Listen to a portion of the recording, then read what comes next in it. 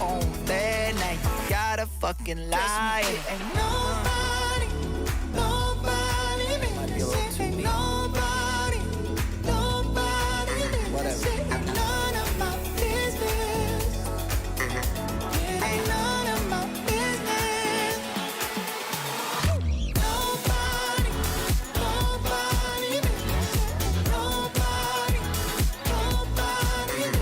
ain't none of my business. It ain't none of your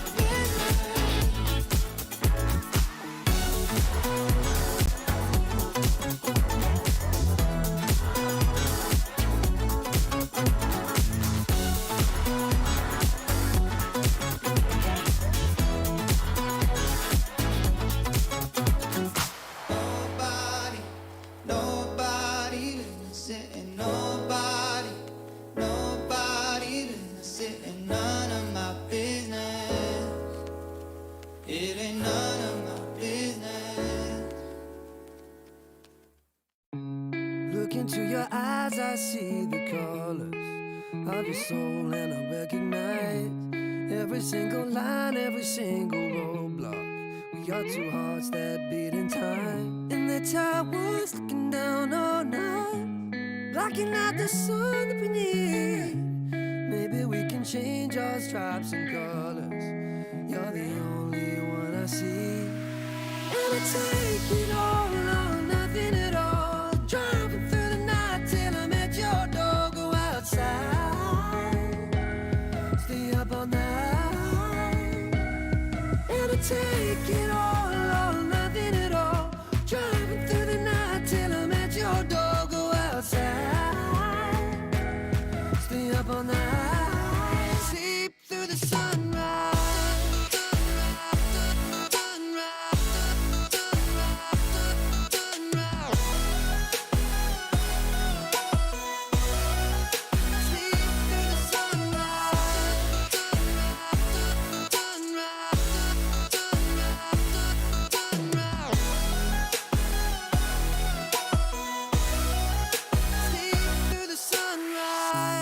Look into my past and I count the numbers of the dreams that I left behind.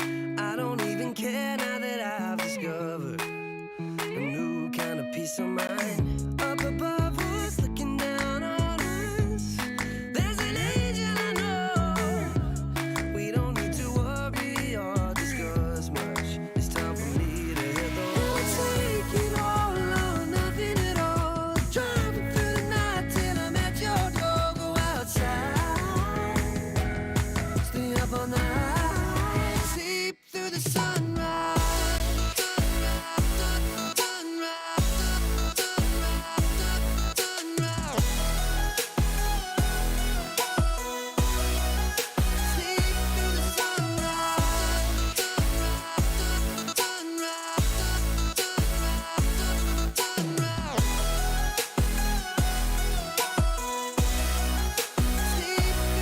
And I take it all or nothing at all. Driving through the night till I'm at your door. Go outside, stay up all night.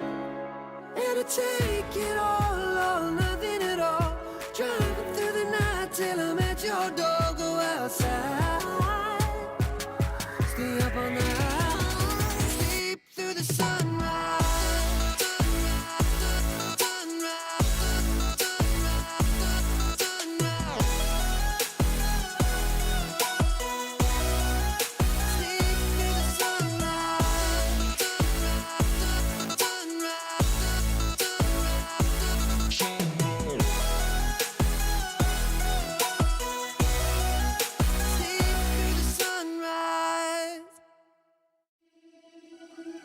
See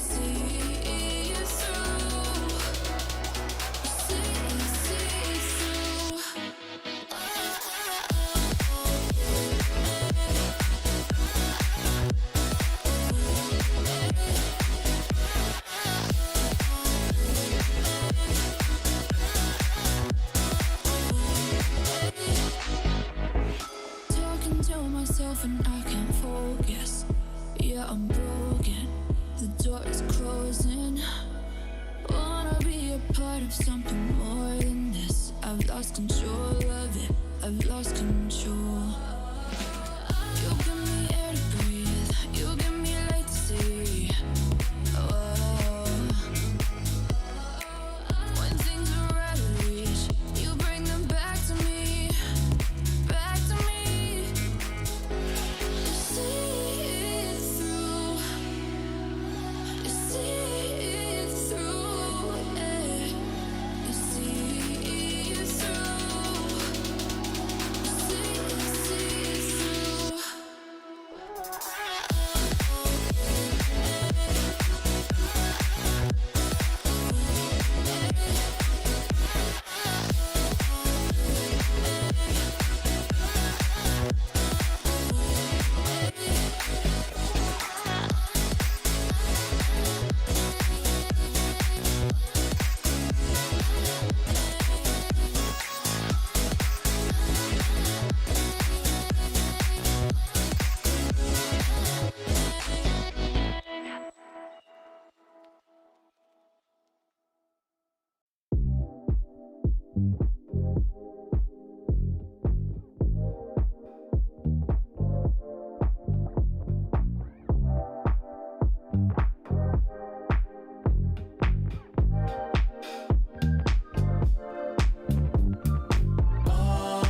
Ready, let's go. 'Cause you know how we roll. Let's take it round the world and back again. Ready, let's go. 'Cause you know, like I know, we'll take it round and round. You know Mark, South Stuff, South Stuff. Type to never let you double cross them. Moving through the city like it's Gotham. They told me get one, so I got one. Stop saying you're a boss when you not one. You ain't sacrificed, nah, you ain't lost none.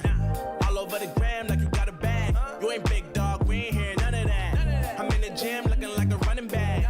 And you know the flow, got him coming back. Who I was in the past, I'm unattached. Only focus in this moment is bringing the summer back. Oh, respect my grind, elevate souls and I spread good vibes. Young divine, you know I gotta shine. Raise your hands for a good time. Aight.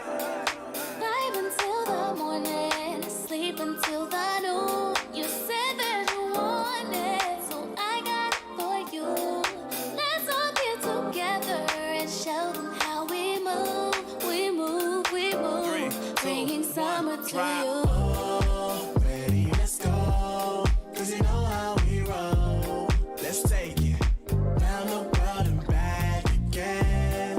Ready, let's go. 'Cause you know, like I know, we'll take it round and round. Yo, hold up, let me switch my flow up. Back in high school, they were telling me I'll blow up. Doing talent shows and man, everyone will show up. Got in an accident and still made it for them to go nuts. You know what? I'm so so what? I'm so That means I can't describe the way I vibe, the way I slide. And with the rhymes that make the dimes, I'll close their eyes and fantasize. Young divine calling their phone number.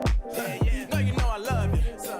And you know me, I can't sleep without blazing beats. On stages for their ones gracefully. And I got a smile that they hate to see. Young black successful, though life gets stressful. Though life gets stressful, go and vibe out with whoever you next to. Vibe until the morning, sleep until the noon. Yeah. You said that you want it, so I got it for Got you. Let's all get together and show them how we move. We move, we move. 3, 2, Bringing summer 1, to drop. you. Oh, ready, let's go. 'Cause you know how we roll. Let's take it round the world and back again. Ready, let's go.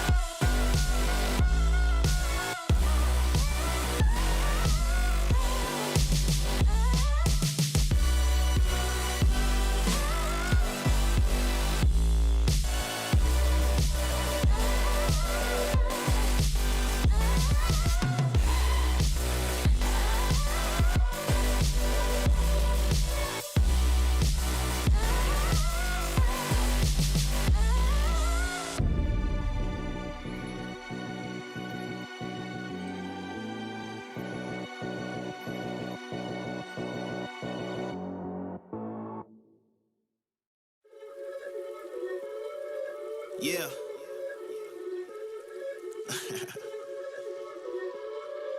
Let's talk.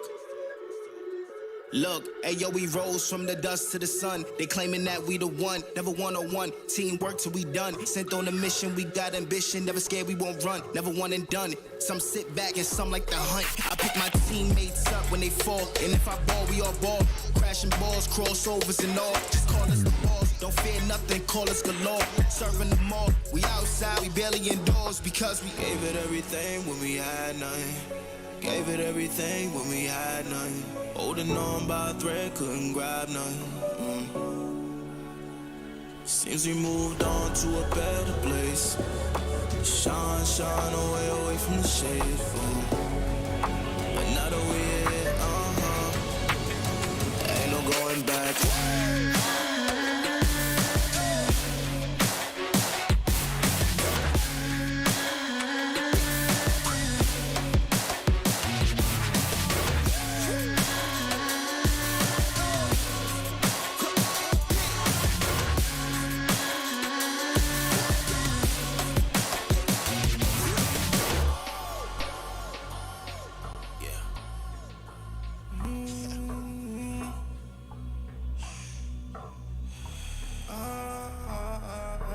This is the moment to go. This is the moment to shine. This is the moment to show. Show me the rocks you could climb. This is the moment to feel the path like you legally blind.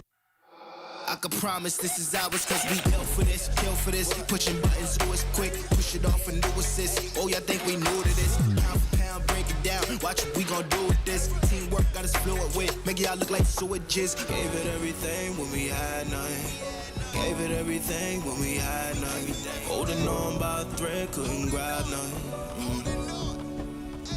Seems we moved on to a better place. Shine, shine away from the shade. But now that we're here, ain't no going back.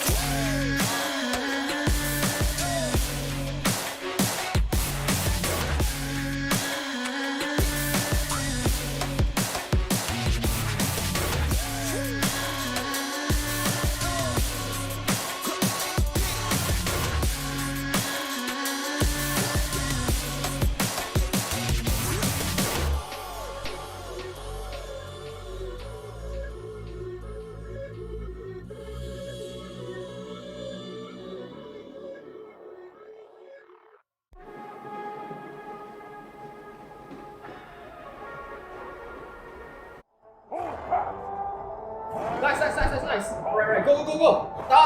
Stop first. Can. Alright, down. Nexus. Okay. Nice!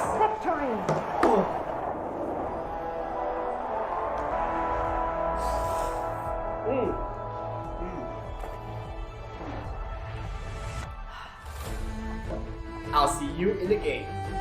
Alright guys, let's go on board. Okay. Lihat, tunggu Stevie. Boom! Wah, Makabe! Pulapan lagi nyawa Nagel dan into the infernal boundary. Solar Blade. Lu fokus pada seorang saja untuk matikan Bobo sudah jatuh. Engkol Mega Infernal Bomb. Dia bisa melakukan. Tizi sekarang diperlahankan. Tizi akan menerima damage yang sangat ada kali Berjaya mendapatkan triple kill mencari yang keempat. Dan kuasa kill.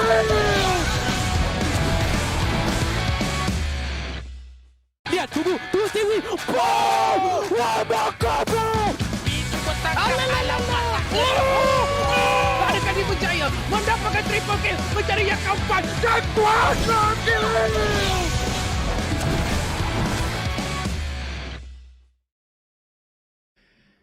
After a long week of break, we are finally back here for more action in the Rift as ESL Mobile Open presents to you League of Legends Wild Rift CI Con Series Malaysia Fall Season 2021. Alongside with me here is going to be Flicker, and my name is Contra, and we'll be bringing you all the action that will be happening in the Malaysian region, where we will see many of these teams duke it all out. And I'm pretty excited for this because there are major changes coming into the Rift with so many champions. And of course, there is also the event Sentinel of Light that you guys will have to complete all the mission in order to defeat Diego where, of course, everyone is working in tandem to be able to do so.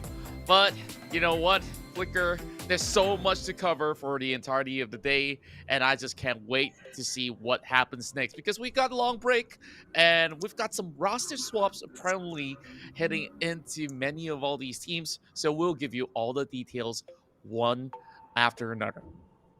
Yeah, most definitely. And I'm pretty excited to see because everyone has been on a really long break. And I really hope that, this long break does not break their momentum to actually win this fight, because they actually have 3 more rounds to go. And some of these teams really need to, they really need to win if they wanted to have a chance to play in the playoff, or some of the teams are going to be walking home. And I can confirm with you guys that there's actually 4 teams that actually did the roster changes. It was Assassin Academy.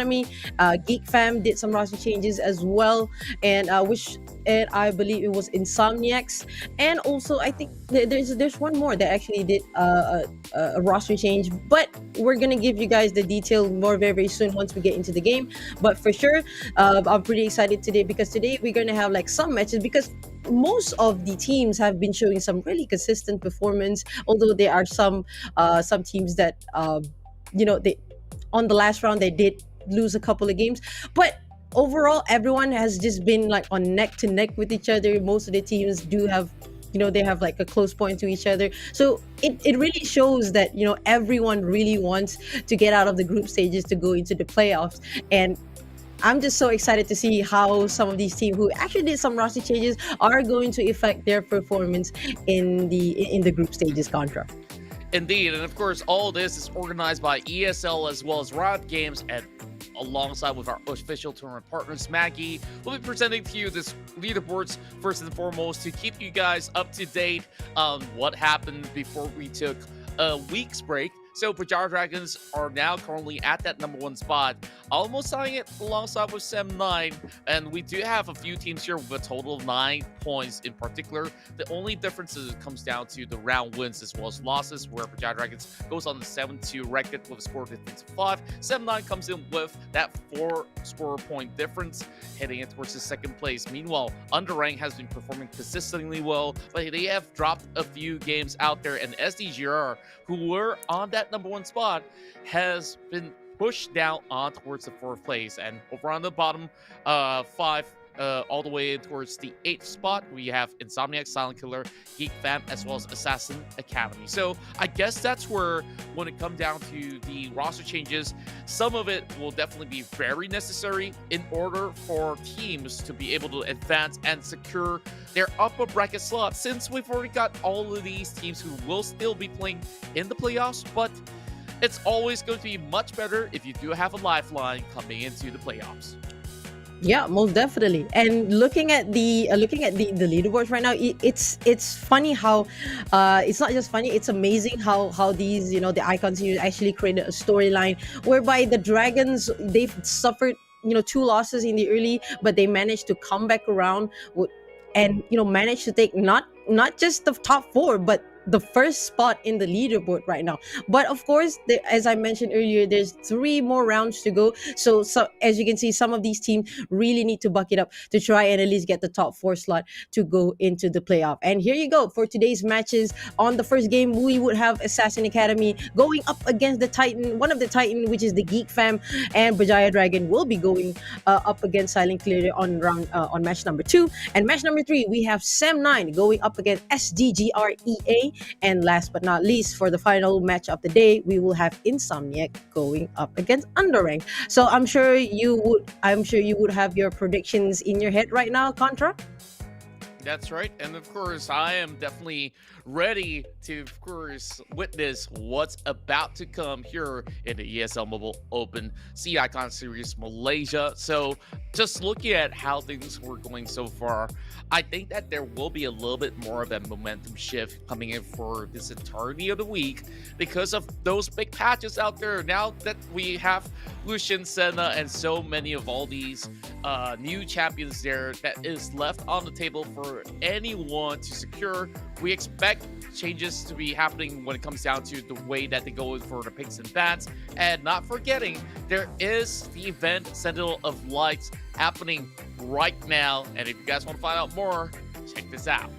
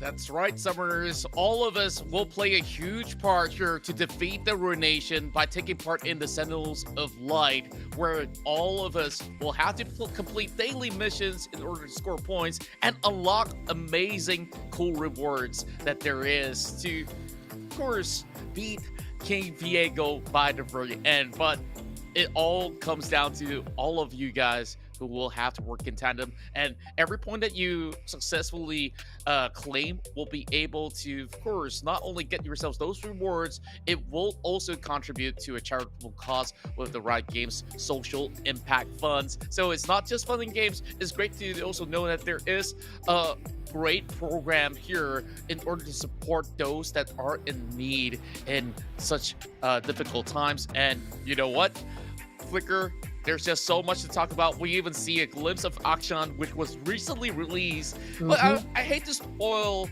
or burst your bubble for a bit, because Akshan, I believe, will not be available for this week of play at the very least. So with that underway, there's still so much more to talk about here, because there is shifts when it comes down to the brand new patch, because we're playing on the 2.4 patch, which also includes brand new items out there, major changes when it comes down to things that were introduced itself. So I honestly don't know where to start, but I've been trying out some of the brand new items myself. I'm glad to see Essence River as well as Crystalline Reflector being brought into Wild Rift.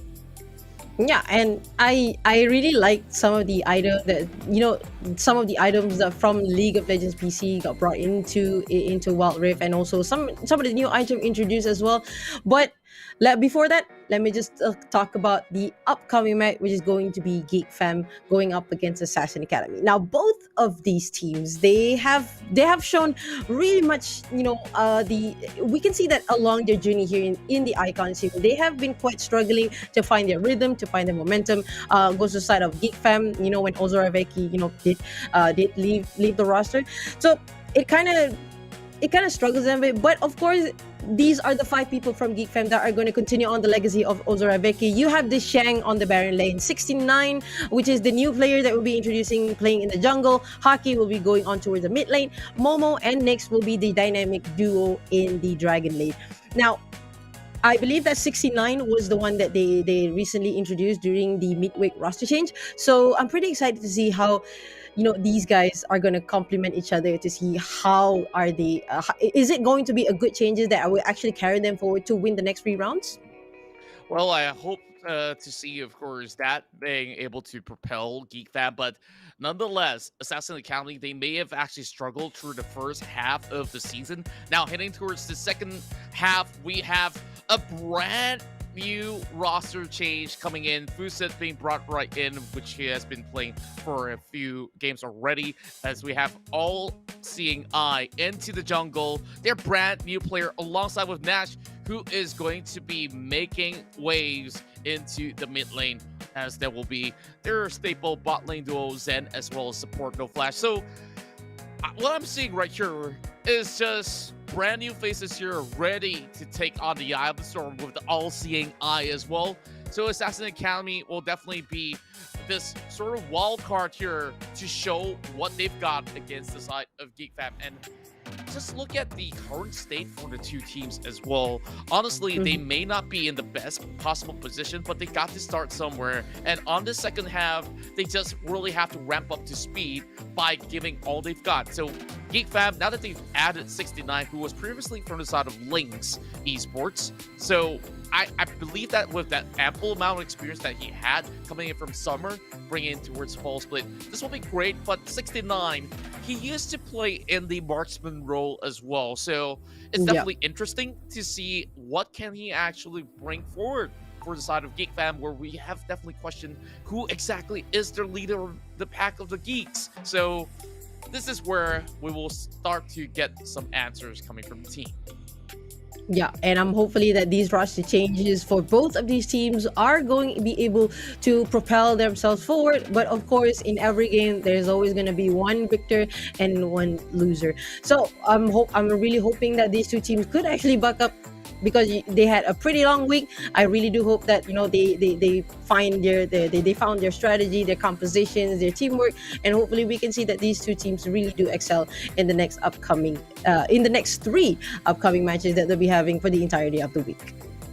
That's right. So now that we are getting ourselves ready for what's about to come, this is still going to be a best of 3 format. So every single win does matter. Now, I've put in my prediction right here, and I guess we are on the same page. Geek Fam, although they were on a downward spiral on the first half of the season, at the very least, they have shown a little bit of a strength here and there.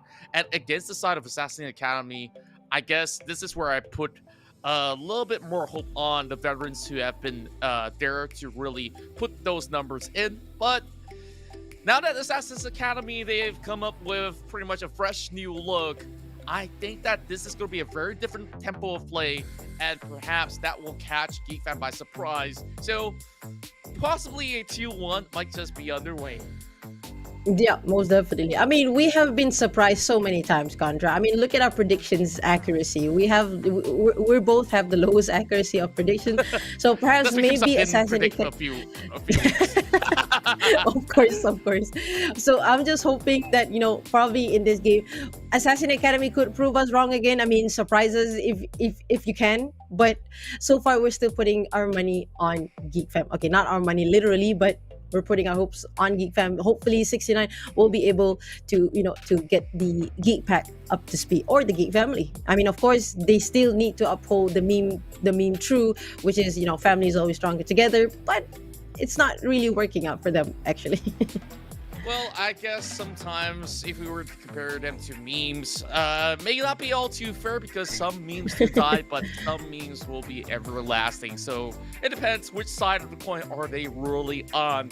And I really do hope that they will be able to outlast the side of Assassin Academy, who are ready to take them on. Now, we immediately move in towards the Champion Select screen. Of course, thank you so much, Maggie, for giving us a little bit of that hot action going on. Quick bans. We have Lee Sin, Akali, Lucian, Garen, Gragas, as well as the Camille being removed from play. So that also means that there is going to be options such as Senna that's still going to be on the table. And just looking at the current state of the game, there has been so many of all these major changes. I do expect that we will see something sort of the newer meta coming into the picture here, where every single lane will have brand new champions that are going to be on the S tier or A tier list. Yeah, most definitely. I mean, looking at the just by the bans, you can see the Lucians have been taken out.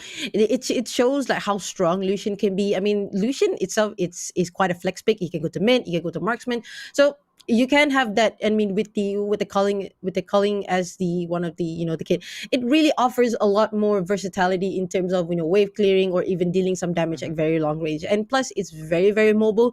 It really puts up, Lucian together with Ezreal, who is a, I would say, a custom marksman. And of course, Renekton has already been picked up by Assassin Academy, and surprisingly, Senna will be going on towards the hands of Geek Fam. I'm pretty excited to see how Senna is gonna work in Wild Rift. Okay, and of course, we were having a few of these matches there that has included the likes of Senna previously, but there is a chance that we might see an AD Senna instead of a support Senna. Now that Galio also comes in as a flex pick, Fiora is still going to be out there to challenge Renekton. Now that she did receive a couple of all these nerfs, it seems like it's going to be a last minute switch up there, as Riven is going to be the option for the side of Geek Fam. Very high risk, high reward play that will come out of the side of Shang. Meanwhile, jungle pickups there after seeing the vibe being locked in for the side of Assassin Academy. That's where the Olaf will come into the picture, so that Assault and Battery will not be able to affect them in any sort of way. Final pick for the side of Assassin Academy, it will be the Diana. So I'm looking at the side of Assassin Academy. It's kind of like a mixed bag of everything, but I see a very huge potential for them to set up dives efficiently against Geek Fam. Yeah, you have the Diana, you have the Vine that could complement for the early game aggression, but at the same time they really need to be careful, because on towards the side of Geek Fam, you have these, picks that could complement towards the late game. If Assassin Academy cannot hold Geek Fam down in the first, I would say, the first 10 minutes of the game, or the first 7 minutes of the game, it's already over, because they if Geek Fam could actually, snowball really early in the game. I mean, if they could, like, counter the dives or counter the aggression in the early game, they could potentially be really, really strong. That's right, and of course they've locked in the Ashe as well, so it's still going to be a Senna support, and I do like that there is pretty much very high crowd control that's coming in from the side of Geek Fam. So Ashe definitely has received a whole lot of love coming into the brand new patch, where we didn't really see her being a very popular pick. Now that there is that sort of switch up out there, I hope that Geek Fam could possibly bring out what the value is coming in for the side of Ashe, where, the early game folks coming from the volleys are going to be pretty much great, but it's all about playing in towards the mid to late game out there. And without further ado, we are going to be bringing you into action here, where Geek Fam will start off the very first match alongside with Assassin Academy. This is going to be a best of 3 as we go into the Rift. So Fuset, Nash, as well as All Seeing Eye, they make a little bit of an appearance here coming towards the second half of the season, as both sides are having a little bit of a power struggle over the mid side. And Assassin Academy, they're just hoping to make sure that their solo lanes as well as the mid lane will receive a little bit of a short EXP to start things off. You can see that they're trying their very best right here. Look at the aggression on Senna. I mean, the long range on Senna is really, really great to try to, to just generally poke your, poke the enemy team. And Kaisa, knowing he has a very short range compared to Senna and even Ashe. So I'm looking at the freezing lane mechanics being implemented here, which is really, really good, and it prevents the enemy from the enemy from either pushing, or just generally, prevents them from getting those goals to try and snowball, like, early in the game. It's really nice to see. And meanwhile, on towards the middle here, we have Nash, who is on a Diana, who just, I would say, it's not going to be good. It's not going to be great. A really good trait right there between Nash and also Haki. But in terms of, in the mid or the late game, it could be a struggle for Nash to try and engage on towards his Galio, because, we all know Galio as a sort of like an anti-mage in the mid lane. But having the Diana here, it could turn things around a little bit. Who knows? Well, I definitely think that when it comes down to team fight potential, Assassin Academy, just like the name entails, that they really want to find pickoffs here. And the beauty about Assassin Academy is that any one of them, except for the Lulu, will be able to actually start up a fight. And we've seen a lot of aggressive Kai'Sa's coming with the killer instinct. So a little bit of a shot just to scout out ahead. Very neutral beginnings coming in, but Geek Fam has already secured a very significant lead for some reason, and there's not even a single skirmish going in, and they're just securing scuttle crafts as well as all the perfect last hits in order to achieve a little bit of significance when it comes down to the goal. Now, looking at the matchup over the top side, it's more of a 50-50 decision on who actually managed to go in with the better trades. Now here comes All-Seeing Eye. He's going to looking for a setup. He's not level 5 just about yet. Unfortunately, he won't be able to actually use the ultimate of Assault and Battery. Meanwhile, Olaf just arrived a little bit tad late, but he does have Ragnarok available. Yeah, I mean, I would say one of the reasons why they have quite a huge goal differences here, I would say. I mean, it's only like 2k differences. I'm sorry, 1.9k or 1.5k differences is due to the fact that Geek Fam knows how to hold their lanes very, very well. I really love their minion wave control, whereby you either freeze the lane, they know when to freeze the lane, when to push out the lane, and just look at bot lane just now. They did push it out the lane, they did try to push, they know that the enemy are going back, so it kind of denies them the goal, and at the same time, their jungler have so many visions of where the enemy jungler are, so he could just like farm up freely, and now that he has Ragnarok, so we might see a potential skirmishes probably on towards the side of Baron lane or mid lane or maybe dragon lane with the help of the mid laner as well. I'm glad that you actually point out some of all these key objectives that they're aiming for as well, because now the time for the Rift Herald to spawn is exactly the same as the very first Drake. So this is going to be a little bit of a mixed bag of priorities, but to start off the tempo of this match, we will have all 5 members of Geek Fam now moving into the Drake. The first started taking down to 50% of HP. Momo now trying to chip it all off, and now Nash tries to actually move right in. This might just be a spike steal coming from Assassin Academy. Oh, that's a very nice tool right there. First blood goes towards the Olaf with the Ragnarok. He's going very, very low, but oh, even the Kai'Sa goes down as well. There's 2 down onto his side of Assassin Academy. Meanwhile, Lulu get rooted onto his side, flashes away, but was not able to fly over in under the turret, and they just get wiped out. 3 members of Assassin Academy get wiped out, and that's gonna put up a really good lead. They did a really nice steal, but at the cost of 3 of the players. And with that, Geek Fam just get all of these advantages swinging towards them. Although they lose the first Drake, Assassin Academy, they are making sure that they secure every objective that is left in the map. That's going to even things up for a little tad bit as Assassin Academy immediately rotates towards the top lane in hopes to, of course, break down one turret to make it a little bit more even against the side of Geek Fam. But 69, he's on the prowl, on the move. Now Redemption drops like in, and they're looking for All-Seeing Eye.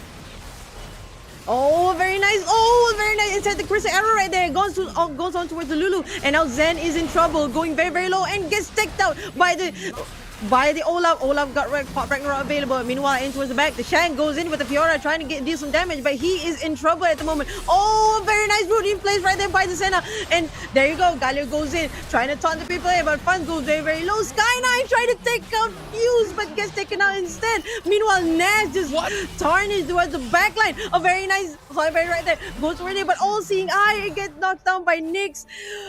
What a turn of a fight indeed. And wow. Assassin Academy, they have been able to trade pretty much evenly so until the point where they re-engage. That's where they will have to let All-Seeing Eye go because he went in a little bit far too deep, going with the Assault and Battery, and Geek Fam now will be able to eventually secure the turret as the Renekton was already being chipped down low on health. Really goes into the purchase of the Blade of the Ring King as well as the teleport early in towards 6 minutes and a half. But here comes another team fight here, or should I just say a pickup against the side of Hockey.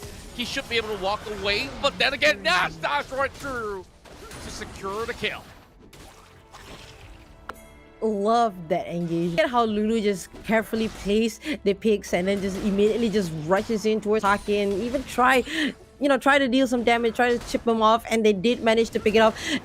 I'm seeing I'm seeing the roster change for Assassin Academy is working out pretty well for them. Of course, they did make a couple of mistakes, but they do control the usual objective. They do have the Rift Herald still, and I'm looking at Assassin Academy really shining through right now. And Geek Yeah. Fam, even though I mean they did get they did crack the tier 1 turrets on towards the side of Dragon Lane, also Baron Lane, but they have, I can see that it can be a little bit of a struggle for them in a way. Indeed it is. And when we look into Geek Fam on the way that they are just brute forcing the way for those turrets, it's going to be a little bit difficult, and there's no way that Shan could run away from the Salt and Battery, making it 2 versus 1 anyway. So Chang kind of in a very difficult situation. He pops a flash, but he still tapped his barrier. So now that it's still pretty much early, the death timers are not really going to be all too significant.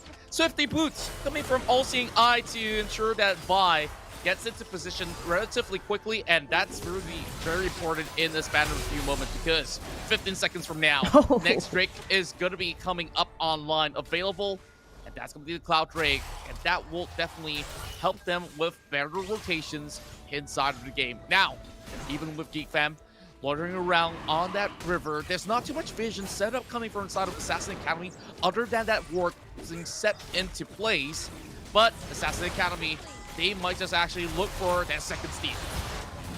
Yeah, I mean, both these teams are looking at it. Oh, Nash!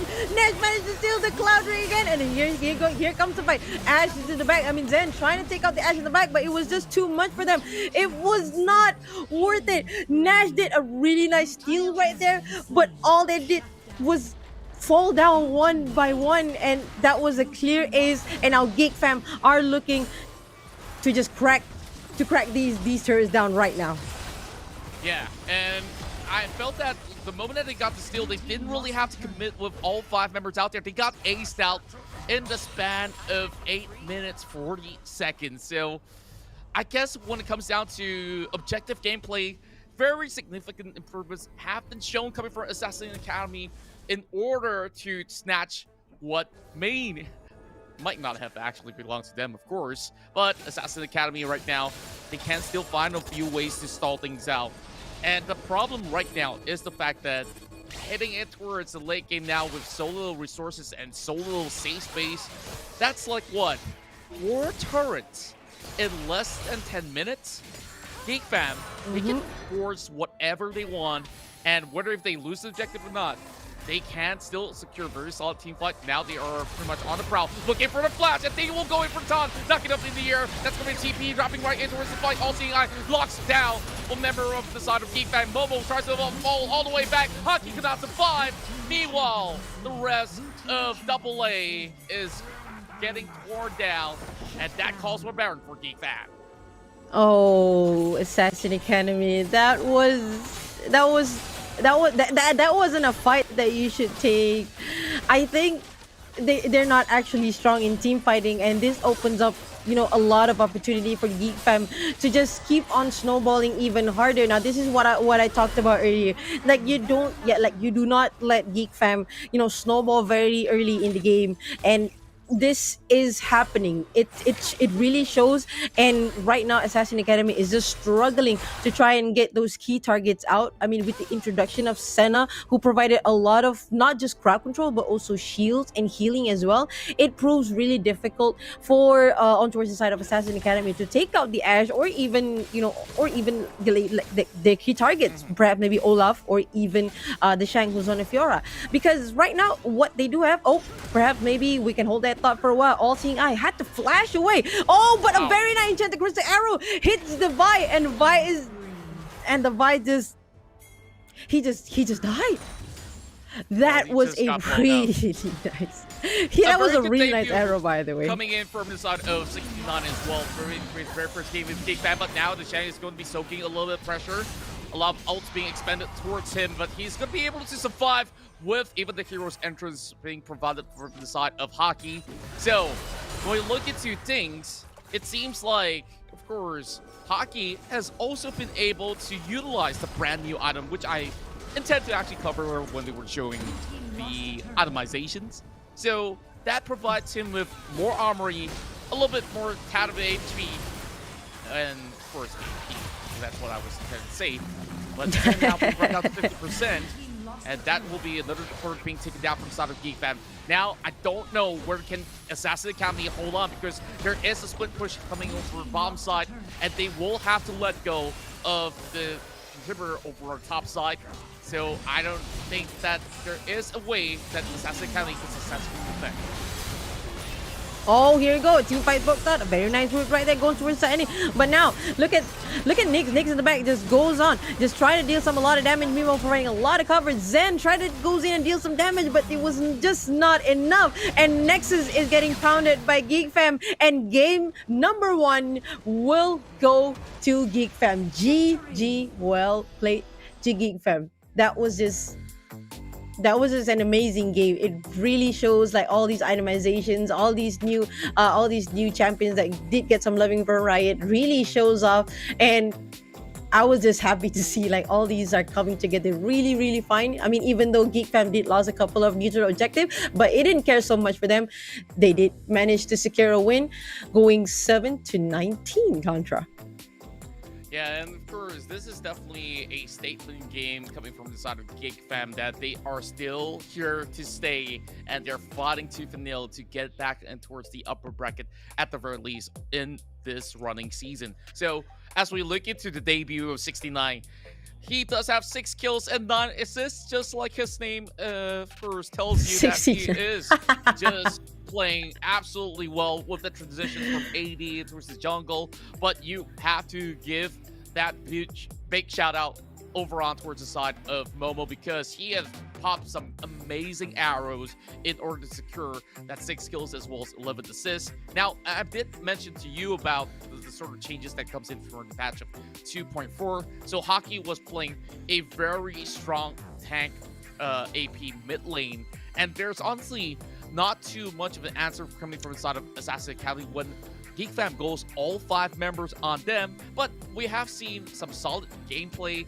coming out, all seeing eye to Snatch majority of the objectives. Nash putting some really good numbers out there alongside Zen as well, but more needs to be done here by Assassin Academy. Perhaps there's not too many of the mistakes that I can actually call out. It's more of the sort of the commitment that they should need to choose whether if they should take a team fight or not. Yeah, most definitely. I think I think I have the idea of what they wanted to do. They wanted to go for these neutral objective, trying to get trying to get a lead over it. But like you mentioned, they overly committed to a fight that they shouldn't take, and this mistakes really opens up a really big window of opportunity for Geek Fam to just crack down on all those turrets and eventually just get those Baron, and then just dominates the entire game. They don't even have like a certain neutral objective, on towards the side of Geek Fam, but they did manage to capitalize on these mistakes on towards the side of Assassin Academy and just steamroll on them. I mean, of course, not to give too much hate on Assassin Academy. They did perform really well, but it's just that if they really need to understand like what kind of commitment that you guys are going to put in if you guys would like to play, if you want to go for the neutral objective, and perhaps maybe try to go like pick a fight that you really need to, instead of just committing to a full 5v5 fight. That's right, and overall, I think that we are seeing a very fresh new start coming from majority of the teams out here, heading in towards the second half of the season before going in towards the playoffs. I still think that there is still fight left in the side of Assassin Academy. It's just that they need to make the first few initiatives. Like when it comes down to the draft, they were doing it absolutely fine. It's just refining what they have at hand in order to get those leads underway. So with that being said, of course, this is the ESL Mobile Open C Icon Series Malaysia, brought to you by ESL as well as Riot Games, and not forgetting our official tournament partners, Maggie Hot Cup. Me as well as Flicker will be right back in a span of a few minutes. Lihat, tunggu Stevie. Boom! Wabakabu! Itu petangkap alamat. Adakah di Berjaya mendapatkan triple kill, mencari yang keempat dan kuasa kill.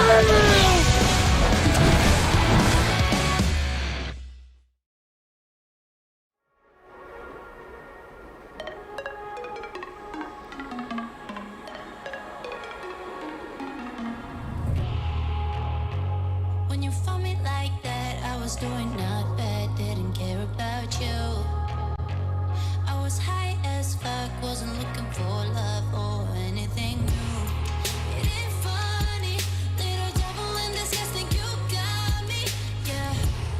You're so naughty, I feel something leaping into my body. Cause you shot me in the heart, can't get over it, over it. In the other part, I recover it. Remember what you done, you made me fall too fast. Wait.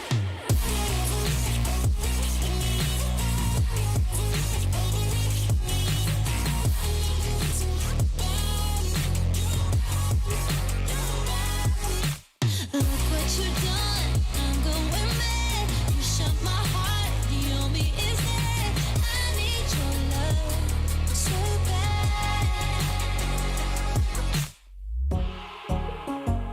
Now I'm lying in bed, stupid thoughts in my head got me thinking of you.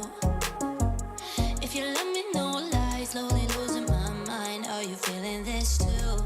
Don't be sorry, you're my angel in disguise. Yeah, you got me. Yeah, it's be naughty. Wanna put my body next to your body. Cause you shoot me in the heart, can't get over it, over it. In the other part, I recover it, recover it. Look what you done, you made me fall too fast. Wait.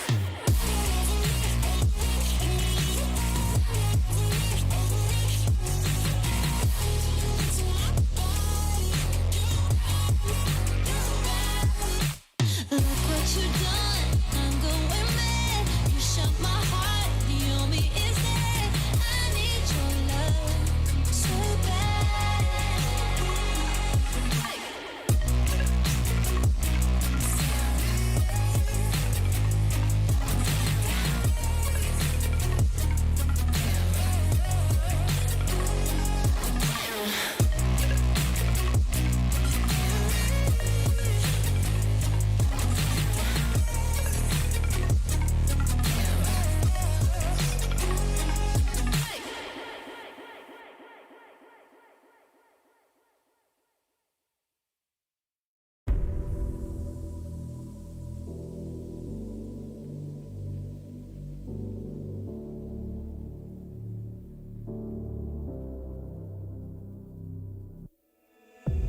Sarah, I hurt myself today trying to make the pain go away.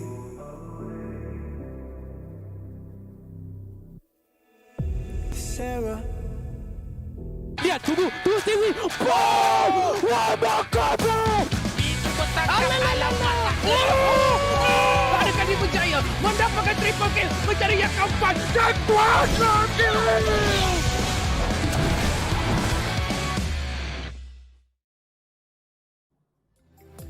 ESL Mobile Open presents League of Legends Wild Rift Icon Series Malaysia for fall seasons, and this, of course, it's brought to you by ESL and also Riot Games. My name is Flicker, and also with me Contra, who will be your casters for today's match.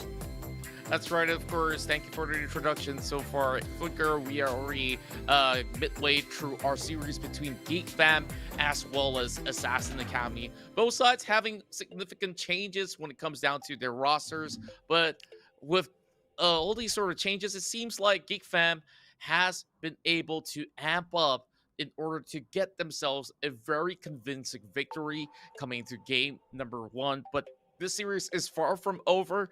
It's either Assassin's Academy's turn to, of course, go in with a reversal of their own, and perhaps stun the side of Geek Fam with even more surprises coming into this whole particular matchup. So we have already seen Ash being brought back into the meta already, new items into the game coming in for patch 2.4, alongside with a very dominant Senna coming in from Momo as the past MVP of the match. So when we look into the entirety of the match, I felt that majority of the time, Assassin Academy, they were trying to match that tempo, but now it's time for them to create one as we head into the Maggie Hot Cup Champion Select. So with that being said, we will go quickly in towards the picks and bans. Starting things off, we do have the Gragas being locked away. Same goes to the side of Camille.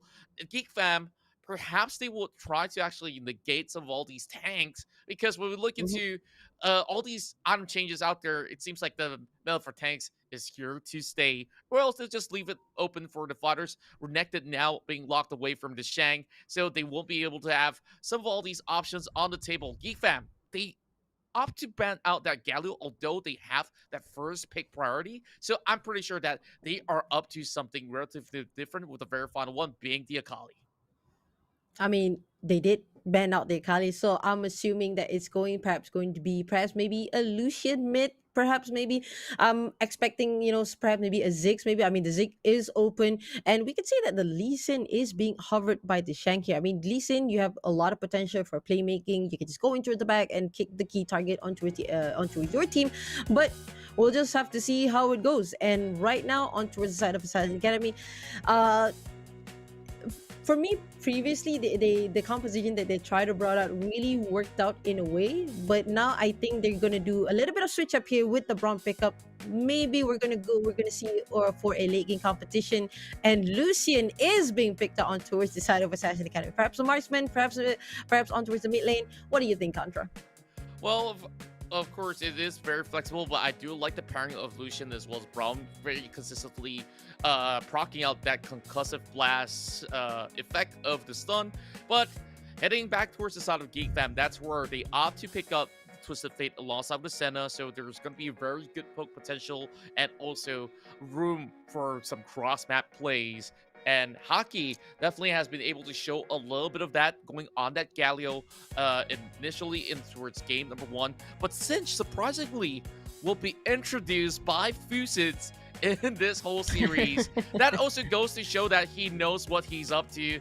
And I tell you what, Crystal Lane is such a great item on Cinch as well.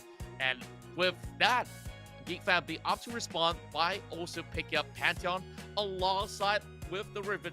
So I guess Riven could still give some really good chase as well as damage against the likes of Cinch. But heading in towards the late game, that's where she skills off, and I'm kind of worried for that. Now, matching up towards the mid lane here is going to be the Ari facing off against Twisted Fate. Now, with Pantheon coming in, is this going to be that Pantheon support? I guess so, because 69, he locked in that Senna, so that's where you see a little bit of family feud going on the bottom side. Most definitely, most definitely. I mean, looking at the composition that Geek Fan tried to brought out, that is just a lot of crowd control. It gives them a lot of more maneuverability in terms of team fighting, and I'm guessing that they really, really want to lock down like these, if you can see like on towards the side of Assassin Academy, they brought out a lot of damage dealing. You have the Katarina, you have the Graves, you have the Lucian as well. You see, these are a lot of high damage dealing champions, but Geek Fam, I believe that they have the answers for that with the Pantheon, with the Riven. They do have a lot of crowd controls to back it up for that. So hopefully we're gonna see. I mean, we're gonna see how it gonna plays out on towards the second match, which is coming up really, really soon. That's right, and here we are going in towards match number 2, where Geek Fam has already gotten that lead as we head back through Summer Rift, and Hockey will opt to hit it towards the mid lane instead. So that is going to be a very peculiar bottom lane with Twisted Fate, mainly as either their AP carry or AD carry, whichever one you want to call it, and Assassin's Academy. They went in for a rate buff invade, and that's going to force Geek Fam to respond by securing their jungle as well. Instead of taking one cap, they're going to be securing 2. So I guess this is where Nash, he gets himself in trouble by securing that counter, forcing a flash. Nash honestly won't have a good time against the likes of Geek Fam, because Pantheon naturally counters Katarina.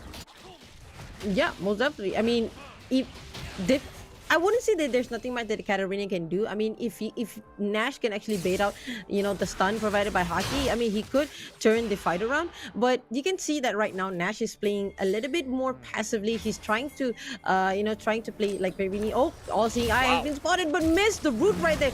Goes for the has to flash away, and there you go. Haki is trying to move in for the help here, but no, this is the kind of I would say the kind of plays that I really like to on towards the side of Geek fam. They have these wards placed like in their own jungles to spot out the invade, so they know they have the information on where the enemy positions are. But on towards the side of Assassin Academy, they don't know where the enemies are, which causes Nash to goes into face checking the the birds and just get pound out, had to waste a flash, and here you go. Perhaps maybe we could see Fuse. Oh, is it going to be Fuse? 69, a very nice goes in right there, but there you go. First blood goes towards the side of Ribbon with a very nice pick up right there from Fuse with on the Singe. I'm assuming that they really don't like the Singe, so so they decided to pick off the Singe first. They don't want the Singe to get snowballed because the unspoken rule of League of Legends, you never chase a Singe.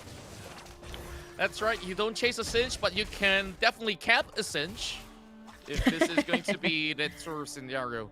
Now, back to where we kind of left off. There's a lot that I actually really want to say about that fight, because Geek fam came in with some really unorthodox rotation and even more orthodox comp coming in for this bottom lane, but it definitely works relatively fine, because to fend off against the Braum, you just gotta make sure that you consistently poke him out and not give him any sort of opportunity to move right in the middle of the fray. So both Nyx as well as Momo, they should be able to chug the necessary crowd control whenever that option comes right in. And we saw over a river that they were contesting the Scuttle, right? There was that opportunity for Momo to actually go in for a pick, but instead of getting that yellow card, he went in for blue. That's why they tried to go in for dispersal, and that possibly could have actually gotten more. Now that we are back in towards a stable leading phase for the side of Assassin Academy, back towards your point, honestly, Katarina should never even consider going anywhere close to this Pantheon, where Pantheon could easily lure you down, and once you drop 50%, oh, that might be a beautiful steal coming out there, coming in from 69, but here comes the Skyfall, dropping right in towards the team fight as well. Nash dropping right in to pick up 69. That's going to be the first kill for Assassin Academy, but they will have more members to be able to block the crowd, and Geek fam, they get flushed upon, and the Shang may not be able to run too far. Where's the flip? And there you go! Assassin Academy will not be able to make the cut as the flash just pulled, right?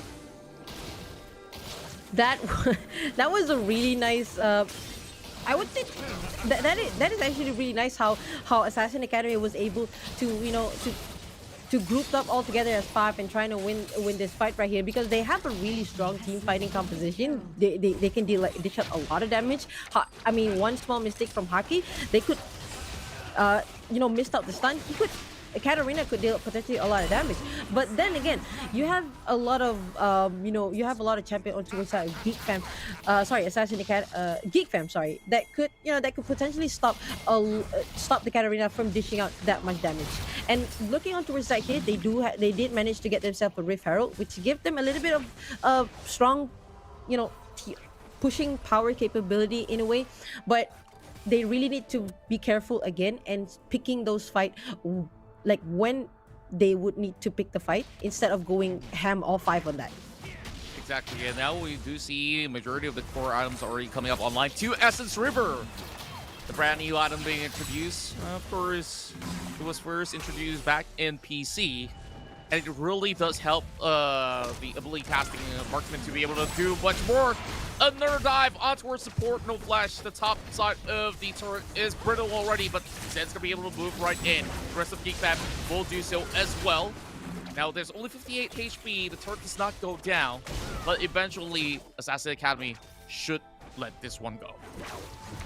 Yeah, I mean they don't have everyone there. I mean, of course it's a 4v4, but if you can see on towards the side of Need, they did only expend one ultimate from the Lucian to try and clear up this wave, but they just don't have the enough damage to try and take on this fight. I mean, Nash, I mean, of course, Nash did already obtain his core items, which is the Rod of Age, but it's not exactly, the spike, the power spike that you need. And of course, Agreed. Nash going for the team fighting, you really need to know when to go in as a Katarina. You really need to when to go in or when to go out. Well, overall, I guess it's more of a scalability coming in with the Rod of Ages, a very standard build that will be brought to play by a Cinch, which gives him pretty much healthy stats, where he gets a little bit of HP, a little bit of mana, as well as some ability power that will be scaling as time goes by. But the problem is such where Assassin's Academy, they lost control of the side lanes. So without any sort of objective, they're just hugging by and not even taking good care of it at the moment. All-Seeing Eye being forced to respond towards this commotion happening over the bottom side, and a little bit of recovery coming inside of Assassin Academy, sending members into the jungle at least to deter Geek Fam from securing another one in the back. So I'm just looking at this current way of play for Geek Fam has been working well for a fact, and 69, he catches a member, but the team fight breaks out a bit. Oh yeah, look at that. Look at the Braum is just holding out this so bad, but gets stunned towards middle of the way. But Fuse with the Cinch trying to make his way run away really, really well. But there you go. Oh, Lisa 69 trying to go in and try to pick up that save, but maybe that's the answer. The Shang is the back. Did manage to pick up a double kill right there. Goes in, goes out, and there you go. That's Graves, and also Lucian is taken out, and now Nash and also SP No Flash cannot do anything to answer for this pushing.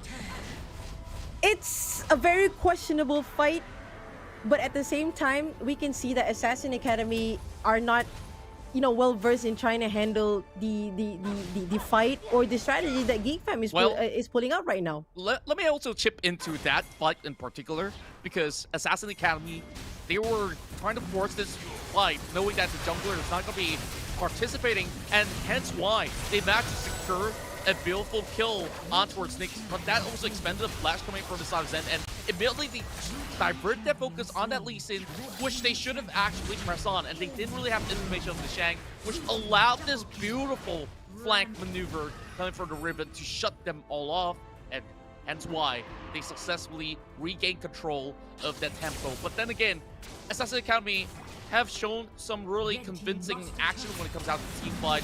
I'm looking forward for the next one, but now 2 versus 1 against the Shang. Yeah, and I'm looking at the Shang right now. He's quite...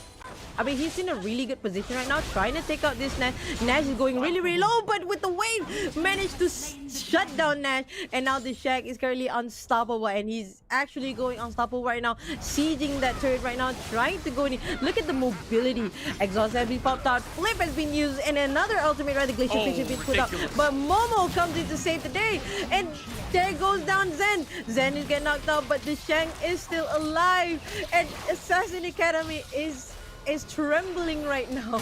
They are... Oh boy. It's just all over the place right now. Yeah, and just look at how the Shang still survived, but not for the likes of Hockey, though. He kind of overextended, or I thought it was Hockey, but then again, just the fate being played into the 80. So it's going to be Momo. Sorry for that, but 8-5. Yes, the numbers may look decent for the side of Assassin Academy, but honestly, they're getting shoved around the places where they have already lost majority of control. Now coming with the Infinity up for the Katarina, she's going to be hoping for a big pop-off. But now that Riven itself is also a direct counter to Katarina, you can easily knock her up in the air whenever it comes down to team fights. So there's honestly not too much of a room. The first thing that Assassin Academy need to do is to deal with this Riven going on the split push, and we heavily saw 2 versus 1, 3 versus 1, bring it. He's not gonna go down. And this is the reason why the Shang still remains as one of the best top laners that we do get. Baron laner, whichever one you want to call it, but look at that. 3 members of Assassin Academy couldn't even match a successful catch. Yeah, you have a lot of mobility on Riven. You have a lot of not just mobility, you have a lot of crowd control as well. Momo popping up that Destiny, trying to go in, trying to scout out where the enemy players are. But meanwhile, Haki goes on towards Fuse. Fuse getting out at 69. Had to pop that Guardian Angel right there. Flippers aren't used. Glacier Fish is used, but still 69 gets knocked out as well. And now Geek Fam is going on to the retreat right now.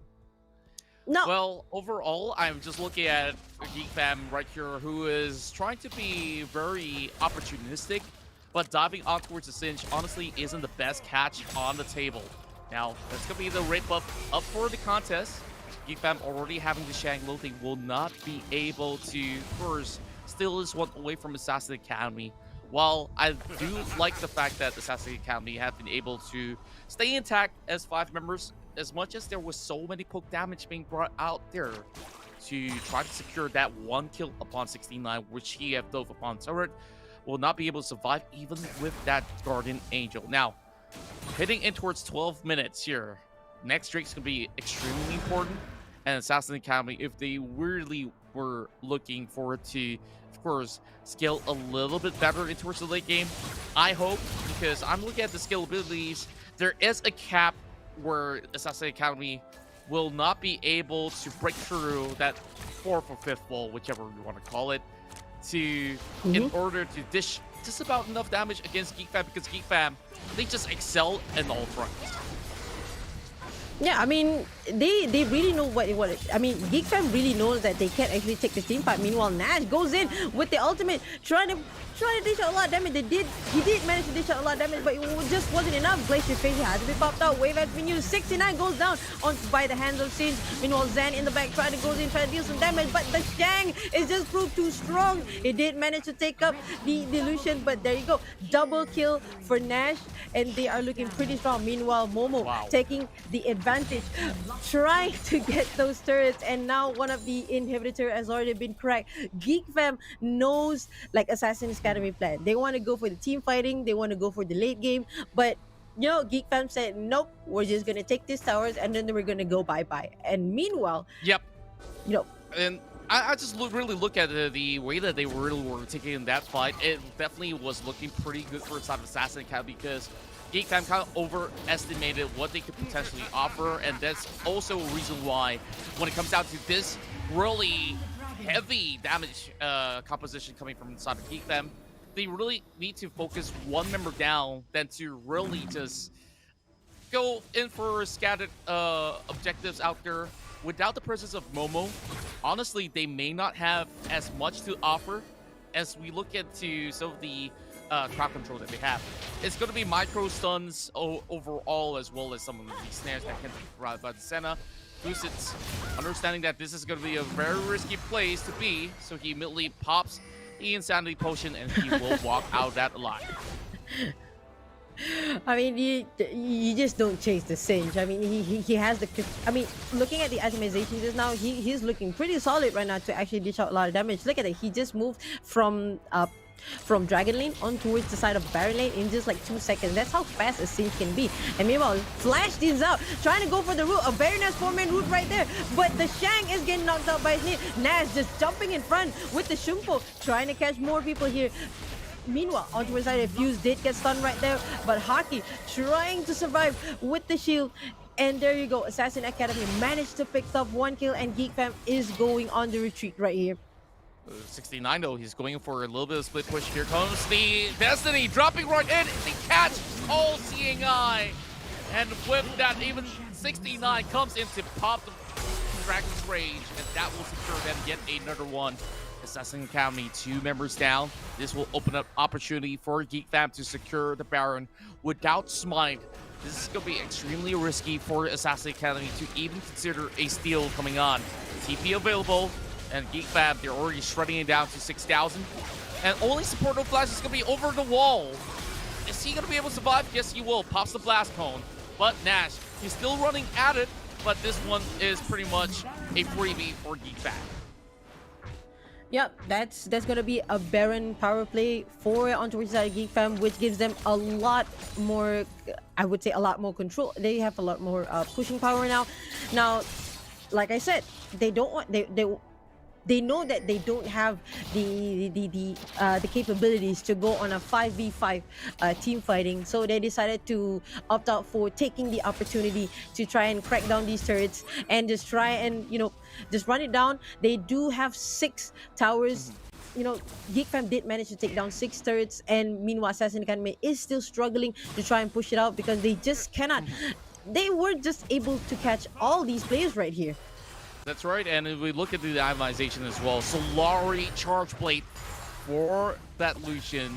And you thought that, oh, okay, he is only meant for anyone killing him from that region. Not apparently so. That adds a little bit more crit, but oh well, dive comes right in.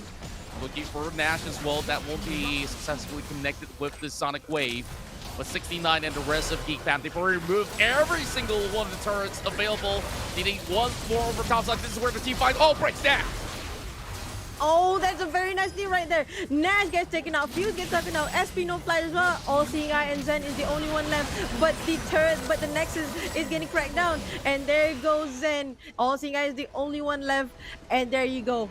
Geek Fam takes game number 2, and that is going to be a 9 loss on towards the side of Assassin Academy. Geek Fam just showing this very different play style, and it has definitely benefited the likes of the team with so much aggression being shown, and they have multiple win conditions. You saw the split pushes, you saw that 1 versus 2 scenario with the Shang really popping off, and there's definitely no surprise that he is the overall MVP heading in towards game number 2, and that's match point for Geek Fam. Let's actually break it down even further when we look into the tick of things. Nash has been successful in his run with the Katarina, securing a very solid record here with 425, and of course offering one of the higher damage output of the team.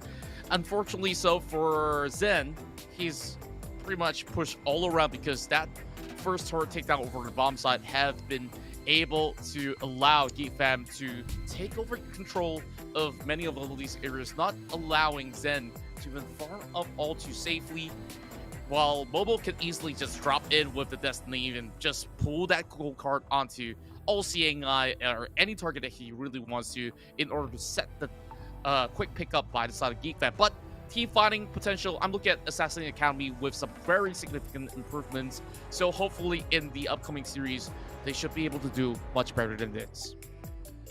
Yeah, most definitely. I mean, we can see how Assassin Academy was struggling to try and comprehend what they should do, because they wanted to take the team fight to Geek Fam, but Geek Fam was just all over the place. They were just, doing all these split pushes and taking the opportunity to try and crack down the turrets. And we can see how they did it well just now with Momo going on towards his Dragon Lane just now solo, which he did manage to take down the inhibitor turrets.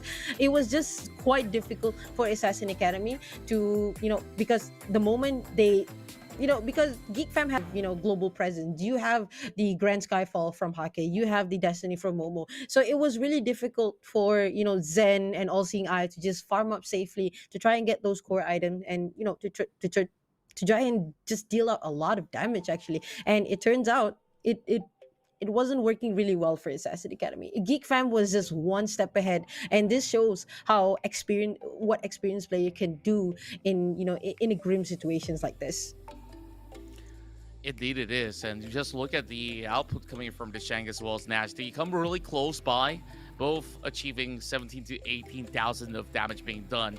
And just looking at the way that they've been able to take fights, it was definitely impressive that Assassin Academy has been able to match some of all these numbers. But Momo on this marksman twisted fade is something else. 15k is being put out in this span of the play, and he's dishing just slightly above more against Zen as well as All Seeing Eye.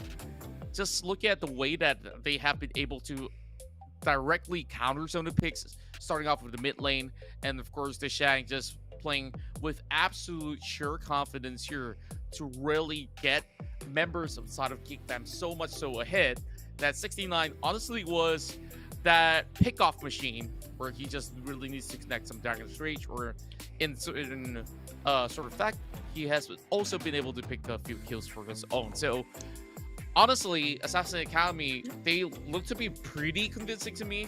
Just that they are definitely taking some of all these baby steps once more in order to find their footing back towards the second half of the series. And with that, Geek Fam, they come up convincingly strong, and I definitely set my sights on them once again. Big one of the powerhouses, Asia, once more. Yeah, I mean, even with the roster change, it shows that Geek Fam are, finally found their synergy. They found their composition. They know. It's just amazing to see how a slight roster change can actually, either makes you go down really, fall really hard, or you just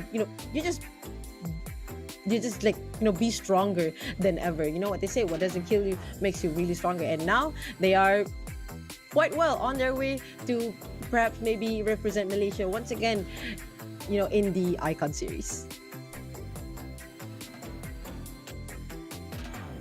Yeah, and also, of course, and with the next match upcoming, we have quite a strong match as well. But it's going to be like, very, very. It's coming very, very soon. And in the meantime, we're just gonna wait until we. Indeed. Looking. And of course. Yeah. When we look into many of all these sort of these scenarios coming from majority of these teams as well, we just managed to, of course, see the true potential of what they can actually come up with. And this is positive changes that we are seeing all around. And Geek Fam definitely has been able to really show us their winning ways again. So with this very solid 2-0 points that they have been able to achieve, that will be able to shoot them into, at the very least, a 7th or 6th place position, which, well, honestly, they've been on for the 7th spot, but it could potentially bring them in towards the middle of the pack as we update the brackets eventually. So looking forward to see what will come up next for most of these teams that will be playing for the rest of the evening. So up next, of course, we still have other teams that will be on board, and I'm excited for what's to come, because this is not the only team with changes, my friend. So other than that, I guess that with the new meta being set into place, there's also very, very clean ideas that is still fairly refreshing to be able to witness here in the C Icon series Malaysia. Yeah, and of course, looking at the with the new patch that just came in like a couple of days ago, it really shows that it brings a really fresh change, a really fresh meta comparing to the last week. And of course we're gonna see the player of the match, which is going to be Momo, who is on the Twisted Fate marksman with 13.0 KDA ratio, and the damage that was quite high, even more on the opposing team, which is 15.8k. And with a very high kill participation as well. That's 75% of the team fight he was there. And of course, I'm assuming the 25% was missed out when he was pushing the Dragon Lane to get the inhibitor turrets. That's right. Then we saw some really good macro control coming from the side of Geek Fab, and this is what we've been missing out on the very first half of the season. And I think that Nyx definitely looks a lot more comfortable supporting Momo in order to really amplify that full potential coming in from the main marksman, with the most unorthodox of picks to kick off our second half of the season.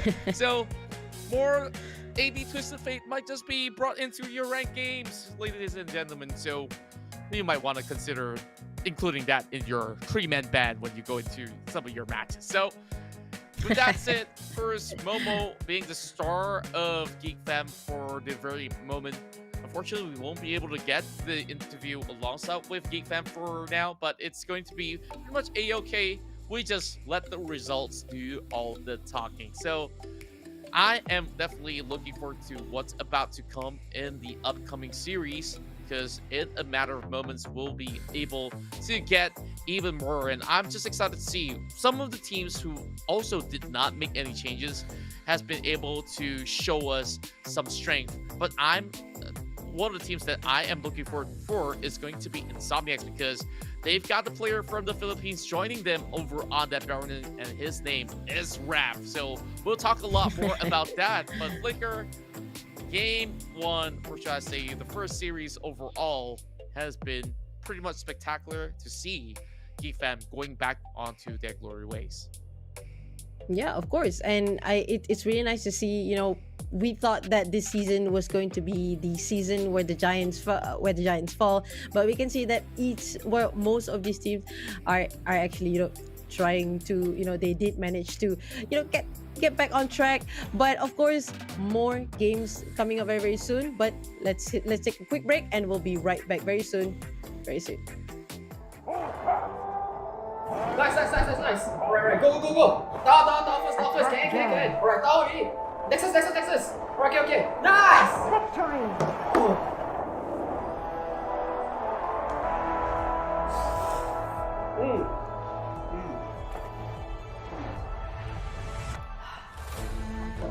I'll see you in the game. Alright guys, let's go on board. Okay.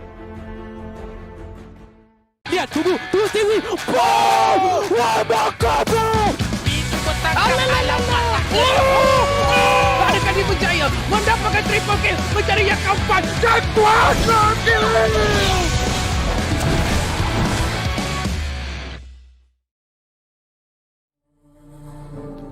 Sinking deeper.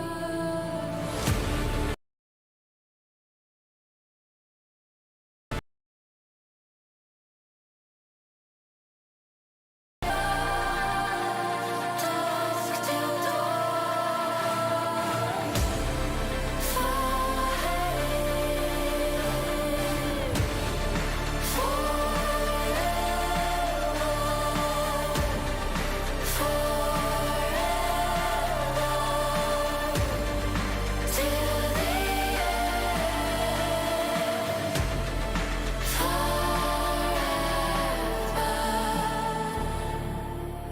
when the water rises, when the world burns down, we will stand together.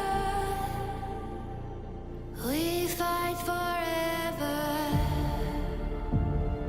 We fight forever. We fight forever. Standing together. We fight forever.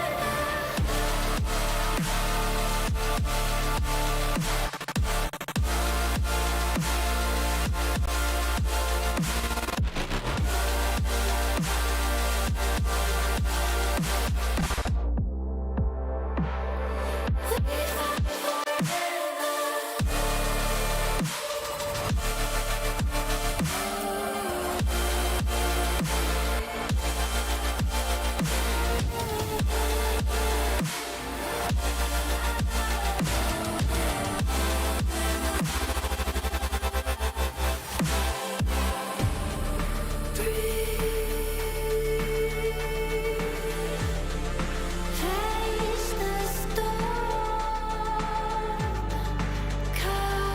coming. Ground is shaking. Beat down inside. Calling.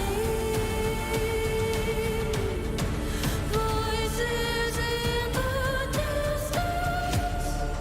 We are here. We keep holding on. Dusk till dawn.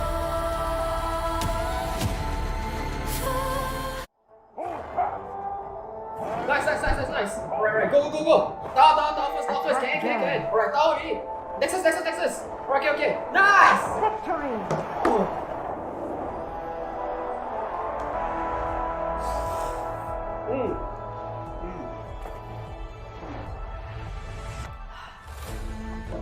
I'll see you in the game. Alright guys, let's go on board. Okay. Lihat, tunggu Stewie. Boom! Wabaka, bro! Itu petang alamak. Adakah di Berjaya mendapatkan triple kill mencari yang keempat dan kuasa kill.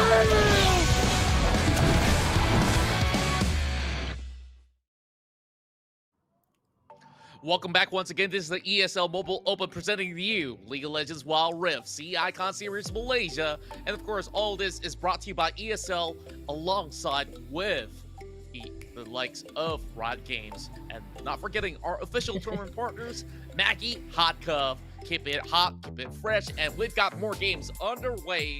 And Flicker is going to be joining alongside me as your casters for the evening. So, of course, we've already got the first series done and dusted. Geek Fam has been able to secure a very convincing lead, taking 2-0 against Assassin Academy, and that definitely sets the tempo straight for us in this upcoming matchup where we will see Berjaya Dragons taking on Silent Killer. Yeah, and looking at the Berjaya Dragon did not make any roster changes, so they are pretty confident with their lineup right now. They did manage to secure a win streak at the moment. They did manage to win. They won most of their matches prior to their defeat, and of course, not to forget to mention that we do have the Maggie Hot Cup Community Tournament, whereby if you guys would like to join in and get a taste of what Pro League feels like, the link is on screen right now for you guys. bit.ly/hotcup7, and hey, you guys could win some crash prizes. And of course, if you guys are solo as well, you guys will be matched with other solo players as well. So hey, maybe you guys could find your companion, or maybe your future teammates, and perhaps maybe you guys could be the next the Titans of Malaysia. Indeed, and of course, now there are so many opportunities for you guys to start your journey of becoming pro players, or even if you just want a casual fun over on to the weekends overall, this is where you can walk away with a little bit of a prizes. Of course, all thanks to Maggie Hot Cup. Now that we go back into the thick of things, which is going to be all these upcoming matches to come, there is so many of all the games that's going to be relatively exciting and action-packed for us.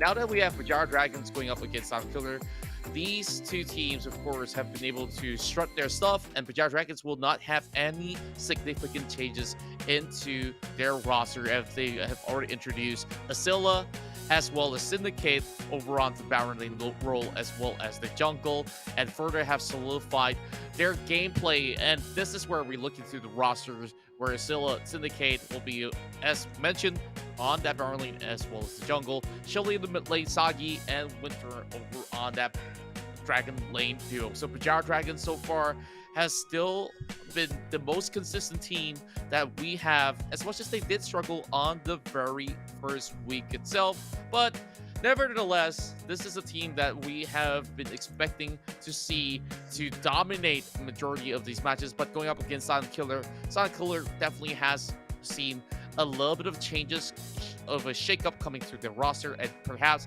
that may just surprise the likes of BJD. Yeah, most definitely. You have Paddy.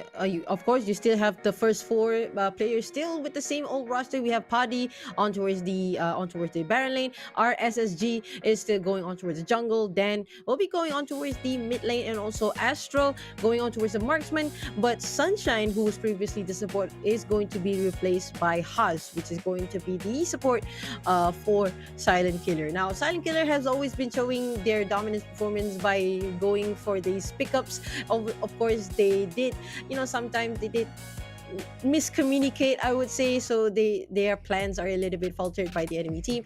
But so far, they have been showing quite consistent performance, and we're just gonna see how are they going to go up against one of the Titan, which is Berjaya Dragon. Are they still going with the same composition, or perhaps maybe we can see a little bit of switch up, with the new patch changes, with the meta. I'm excited to see how Silent Killer are going up against Berjaya Dragon. That's right. So, of course, we have casted our prediction. I'm not going to miss any more of that this time around. I do still think that Berjaya Dragons, they are absolutely solid when it comes down to every single part of what makes a team successful. course, decision making, always making great work on the fly and great control when it comes down to the macro play cross map. And on top of that, of course, individual skills coming in from all fronts. So with no changes, I expect to see the side of Berjaya Dragons to be sticking back to their usual. But now that Haas is being brought in, this solidifies the bottom lane to go up against the side of Berjaya Dragons. But it's still Sagi. We know him as the best marksman that we have, but that has been called into question for this entirety of the season because Coffee is back here to play in the entirety of our fall season here in the CE Icon Series MY. Now, I guess that we have already got the cue to get ourselves ready for the picks and bans, and in very short moments, we'll see what will be put out into play and what will be axed off from the list. Yeah, and I would say I'm predicting that perhaps maybe Berjaya Dragons are going to deny those split pushing composition, because we all seen how Berjaya Dragon do very very well with their pickups, or sometimes even with their team fighting composition. They know how to handle themselves individually. Skill, of course, all of them are quite well versed with their champions that they picked, and of course they most of their bans I've seen is that they deny the counter of the composition that they're bringing. So I'm really excited to see what they are picking in this game, and who are they gonna actually ban. Now we move directly into the Maggie Hot Cup Champion Select. Silent Killer will start off on the blue portion of the map, while Berjaya Dragon will take on the red side, being Fury and Hot. The first ban will come in the form of Gragas. The reason why Gragas has been consistently banned off is the fact that he is so flexible, going to majority of his lanes, and now that many of all these brand new items also does give him a little bit of an edge to go in towards that semi-tank build or full tank build, this is where I feel that it is better to go with that very safe way of ban. Now, you have Galio, Camille, Lee Sin, Ziggs, as well as Olaf locked away. First pick could potentially be a Lucian right here, a Senna, or better yet, many of all these sort of options available that can actually lock members of the side of Berjaya Dragons down, but they opt to go in for that Lucian. And there you go. Scylla has already picked up that Fiora, which is going to be a really strong barrier laner who can hold himself really, really well with the sustain and everything. And of course, Syndicate will pick up the Twisted Fate for Chili, perhaps. Or are we going to see another marksman Twisted Fate? Maybe. I'm not sure. But on the side of Silent Killer, I think they do have an answer for that with the global presence. They picked up the Pantheon and also the Nami, which is really great for a team fighting composition. That's right, and Pantheon now coming in with a little bit of a spike of priority, as we saw Geek Fam coming into their own second match with a successful run with that Pantheon. Now, Nami bring up a little bit more of that utility where they can, of course, come in with the tidal wave, knocking them up in the air, offering quite a significant heal. Is that a Sin out that I see? I'm excited for this because it could potentially be some really huge flips where we will see that Spear really knocking members of Silent Killer up in the air. So Heart Engages is going to be prioritized for the side of Berjaya Dragons, where we even have the Draven being locked right in for Sagi. And to correct me if I'm wrong, this might just be the very first time that we are seeing the Draven, but instead he switches over and says, I feel maybe a little bit more comfortable with that as Draven. So this will definitely conclude both sides of the composition. What looks great to you coming from both ends? Yeah, I'm looking at BJD has a really strong composition that they're bringing out right now. They have the heavy engagement, but I was assuming that it was going to be the Draven, which is has a great mobility, I would say, quite an okay mobility, and also the damage as well. But Sagi decided to switch up with that Ezreal. So I mean, Sagi is comfortable with that Ezreal. I've seen his Ezreal so many times, and he is very, very comfortable with that. And you can like evade a lot of skill shots, and also the engagement coming towards the side of Silent Killer. But we'll just see how we're gonna goes in this match number 2 on game number 1 of Berjaya Dragon going up against Silent Killer. And of course, this is that match that we've been waiting for as well to see. Are the changes here benefiting some of the teams, such as Silent Killer? Now that they're going up against the Dragons, they're not immortal per se. We've seen a little bit of a shaky start coming into the first half of the season, but they've been able to actually pick up eventually. And now Potty, alongside with Haas, will be joining the mid lane. Gives them a really good shove in order to, of course, get a little bit of a hit start coming in from Potty. But that will be a Scylla here that will be heading first into this wave. So Potty might just actually lose a little bit of EXP, which honestly won't be too big of a deal. Both of them will be able to hit level 2 a little bit sooner than expected. But bottom side though, Astral as well as Haas. I want to see how Haas deals with this bottom deadly duo of BJD, and Astral already took a lot of damage. And I guess that they could slowly come in with the ebb and flow to heal back up. I mean, yeah, I mean, you have the Nami. I mean, you have the Nami that could generally keeps you, you know, quite healthy in a way. Meanwhile, on towards the side of mid lane, we have RSG on the Pantheon to go on the jungle, trying to assist Dan here. You can see Jin Zhao try to do a gank here, but wasn't actually. But there you go, skirmishes. First blood right there goes towards the side of Asilla. Managed to pick up that 1 kill right there. I would say we don't actually know what happened right there, but hey, I mean, if it's a Scylla on a Fiora, I have no doubts in his skills. Well, of course, we may have actually missed a little bit of action hitting in towards the top portion of the map, but First Blood, we did mention that Asilla will have that advantage. He further utilized his Ignite to be able to get that drop. What I assume happened was that Paddy tries to go in for a little bit of farm, and further needing to engage. If he does land that stun on towards the riposte, that's where Asilla could easily take over control of that lane, and hence why Fiora is still one of the top picks heading in towards the Baron lane. Now, what really excites me is that Silent Killer, they have been able to match up in terms of rotation when it comes down to the jungle pathing, so much so that RSSG, he also appeared in towards the mid lane alongside with Syndicate on that Xin Zhao. So it goes to show that they kind of can read certain movements very well. Very early Goggle Stone Plate enchantment coming out of Winter in order to soak in a little bit more damage, and of course lasting much longer in some of these team fights. But he's already on the rotation over the top portion of the map, so I expect the Fiora to also be making certain exchanges at one point or another. But perhaps this is where Berjaya Dragons, instead of starting off with the priority on that dragon, they may actually look for a Rift Herald start, because as we mentioned before, the Rift Herald now has the same spawn timer over on the 4 minutes of play, and perhaps that's where we see a little bit more of Silent Killer trying to respond to some of all these aggression. Yeah, and looking at it really shows like a really nice strategy changes coming from both sides, where now that Rift Herald and also Dragon spawns at the same time, it really shows like the team right now are coping with their usual meta before. Like, you get the Dragon and then recall resets, and then swap back, rotate to Baron lane to try and get the Rift Herald. But now we're looking at like both sides, perhaps maybe onto the side of Berjaya Dragon trying to catch here onto his side. Oh, Grandio is already popped out. And Berjaya Dragons just easily take that one down. And I did mention about the priority on that Rift Herald. They immediately work things out.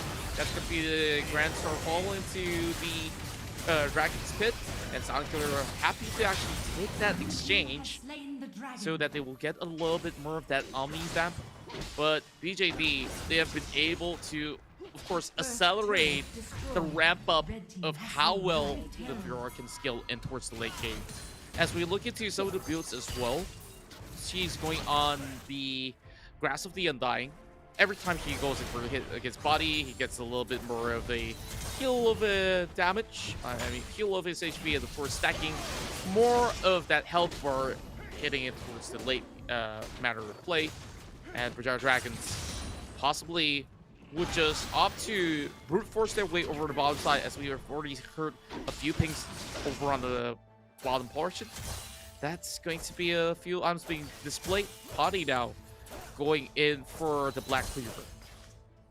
Yeah, I mean, we can see like how these guys are, you know, they have a great rotation as far. But Silent Killer, on the other hand, they do have a really great ward placement onto a Dragon Pit, onto the side of the entrance of the blue jungle, and by far they have been really consistent in trying to hold out the bot side. But it just shows that it's a little bit too damaging. But onto the side of mid side, there you go. Destiny has already been popped up. Perhaps maybe they're trying. Oh, here comes the Destiny. It seems like they will get the counter with the gold counter as well. Going in for the lockdown on towards Has. He might just be the brand new member, but he will have to fall for Berjaya Dragons now. Crashing in with the repair roll as well. Here comes the full commitment for the side of SK. SK will try to shove them all back, but with that out of the way, Berjaya Dragons secures yet another one. And here comes Potty a little bit late to the party, and Emily taking a little bit of a hit, almost getting stunned, but he has risked it all in order to just keep the rest of the Dragons at bay. Look at the plays that these Berjaya Dragons are doing. Like, I love their rotations where you have the refill. I mean, you go for the engagement, at the same time you drop the refill. The refill will do, you know, a significant amount of damage towards turret, and they even managed to crack down the tier 1 turrets on all lanes right now. And this gives them a lot of map control for them to maneuver around the map, you know, more easily. And Silent Killer still with no kills, with no ways of retaliating at the moment, they're being pushed back towards the wall here. So if they really need to try and come back to the game, they really need to pick their fights, and they really need to know like how they're gonna go with the counter engagement, because you do have Chili, you do have Sagi, who can dish out a significant amount of damage. So they just need to know when to pick the fight, how they're gonna, you know, handle that fight. If they can handle it really well, it could be promising for them. Indeed, it could be. Now, Silent Killer, they don't have party over the bottom side. RSG spots one now, but the rest of Berjaya Dragons are happy to take him on. He has been able to survive with the help of his teammates here, dropping a little bit of redemption. Gold card now being popped by Chili, hunting out for the side of Haas. Cars will be able to shred the health bars for RSG for Catbid, but good response coming in from the side of Silent Killer. They should be able to walk away without any form of casualty, but priorities are already being given towards Berjaya Dragons over on towards majority of the area of the map.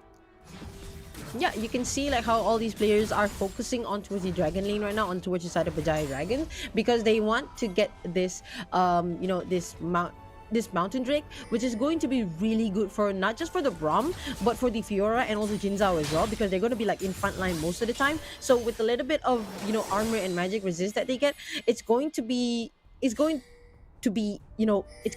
boost in their tankiness for them to survive a little bit longer. If you can see the itemization on Fiora, not just only you get the Grass of the Undying, but you have the Merc Threat as well, and it looks like Silent Killer is trying to pick up. And this is where Winter tries to actually hold the fort here, bringing up the walls, or should I say the door. And Silent Killer now just having to actually hold right back. This is going to be Berjaya Dragons here having Syndicate to solo that Mountain Drake, and Silent Killer on that pursuit, but not really achieving anything at all. Perhaps a dive setup could have been a little bit more necessary for them to secure that top side of the turret, but this is way too much of a risk. Speaking of risk here, Asilla dives right in with Spirit Rush, immediately looking right for the kill.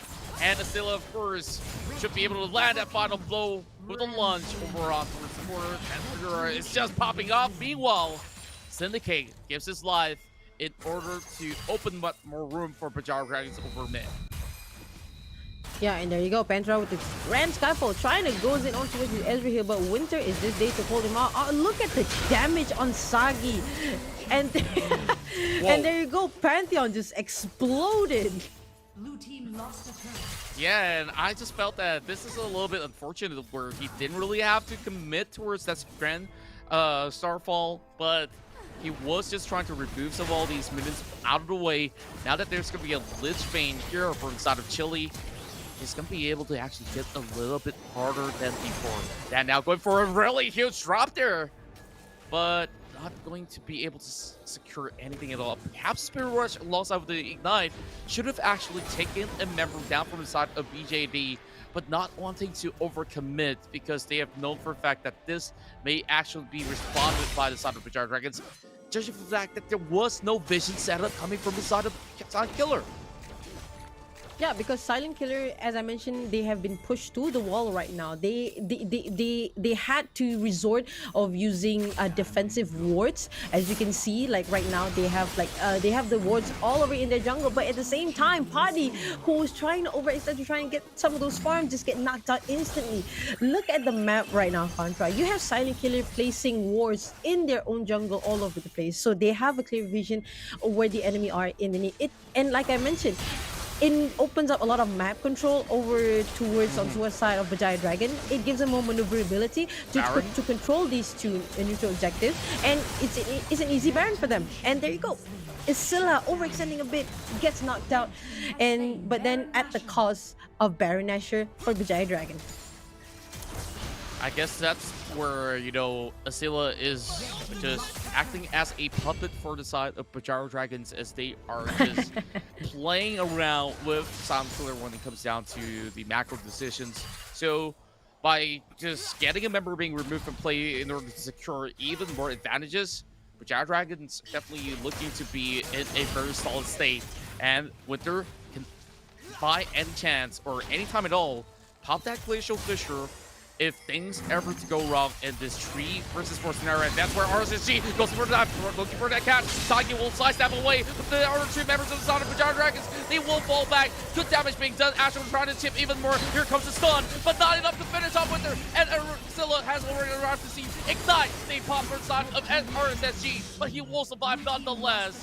That was the 21. Wow. There is a split push coming from the side of Chile. And yet again, Berjaya Dragons has been able to stash extra gold wherever they go. I'm not gonna lie to you, Contra. Scylla really is the puppet for Berjaya Dragons right now. He did, you know, sacrifice himself for the sake of, you know, for the sake of towers, for the sake of the objectives, and is really working out very well for Berjaya Dragon. Now that the Infernal Drake is spawning in 15 seconds, I would say Silent Killer really needs to try and, you know, get this. They do have the damage potential. They do have the team fighting capabilities. So they really need to try and contest this for them to have, you know, like a little bit of extra boost in the damage to try and, you know, for the future team fights. But it seems that it's going to be really difficult for them to try and actually steal this dragon, because dragon has already been started by Chile, and it's going to boost Berjaya Dragons significantly, you know, in the future upcoming fights. Yeah, and they also understand for the fact that this is too heavy of a risk if they were having any members to fall prey towards Berjaya Dragons. That's an easy push with the brand buff as well. So just understanding the entirety of the consequences of when to play aggressively and when not to, at least Silent Killer can stall for time. One dragon, of course, offering Berjaya Dragons a little bit more of a few reaction in the form of the Inferno. But honestly, Silent Killer still has a very solid chance. Just judging from that last team fight, they've been able to secure very well. And this is where they start another one where the flash has already been popped by Renekton, but he will not be able to survive. Sagi goes over the wall, and that will be a gold card drop right in. Berjaya Dragons looking absolutely clean, and they will definitely tear apart Silent Killer in match number 1 with Vivid Syndicate securing that triple kill to end it all on a high note. BJD is here to conquer. By the gods. This is looking really, really solid for Berjaya Dragons. Like, they just absolutely just stomped over Silent Killer. They knew what they wanted to do. They capitalized on Silent Killer's mistakes and then just steamroll that I would say I wouldn't say that was a clean game technically because they did lose one neutral objective, but it was almost a clean game for Berjaya Dragon. They managed to, there was no BMing in a way. They just you know what, let's just end this game and end their suffering. And it just shows by the goal differences. It was just perfect. Indeed, it was. And Astral went in for all the brand new items that he can shop online. You got the Solari Charge Blade, you got the Essence Reaver, you got the Navori Quick Blade as well. I think that, of course, going with such a build will be offering him quite a significant crit output, but to really look into how they've been able to actually play the game, it seems like Paddy definitely lost out on that 1 versus 1 over the top side, and that was further snowball, and even having that open wound becoming a really big scar for the likes of Paddy, and Syndicate further punish him time after time, and Asila from then on didn't really need any sort of help at all. So Sagi, even in such a short span of the game, he's been able to dish out 20,000 damage. Just look at the rest of the members, he just doubles that. And if you want to convert it to, you don't want to compare Winter because he's a support, right? But if you compare it to Potty, that's about 5 folds nearly. Or should I say it's definitely more than 5 folds. It's definitely more than 5 folds, definitely. It just shows that how Sagi is very comfortable with his Ezreal pick. I mean, it's a really strong champion. Not only you have more damage, you have maneuverability as well. You can literally escape with the arcane shift and also the flash as well. And it really helps Sagi to, comfortably stay in the back line. And of course, you have Winter who's in the front, and Chili who's just on, staying beside Winter and just, dishing out that much damage, provided crowd control as well. And as I mentioned, with the acquisition of Mountain Drake, it just gives the confidence for Asila and also Syndicate to just mow down, it goes in for the key target and eventually winning the fight entirely. Not just the fight, but the game as well. That's right, and of course, this is just the start of it in this best of 3. I still think that from the side of the foes of Berjaya Dragons, there's still going to be a little bit more of a surprise being shown after all. But with that said, Silent Killers will need to really look into how to solidify that early game before crumbling apart. So heading into our second game, there's a lot of things to factor in because Stat Fiora looking absolutely strong might be ban-worthy if you really ask me, but we shall see in moments to come. This ESL Mobile Open presented to you, C Icon Series MY. All of this brought to you by ESL as well as Riot Games, and alongside with our official tournament partners, we will be right back. Of course, at the meantime, do enjoy yourself some Maggie Hot Cup. Lihat, tunggu Stewie. Boom! Wah, bakal, bro! Ada kali Berjaya mendapatkan triple kill, mencari yang keempat dan kuasa kill.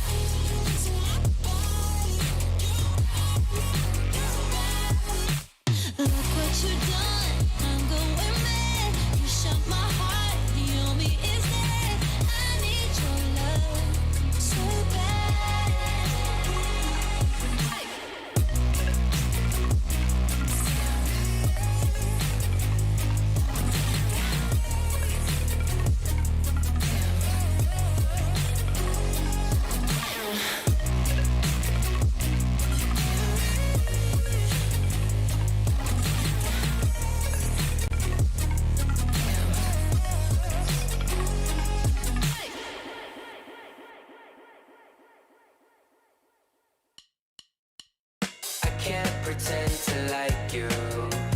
I hope you feel the same.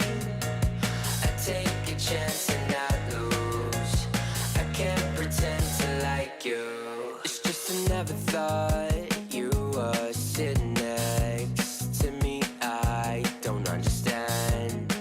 It's just I never seen you smile. You wanna make out, give me a second. It's just you never talk, I never listen. When do we fall in love? Make up your mind, honey, 'cause I can't pretend to like you. I hope you feel the same. I take a chance and not lose. I can't pretend to like you. I can't pretend to like you. I hope you feel the same. I take a chance and not lose. I can't pretend to like you.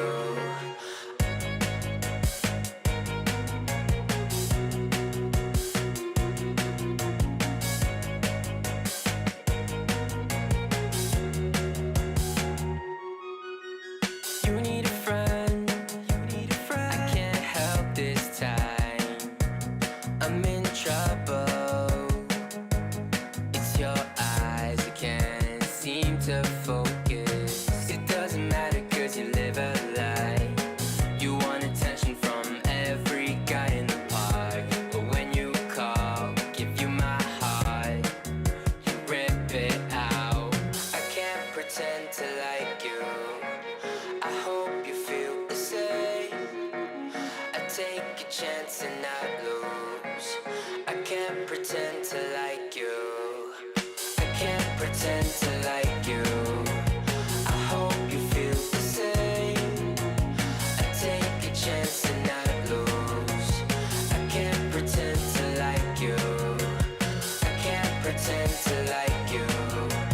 I hope you feel the same.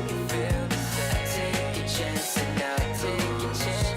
I can't pretend to like you. Lihat, tunggu Stewie. Boom! Wah, bakar, bro! Itu petangkap alam mata.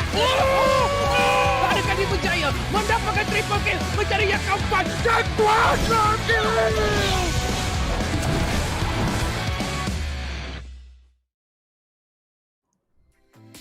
Fresh hot out of a massive victory that has been secured from the side of Berjaya Dragons. They're looking for another one against the teams that they've been facing.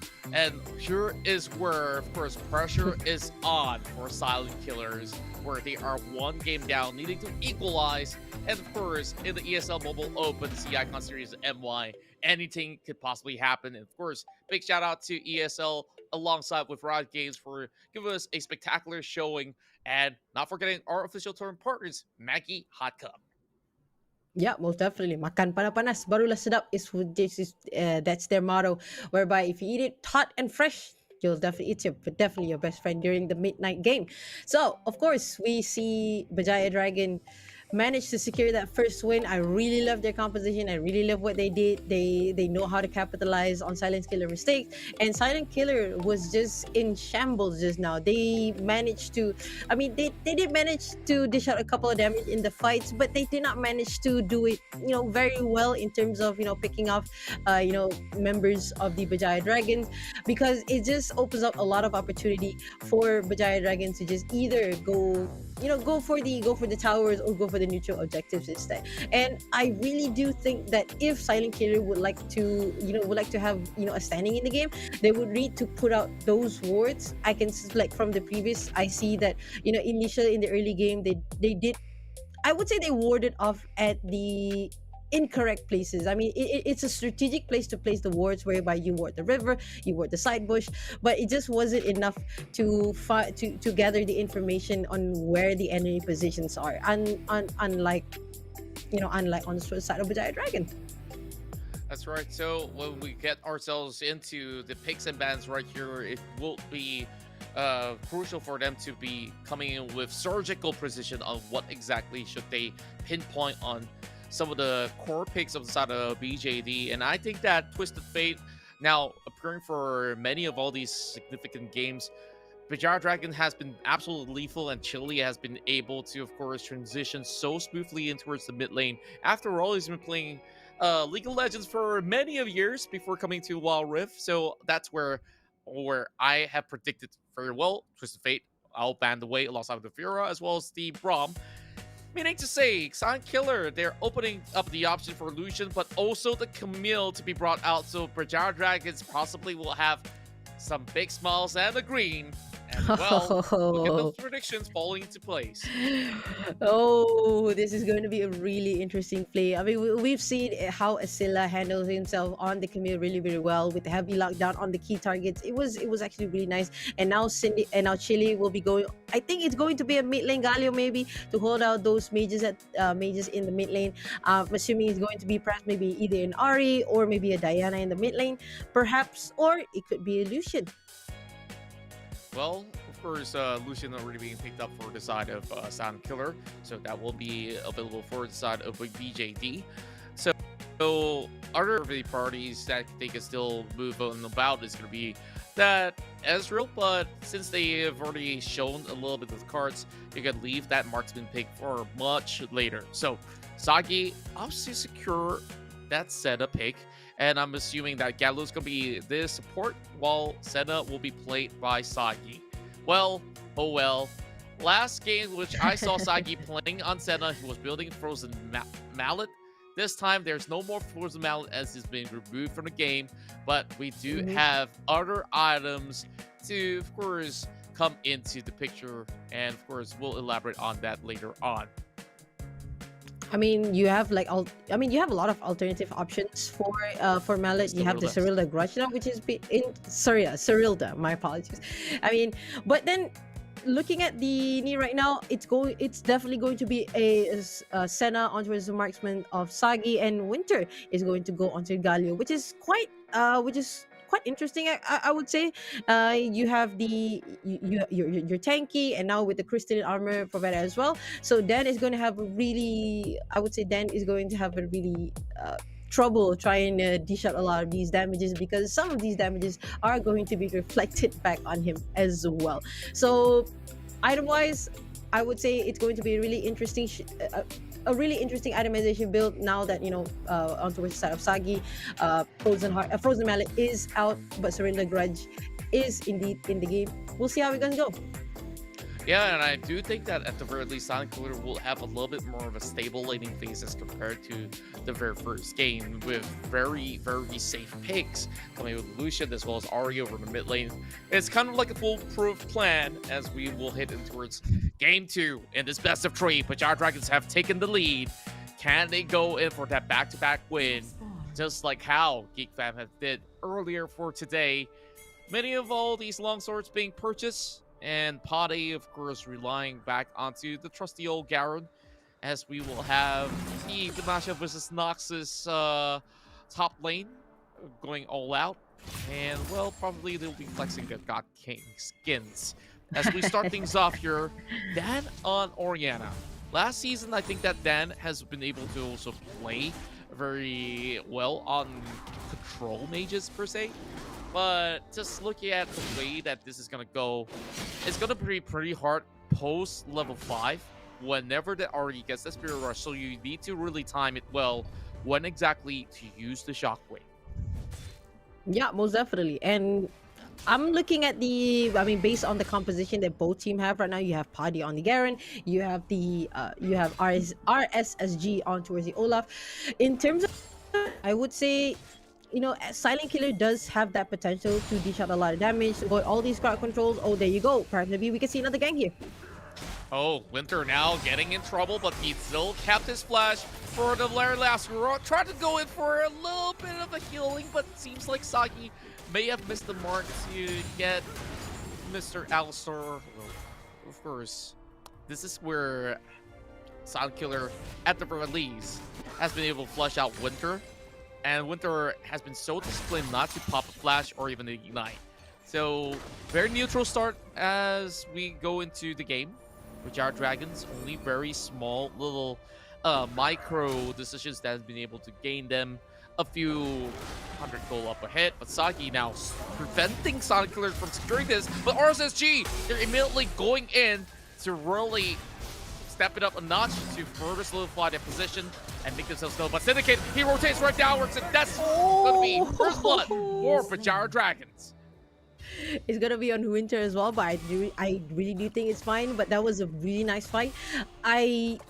It's a really nice, spotted out by Sagi, knowing that they're trying to go for that blue buff, and Chili was just there to back it up, and also Winter just came in with a really nice flank to try and pick up those things, and in the end they did win the fight. Look at the ward placement on towards the side of Silent Killer. You see, this is what I mean by they really need to conserve their wards properly to have the necessary information on where the enemy players are. It's just, for me, it's not exactly ideal, like you have like two wards on the same blue buff. So I would say they really need to improve on your ward placement to be more effective, I would say.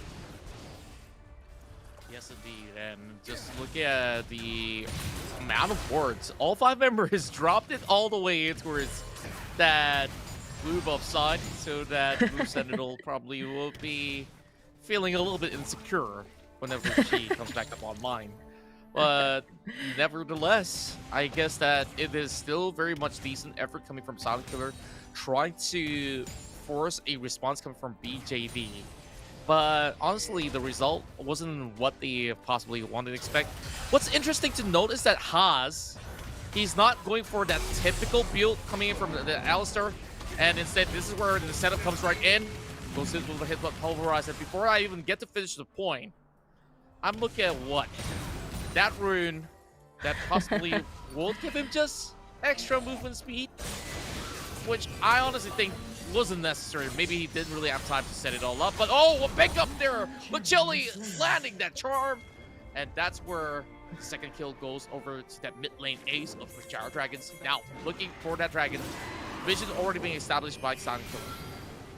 Yeah, I mean, I love how these two positions really position themselves really well, but then they really need to be careful, because now that Padi and also RG, perhaps maybe we can see a fight here. Excellent ultimate locking down that Alistar, who will be able to flash away. Now that they know that this is a lost cause, there's no point of contest coming in from the side of Silent Killer, and instead they choose to back off, looking for alternatives as they move towards the side of Rift Herald, but they won't be able to actually start it all off. Berjaya Dragons coming in due response, but they know that you guys ain't going to start it anyways, so we'll take a slow reset, and that's where Berjaya Dragons can still look to pick this one for themselves.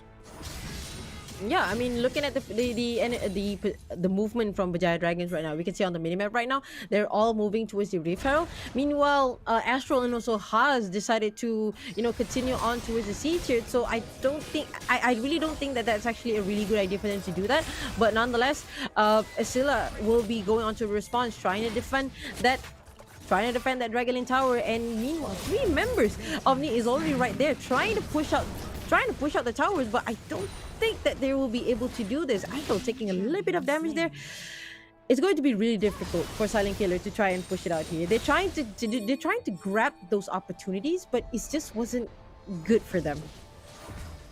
Not at all. Now that the Rift Herald also landing on the hands of the side of Berjaya Dragons, they immediately pop it over on the top side of the map. As Silent Killer at least goes for a very decent trade from the bottom side, but to say at the very least, Asila managing to buy time for Winter to crash right in. And there's nobody from Silent Killer to defend the top portion of the map. And is this what they really wanted? 2 turrets in a row falling to the hands of Berjaya Dragons, and they are also starting up a fight over the bottom corner of the Tribe Rush. And what's really going on? Asila there getting another catch on towards Haas. What a rough debut for the player. And that flash will be able to get one for the side of Silent Killer. I guess now RSSG is pretty much stuck. It is going on the opposite direction, and this definitely will go in the back for Chili. Oh no. That minion actually goes into the bush to try and check, like to see if RSSG is there, but he was there, and they did manage to pick up RSG. Right, I just don't think that RSG is doing pretty well at the moment, and they have a lot of potential with the composition that they bring up right now, but I just don't think that it's working out really well for them right now. They lost objective, they lost their turrets, and they're losing the fights that they're trying to pick here. They're overly committed to a chase, to a pickoff, and now they're paying with their, at the cost of the game, I would say. But who knows, perhaps maybe at one point they could turn it around. Not anytime soon though. 7 minutes of play. As much as the results shows that Berjaya Dragons has been able to really secure objectives, we have yet to really see a full-scale team fight, and maybe that's where Silent Killer really does excel at. First and foremost, of course, needing the Alistar to be in better positioning. Syndicate come in with a little bit of adaptive force, and he'll be able to just really put the party all together coming from the side of Silent Killer, and that's where there is Winter going in for the flank.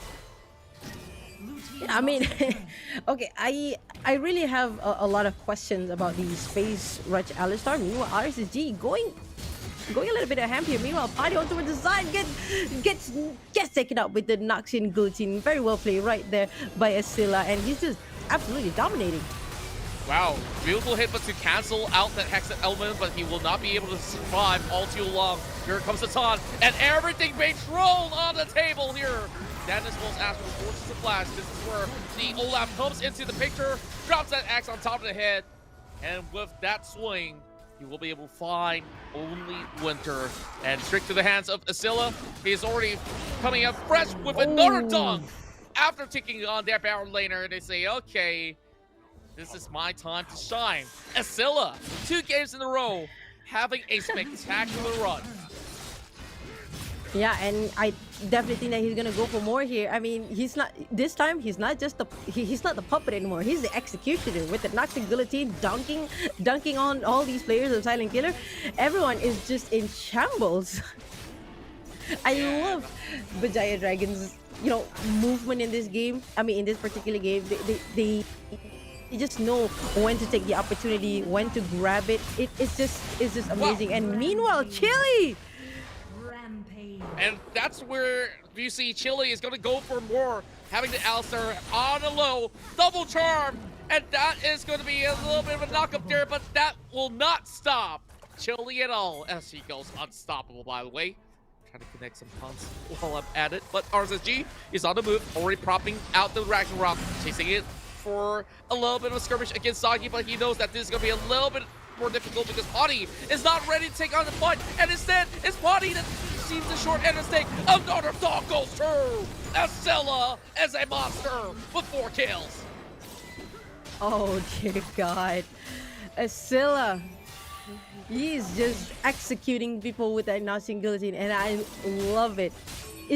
Berjaya Dragon is looking really solid this game. They just read each other really well and knows what to do. They communicated with each other really well. Their teamwork is showing a really nice result here. Like, okay, let's take a look at the instant replay brought to you by Mega Hardcore. Asila with the very nice pull on towards Dan and just crashing onto her now with the Noxian Guillotine with the 25% health, managed to execute it perfectly. And let's hold that thought. Another fight is breaking out right here, and has again taken out. And that is a very bad. I don't want to say it's a very bad debut, but it's been rough for Haz Contra. Yeah, and maybe it's just the first series jitters coming in for the side of Haz, and maybe just give it a bit of doubt, that he may not have set his words beforehand, and hence why that face rush is there. And yes, maybe gives him a little bit more room for escape. He does connect all 3 spells, but Silent Killer, there's more of an underlying issue right there. Trying to check over the Baron, but it was a bait coming outside of Berjaya Dragons, and yet again, Berjaya Dragons secured a very clean take on that Baron without any sort of hesitation at all.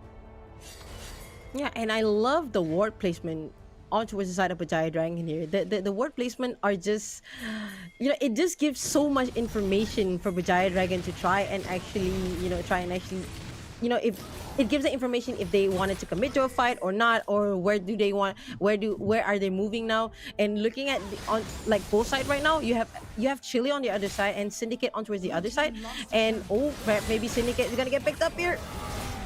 Most likely so, as he will pop the Hexed element, buying a little bit more time, but over the bomb side, but Berjaya Dragons is already crashing right in. How much can the Oriana hold on? Potty gets stealth once again. He goes godlike, make that the double once more. Asila is just absolutely crushing down every single members of Sonic, the moment that they step inside of base or even inside their base, they're not even at a safe spot. So Berjaya Dragons looking to secure a back-to-back win with a final last hurdle over on top Corbin.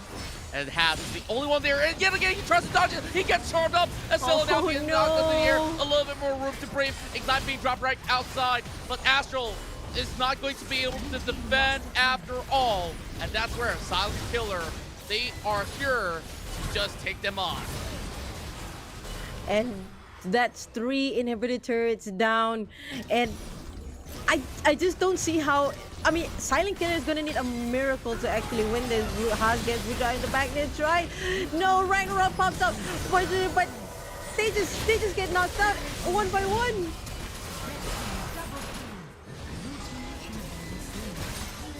And there you go, ladies and gentlemen. Nexus turret is now under fire by 4 players of name, but Syndicate got knocked down by the tower. Paddy managed to take out someone, but at the cost of his life as well. 900 health goes to and the Nexus turrets, and there you go, Nexus turrets down, and Berjaya Dragon once again Victory.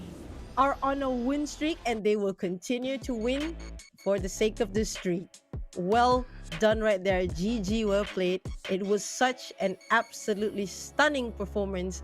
Goes towards the side of Berjaya Dragons. That's another 2-0. And I'm just speechless by how these players are. It's just amazing how Berjaya Dragons managed to complement each other with their synergies, with their composition, and it just worked out perfectly. Let's taking a look at the stat alone, that's 4 out of 22, which is a lot better compared to the previous game. Just look, and of course it's going to be Chili in the MVP, hands down. He did manage to win a 2v1 just now, and absolutely stunning beautifully as well. Even managed to pick up all those core items, which just dished out a lot of damage, and it was just a little bit too much for Silent Killer to try and win that. They had the idea of what they wanted to do. They had a really good team fighting, potential or capabilities, but it just wasn't enough to stop Berjaya Dragon, who was just crushing people left and right. You have Asilla, who's 10-0-4 with the perfect build to try and catch people off guard. I mean, we all know how Darius is not actually mobile, but he managed to do it anyway. And Syndicate, on the other hand as well, managed to get a lockdown on those key target. It was just amazing. Managed to support the team in anywhere they can, even with Sagi as well. Sagi and also Winter, who was just absolutely phenomenal in the Dragon Lane, even starting from the early, from the start of the game. They were just working really well with each other. They dish out a lot of damage, even on Astro, who was trying so hard to try and dish out some of those damage, but it just wasn't enough to carry Silent Kid to even take down some of these players. I mean, you can see how Senna is really strong and changing, I would say, shifting the meta that we once previously had, where you just go full damage. But now that with the introduction of Senna, and it opens up a lot of opportunity even for a Galio to go for a support, and it just worked out really well with their with their synergy as well. Look at the damage that they output. It was just perfect. And I love how everyone was just able to work together, and they just steamroll. I mean, it was a clean game, but they did manage to take out Silent Killer all the way and just wins the game entirely. Yep, and overall, I just look at the way that things are being managed from the side of Silent Killer. I think that they definitely lost a lot of all that sort of pressure from some of all these sort of the ways that they tried to force all these objectives early on. And unfortunately to say that many of all these members of Silent Killer were honestly not ready in. Of course, now we immediately go in for the interview alongside with Chili of Berjaya Dragons to see what he has to say about that win.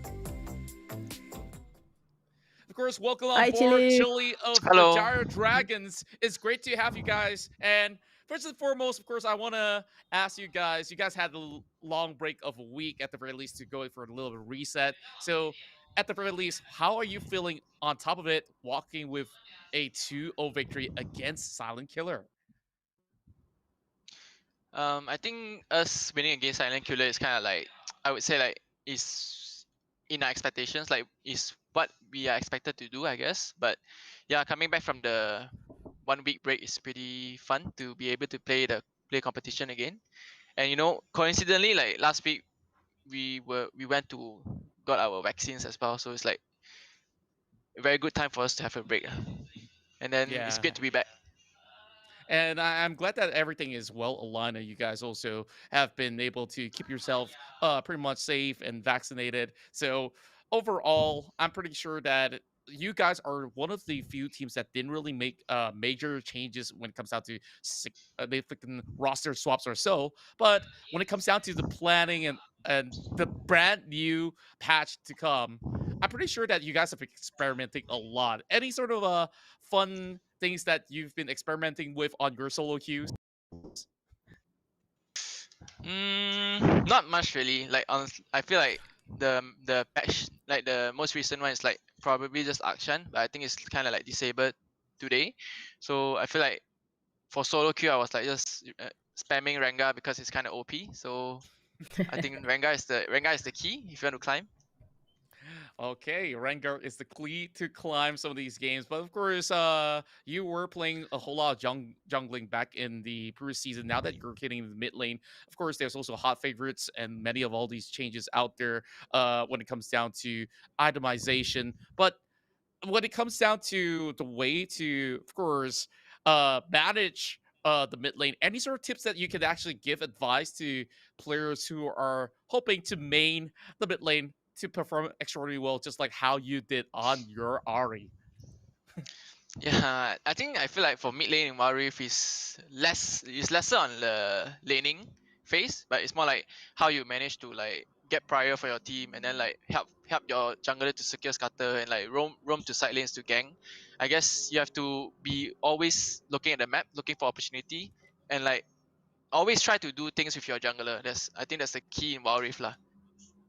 That's right, and of course, we got a very few questions left on table now. What is the aim, other than, of course, getting that number one spot in this, consistently maintaining that number one spot, heading in towards the playoffs? So, if is there any sort of a goal that you guys are setting your sights on with this, of course, this whole roster that you guys have been introducing into towards the fall split? I think the goal is always the same for us, Berjaya Dragons, because like in the first season we wanted to be like the best team in Malaysia, which we managed to do so at the very end. But like in this season, like we hope to be able to at least like prove ourselves that we are able to compete against international teams, because I feel like it's kind of like a disappointing performance in Super Cup for Geek Fam and us as well. So like that's our goal lah, to like compete to at least like make it out of groups in international tournament.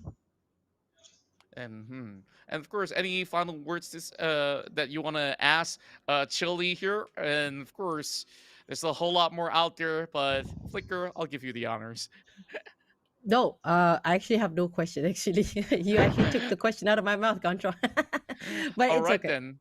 Of course, Chili, as per usual, I'm pretty sure that the fans are excited to see you guys really coming up with a very convincing victory against the side of Silent Killer. Um, Now, who do you really want to, of course, send your message to, whether it's the fans, your family members that's been supporting you along the way? I guess like same thing. Thanks for supporting us, Berjaya Dragons. Thanks for supporting esports. Thanks for supporting Wild Rift, and like uh watch out for our matches this Thursday against M9. All right, Sen 9, it seems like Vajra Dragons got their mark on you, so make sure you guys prepare for that. Shelly, it's always a pleasure to talk to you, and Yep. hopefully Same. we get more interviews to come, and all the best for your upcoming games over the week. All right. Thank you. Yeah, so that was Chili from Berjaya Dragon. The one of the, I would say, I wouldn't say the best Ari, but by far that is the best Ari I've ever seen throughout the entirety of the series. Yep, indeed, it definitely was, and I really want to see a lot more different styles of play to actually come out there. He did mention about Rengar being a very OP pick. What about Mhm. Rengar in the mid lane? if that's the case. So I just really want to see that happen one day, Chili. Hopefully we do get that over on our Rift. Now, Flicker, I'm pretty sure that there's more games that will be coming up next. And is there anything that in particular that you're looking up for? I'm actually in particular looking at the next match to be specific. It will be SDGR EA going up against M9, because this is, for me, it is actually a battle between David and Goliath, because we all know SDGR EA has been they are a new team, very consistent throughout the entirety of the series, of the group stage as well. And Sem9, who is one of the best teams in Malaysia, who has been performing very consistently ever since the first day. I mean, of course, they did suffer one loss, but before that, let me just hold my thought. Let me just let you guys know on the MVP for the last match, which is going to be Esila, the Executioner, who's been shown a very well verse of the Darius, Noxian, Gulatini, everyone in the Rift with 9.0 KDA ratio and dealing a damage of 14.8k damage with 13k gold obtained as well, and with a 63% kill participation. And hands down, I would say the player of the match, most definitely. Well deserved. That's right, and of course, Asila has so much more to show.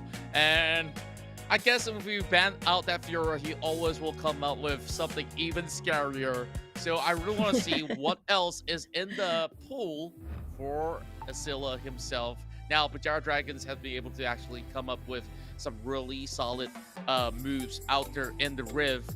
We'll see how would their competitors actually cope up with. But before all of that, we do have a trivia for those of you guys back at home. What was Shadow Isles called before Ruination? I'm pretty sure that some of you guys know what the answers are. If you can't find the answers just about yet, just, search it up online and read up all the lore, because League of Legends have some really deep lore hitting towards Runeterra, and especially with the Sentinel of Light event happening right now, there's so much to explore, not just your usual Wild Rift games. So hopefully we do get some answers right after this. Yep, most definitely. And I mean, we all know how Riot has always been very well.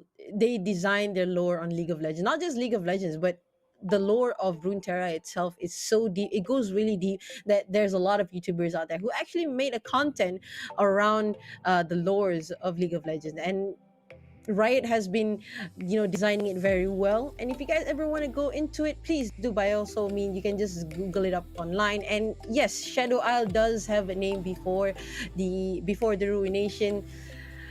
If you guys have been reading the lore, you guys would know. It's very obvious. It's been mentioned a lot of times. So I'm really excited to see what kind of story that Riot have after Ruinations. What do you think, Contra? Well, of course, there's so much to also pick up out there other than the whole Ruination storyline and also the Sentinel of Light. There are your favorite champions out there that have their very personal touch onto how they have become champions of their own region. So, with that being said, this is the ESL Mobile Open Sea Icon Series, and we'll be coming right back after this short break. Nice. Alright, go. Down first. Can. Alright, down already. Nexus. Alright, okay. Nice!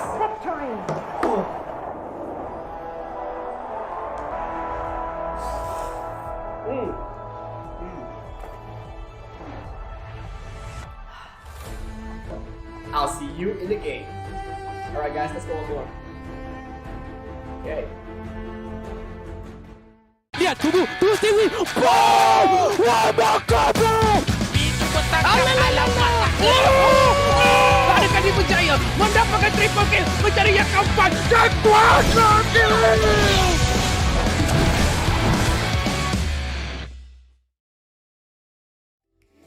Life isn't easy. Why did you leave me here with my thoughts alone? I don't wanna wake up messed up, 'cause I can't spend another day like this. Another type of caked up breakup.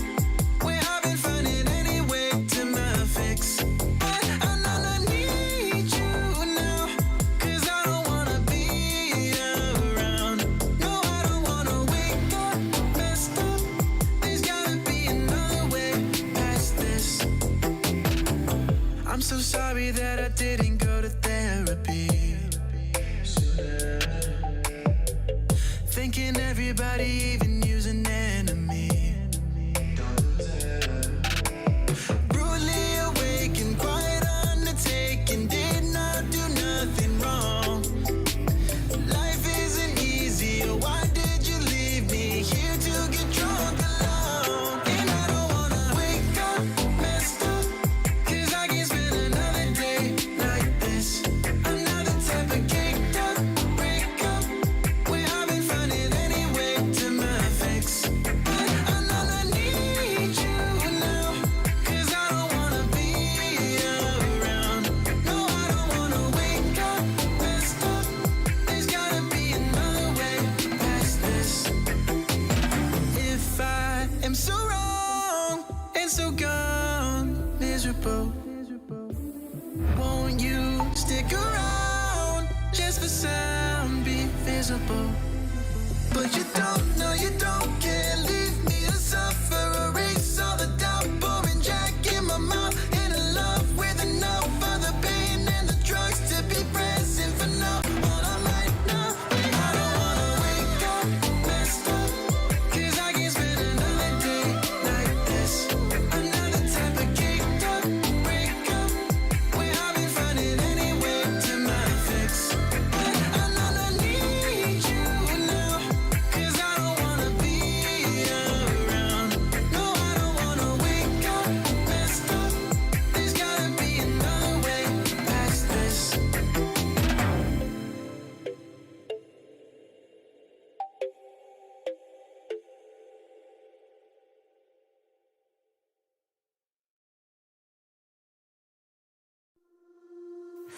I've been with you for as long as I can remember, and you stood by me and held up my head.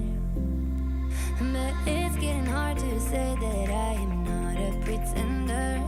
No, I don't wanna leave any words unsaid. Now I think that you hate me, and I'm driving you crazy. Wish I could say forever, but maybe we're better when we're not together. I know that we have to let it go. I can see your eyes close, and I feel like we're drowning. Lihat, tunggu Stewie. Boom! Wah, bakar bro! Itu petangkan alam mata.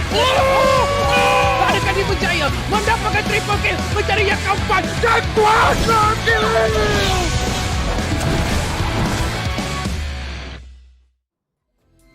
Welcome back once again. This is the ESL Mobile Open Asia Pacific presented to you C Icon Series Malaysia for the fall split of 2021, where the best Malaysian teams took it all out. Geek fam has won themselves that 2-0 victory. Same goes to Berjaya Dragons, who have completed another successful run against the likes of Silent Killer. So Silent Killer, unfortunately, has been taken down, meaning to say they will have to work harder on their upcoming games within the week. So now we'll be moving forward to one of the star-studded matchup here, which we will see SDGR EA taking on SEM9. And I've been looking forward for this for quite a while, because they do have very similar styles of play, and especially I'm impressed by the side of SDGR EA, where they have been able to really show some really strong cross-map plays, as well as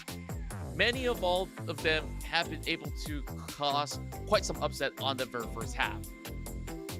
Yeah, most definitely. And you on towards the side of SEM9, in the meantime, they have been showing some really consistent play.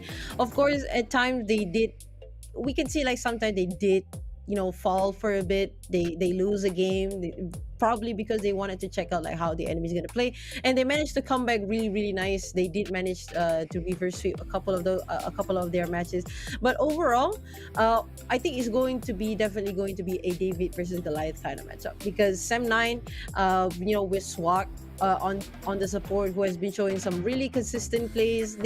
He's just going ham and aggressive, and going up against a team who is known for their ham and aggressive play as well. I'm pretty excited to see how these two teams are going to go up against each other. Well, it's time for us to also answer some of the questions out there. And of course, we did ask one just right before the break, so you guys had about 5 minutes to actually get this one. So, what is the answer to this question? What was Shadow Isles called before Ruination?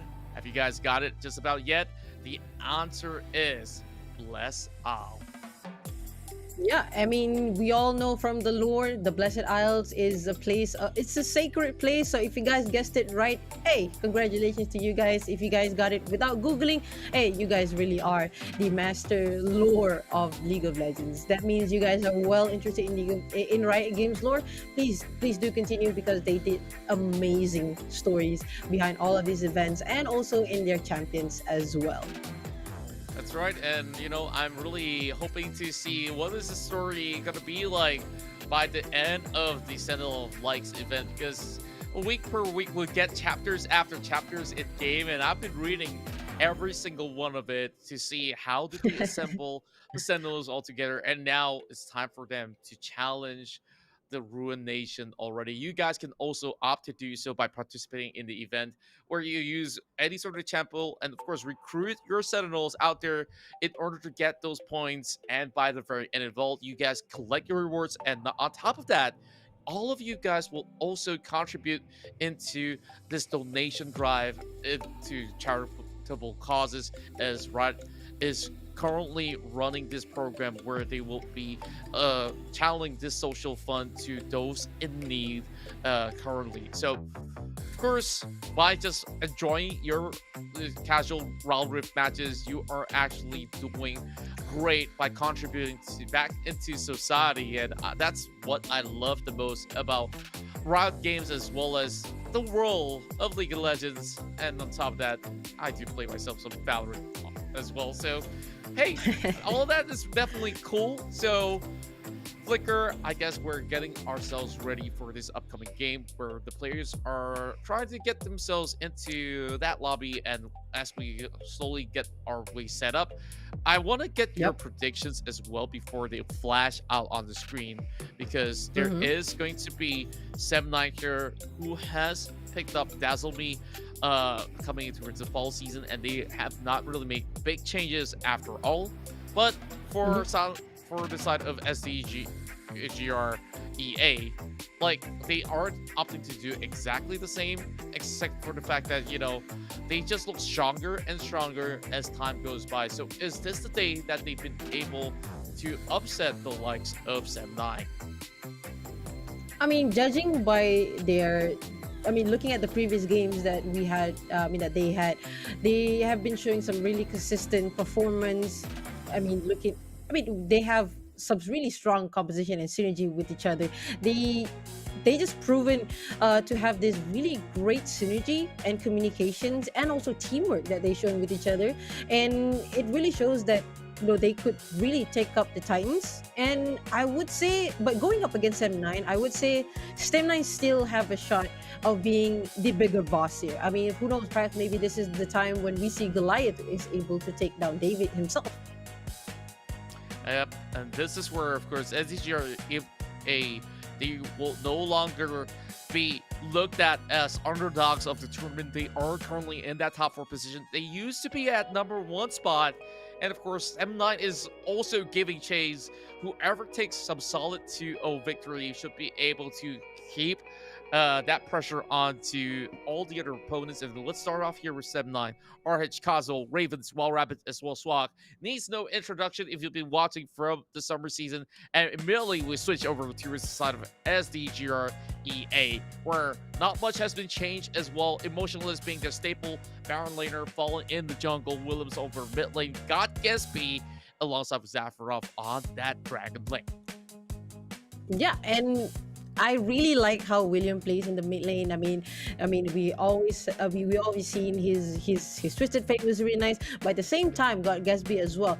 He shows that he could play like really nice But on towards the support, we have Swag and also Zafarov. Looking at that, these two supports I mean, from the previous games have been really crazy, going aggressive. But we'll just see how it goes in the game very very soon. That's right. So we are almost ready to kick off our very first match between the two teams, and we are going to be hopping on our Maggie Hot Cup Champion Select. Let's kick things off here. Whoa, okay, that is very very quick. So seems like we've already got the beds all gone out of the window, and the picks here is going to open up Camille, Irelia, and this is where I am stoked to see what goes down in mid lane. I fancy myself some Irelia plays against Twisted Faith, but in the early game, she's just going to have some significant struggles. But once she ramps up in terms of level and when Triforce is being set up, Twisted Fate won't be able to 1v1 effectively against this Irelia. So I really do like the ideation coming in. And well, I guess that was an extremely quick picks and bans, which we haven't been able to honestly cover everything. But don't worry, once we get into the game, we'll be able to give you all the lowdown that's necessary, because it's all about the action. And this is just half of the battle here from the Pounding Flakes. Most definitely. And of course, you remember what Chili said just now, Rengar is OP, and coincidentally, Rengar is picked up by Kazuo.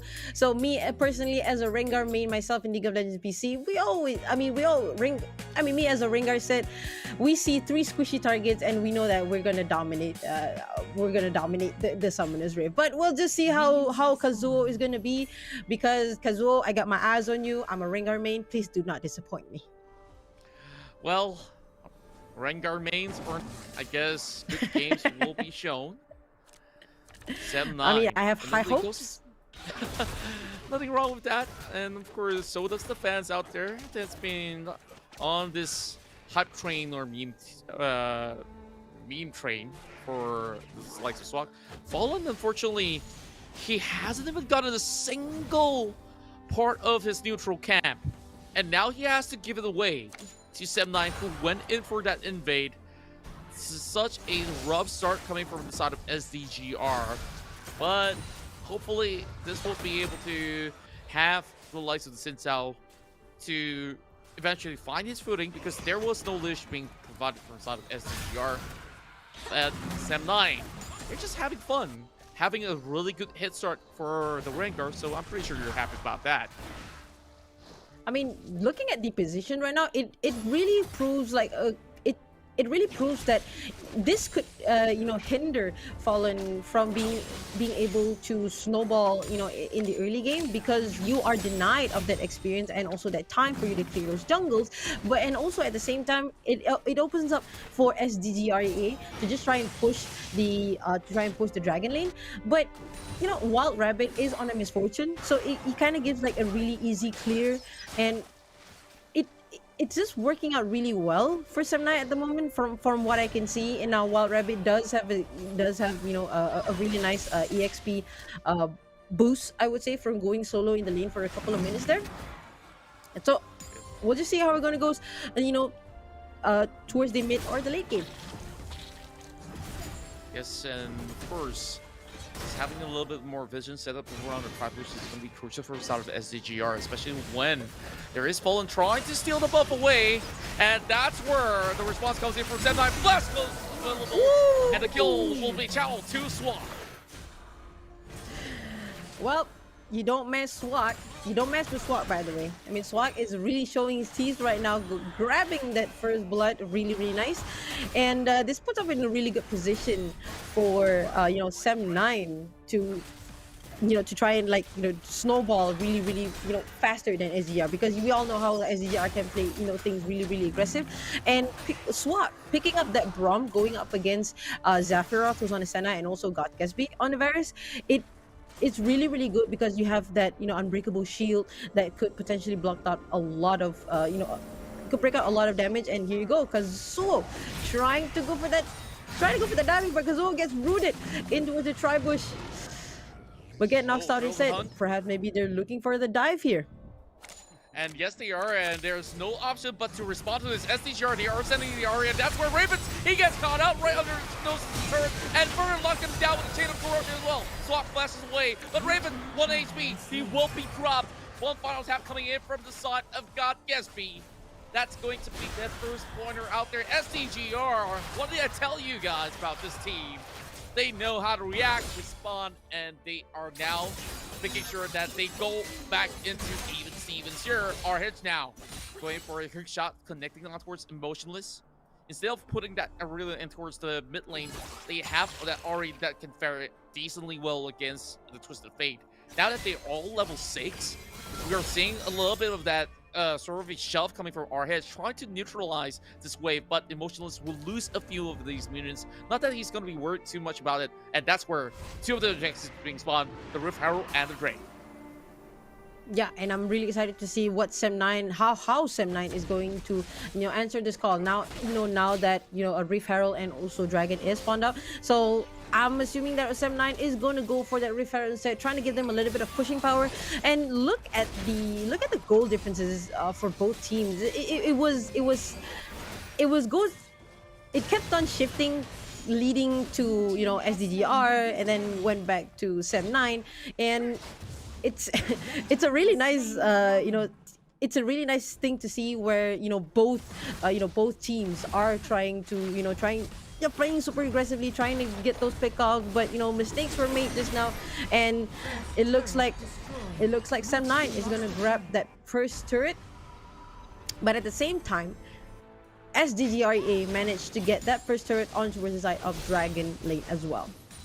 This is the reason why I've been looking forward for this match, because I expected it to be a very close match from start to finish. And EA, or sorry, I just called him Saldarker from here onwards, right? So, SDGR, yeah, multiple names to actually call them, but of course, they are looking for this big win against Sem9, and in order to do so, they need to really respond accordingly very well. So, and they exactly mirror each other as much as Fallen had the worst of start as the Sintao. I think it is pretty much manageable when you have great rotation coming from the rest of the teammates. So in order to pull those numbers back, just look at the itemization. 2 Trinity Force, 1 Raw of Ages, and the Essence Reaver being set up for Sem9, and also, of course, Derek Gage for survivability for the Sintao to skirmish even longer. And on top of that, Aurelia now with the Blade of the Green King. This is going to be a lot of ample damage coming from SGGR. Yeah, I mean, with the Blade of the Green King pickup for Aurelia, it's going to be really, really strong, because that's technically one of the core spike if you actually wanted to dominate your lane. But going up against a Camille who dished out a lot more damage compared to Aurelia with relatively low cooldown with the hook shot, so it's going to be quite difficult for Emotionless to try and get back into the game, unless if they could actually there you go, maybe Kazuo getting knocked there. Oh boy, this is going to be the sort of bullets being sent off towards the side of SDGR, and while Rapid, of course, coming back here as their main marksman, just dishing out significantly well, but they haven't been able to actually get too much going on, and Kazuo was the one being taken out. While for the rest of these members of Sem9, they may have actually lost the turret, but they are going for a team fight. Our heads dropping in with that ultimatum, and now looking for Williams as he dashes out. Almost get Brock, 1 HP left, and he survives. My goodness. This is one sweaty round coming in, and SDGR just exerting ways to just keep the Tigers back in the den. And you can see how SDGR, the way they control the game is very nice. Like, I mean, of course, you have Fallen, who, initially for the first 1 or 2 minutes of the game, he was struggling to try and get, one neutral camp, but he managed to, to put himself, forward again. And now look at the difference in gold between Rengar and also Jin Zhao. That's about 100 gold differences. That's about 1 kill differences. And which is really good on the Twisted side of Jin Zhao, because you really need those, you need your cores, you really need to be, in the front line to try and tank a lot of damage, at the same time dishing out a lot of damage as well, picking out those key targets. And Rengar can only pick up, I would say, the key targets in the back by going, trying to go for the assassination. And so far it's looking, I don't know, for me I mean, in terms of the composition that Sem9 is bringing out, I would say SDGR EA has a little bit more, um, you know, sustainability. Because sustainability, this is where they land that beautiful charm on top of that barrier. And oh my goodness, Kazuo walks away alive. Bullet time doesn't really connect all too significantly much. So, but the one in the corner, you do have a little bit of a shred. Orange managed to escape. He uses a hook shot over the wall. And that is where he knows that this is going to be a harder challenge emotionally from here onwards. Where it's now with the gold card as well, as they are now contesting for that break. Not much to be said and done for top 7-9, but here comes the Destiny as well. And they are now looking for that pickup there with the Hex Ultimatum. That's where Destiny falls right in towards the mid side with 2 kills going over the side of 7-9 pretty much cleanly. Now looking for that break as well. Now back and forth, and we are seeing Fallen trying to go on our head. But there's not much to be said and done. Jim Corruption only to hold them back ever so slightly, and yet that snipe goes through. What a beautiful piercing arrow that was shot out coming from God Gatsby. Oh my god, these two teams are really going neck to neck at each other. It just shows that these two teams really knows like when to take the fight or when to back it out of the fight. They did try to take the fight. Kazuo did manage to fall down, but it just wasn't enough to dish up that much damage to a Varus. And this Varus, God Gatsby, is going stronger and stronger by the second with the more amount of pickup and also the motor reminder as well. This denies a lot of healing, not just from the Rengar, but from the me as well. And the fight is now, it looks like it might be another fight here. No, that will be not. Just a little bit of a skirmish going on, and you just look at how well they manage it. This is where he dives on the wall, swat down, getting pummeled upon. He does manage to hop right backwards. Glacial Fissure does not really connect.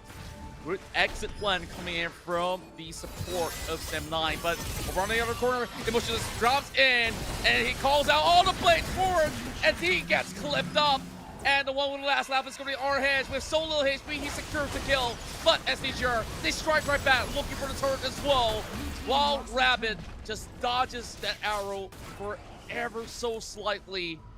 As much as they are going on even, that turret has been able to offer a little bit more stash of gold to keep SDGR with the lead. And Kazuo is not done just about yet. There's so much going on, as this is going to be never-ending fights coming from both sides. But somehow they will need to go in for a reset, and Sem9 says that it's no time to rest for the wicked. But SDGR, they're working on this barrel. This is actually a very good call.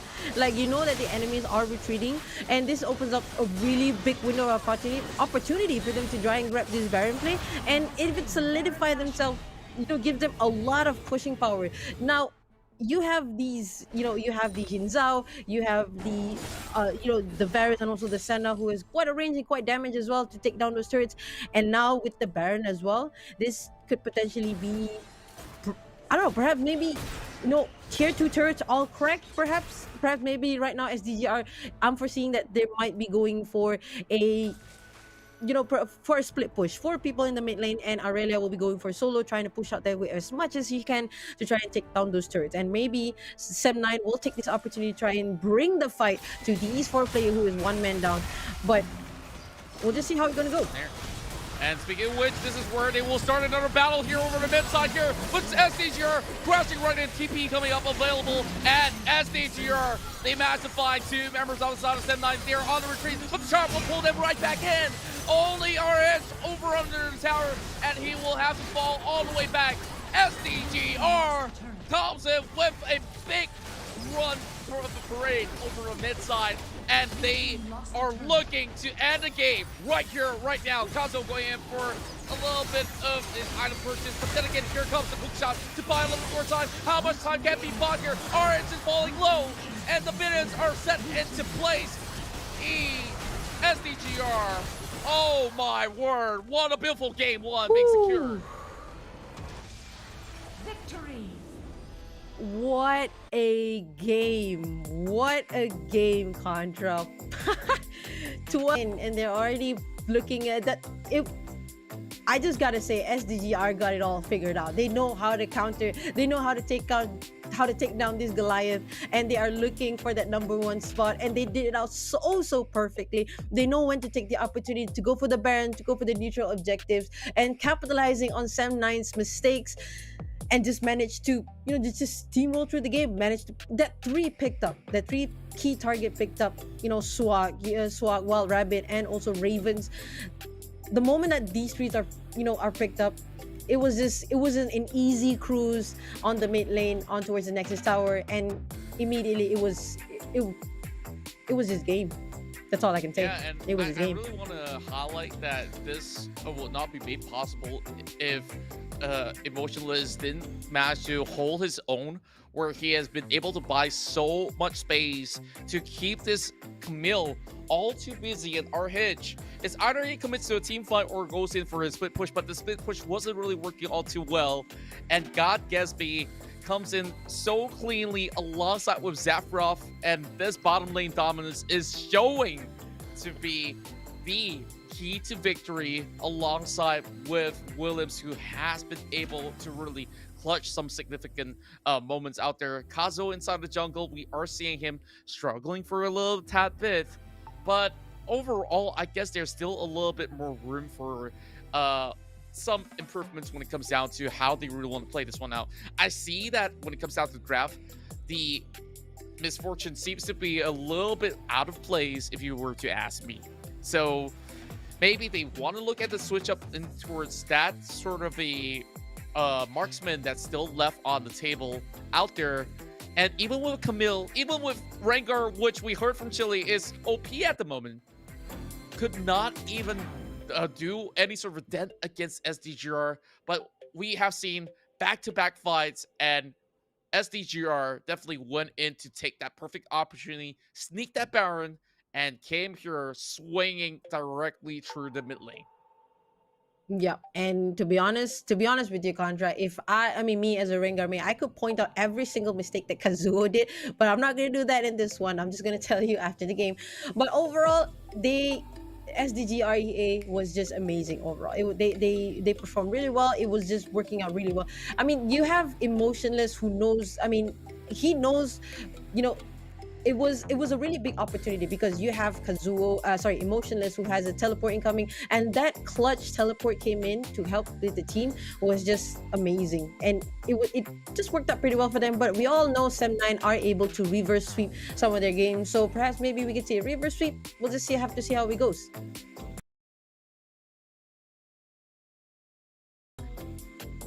Game number 2 shortly, so don't go anywhere, as we'll bring you more action between the two of these teams. And this is the CI Icon Series Malaysia, and of course all these brought to you by ESL, Riot Games, as well as our official tournament partners, Maggie Hot Cup. Lihat, tunggu Stevie. Boom! Wabakabu! Adakah dia berjaya mendapatkan triple kill, mencari yang keempat dan kuasa kill?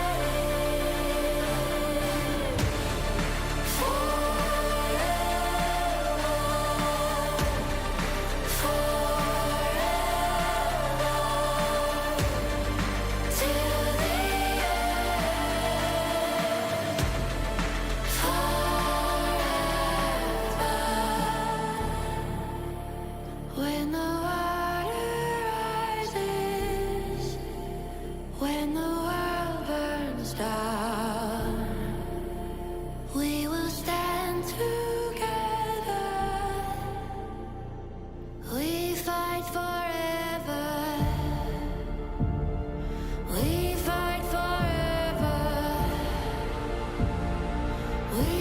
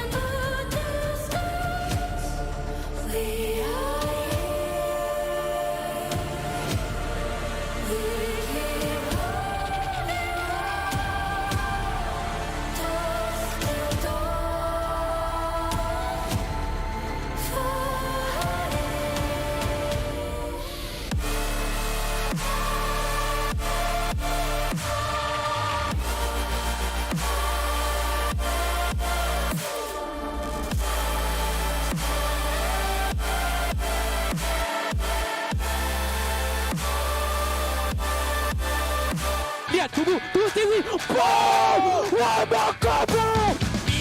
Alalalala! Ada kali Berjaya mendapatkan triple kill, mencari yang keempat dan kuasa kill.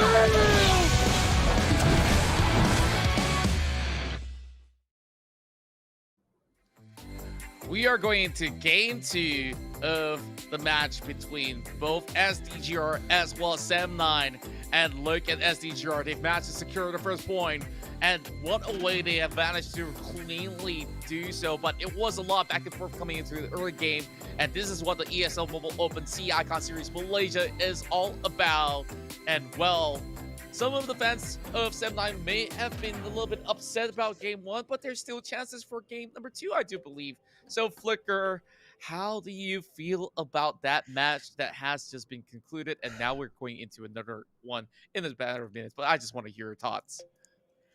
I mean, I could say that Sem9 could did a little bit better. I mean, they have the idea of what they wanted to do. I mean, they even knows like, how to deny, the early experience and the goal from Fallen to, perhaps maybe, but they did make a couple of mistakes just now where they're trying to go for the dives, or they're trying to go for the pickup and the dive, but they just weren't, didn't expect, Williams and to be there as well, which in a way it kind of, for me, it kind of turned the game around on towards the favor of SDGR EA, where God Gatsby was able to snowball, Zephyrat was able to manage to support the team as much as he can. And I think the Mortal Reminder pickup from the blade that was picked up by God Gatsby was really good. It denies a lot of those healings, and in a way it kind of worked out pretty well for SDGR EA. And I'm predicting that Sem9, I mean, it could go both ways, I would say. That's right, and we quickly go into the Champion Select. The last Champion Select, we just had a little bit of blink of an eye, and thank goodness now we have a lot of time to see what goes on. So first ban is going to be the Akali. So that will also take one champion pool away from RH, who loves to play it. But same goes to the side of Emotionless, because both of these players definitely goes for a very skirmishy heavy Baron lane. But to also match up for the rest of the bans, we have Galio as well as the Gragas, both tanks being locked away. And over the mid lane, we see a little bit more diversity now. TF alongside with Ari also being taken off, and no Braum as a support. That leaves open another run for Camille, another run for Lucian, and many of all these hot picks. So Emotionless could also go in for his Irelia if he really wants to do so, and he's probably not so afraid of that Camille that was coming from Sem9. Yeah, I mean, so far I've seen, Irelia, even though you are struggling in the late game, but Irelia's kit is just more I would say more powerful. You have the sustain going up against any top laner, against Camille as well, and apparently it's going over towards the side of RH, who is going to go on the Irelia, and Senna is going to get picked up on towards the side of Sem9. So most probably is going to be Swak, who's going to be on the Senna. Meanwhile, Williams will definitely go on towards the Zeke. Gives them a lot of pushing powers, and also Jarvan to help with the early, perhaps maybe the early pickup, or generally in the team fighting as well. That's right, and we do see that they did switch up when it comes down to the players that will be playing in game number 2. Dazzle Me now will be called in, while Rabbit has to take a backseat. Is that a cannon I'm seeing right here? Okay, it's a switch. It's just a hovering. So probably it's not going to be the case, because this Irelia has already been locked right in, and of course, she is very flexible, but the Fizz definitely falls into place pretty much nicely. Looking for some burst potential.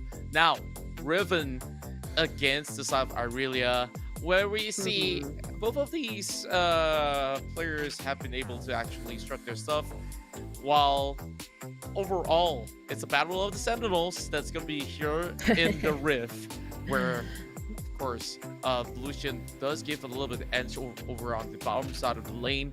And I'm looking at the side of SDGR. They look to be very solid when it comes down to the sort of the ideas that they're bringing into play. But to really match it up with tempo, I think that the response coming in from the side of Sem9 is going to be pretty much great as well.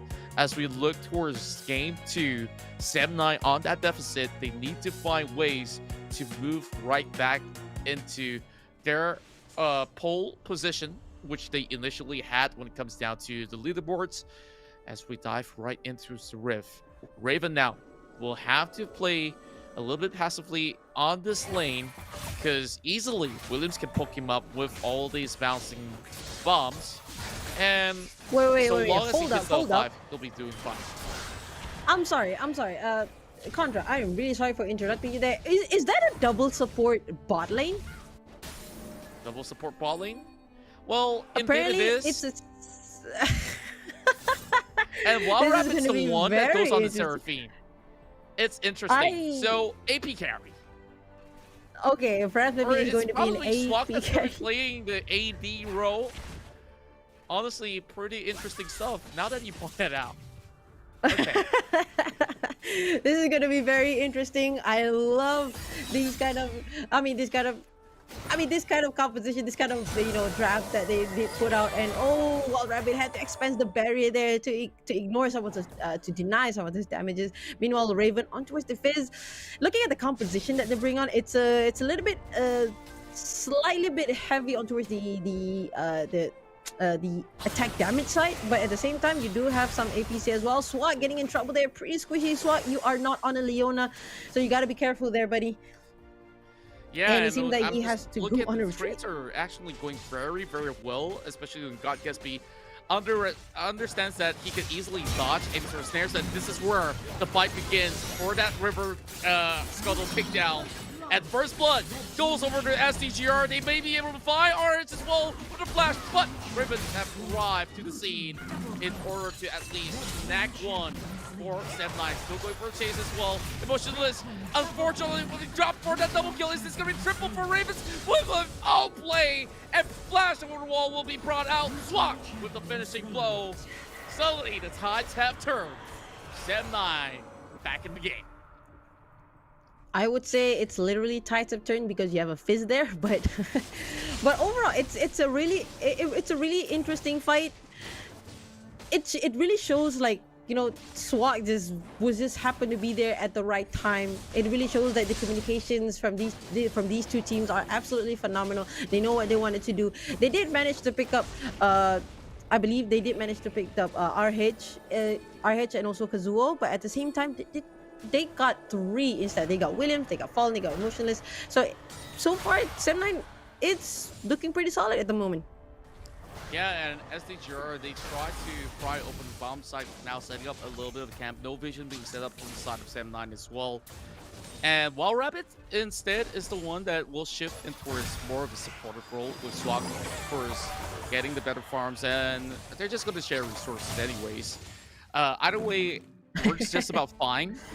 But that fight over on that river was honestly a little bit iffy to me because of that overcommitment coming from Emotionless, which they could have happily walked away with a 2-1 record.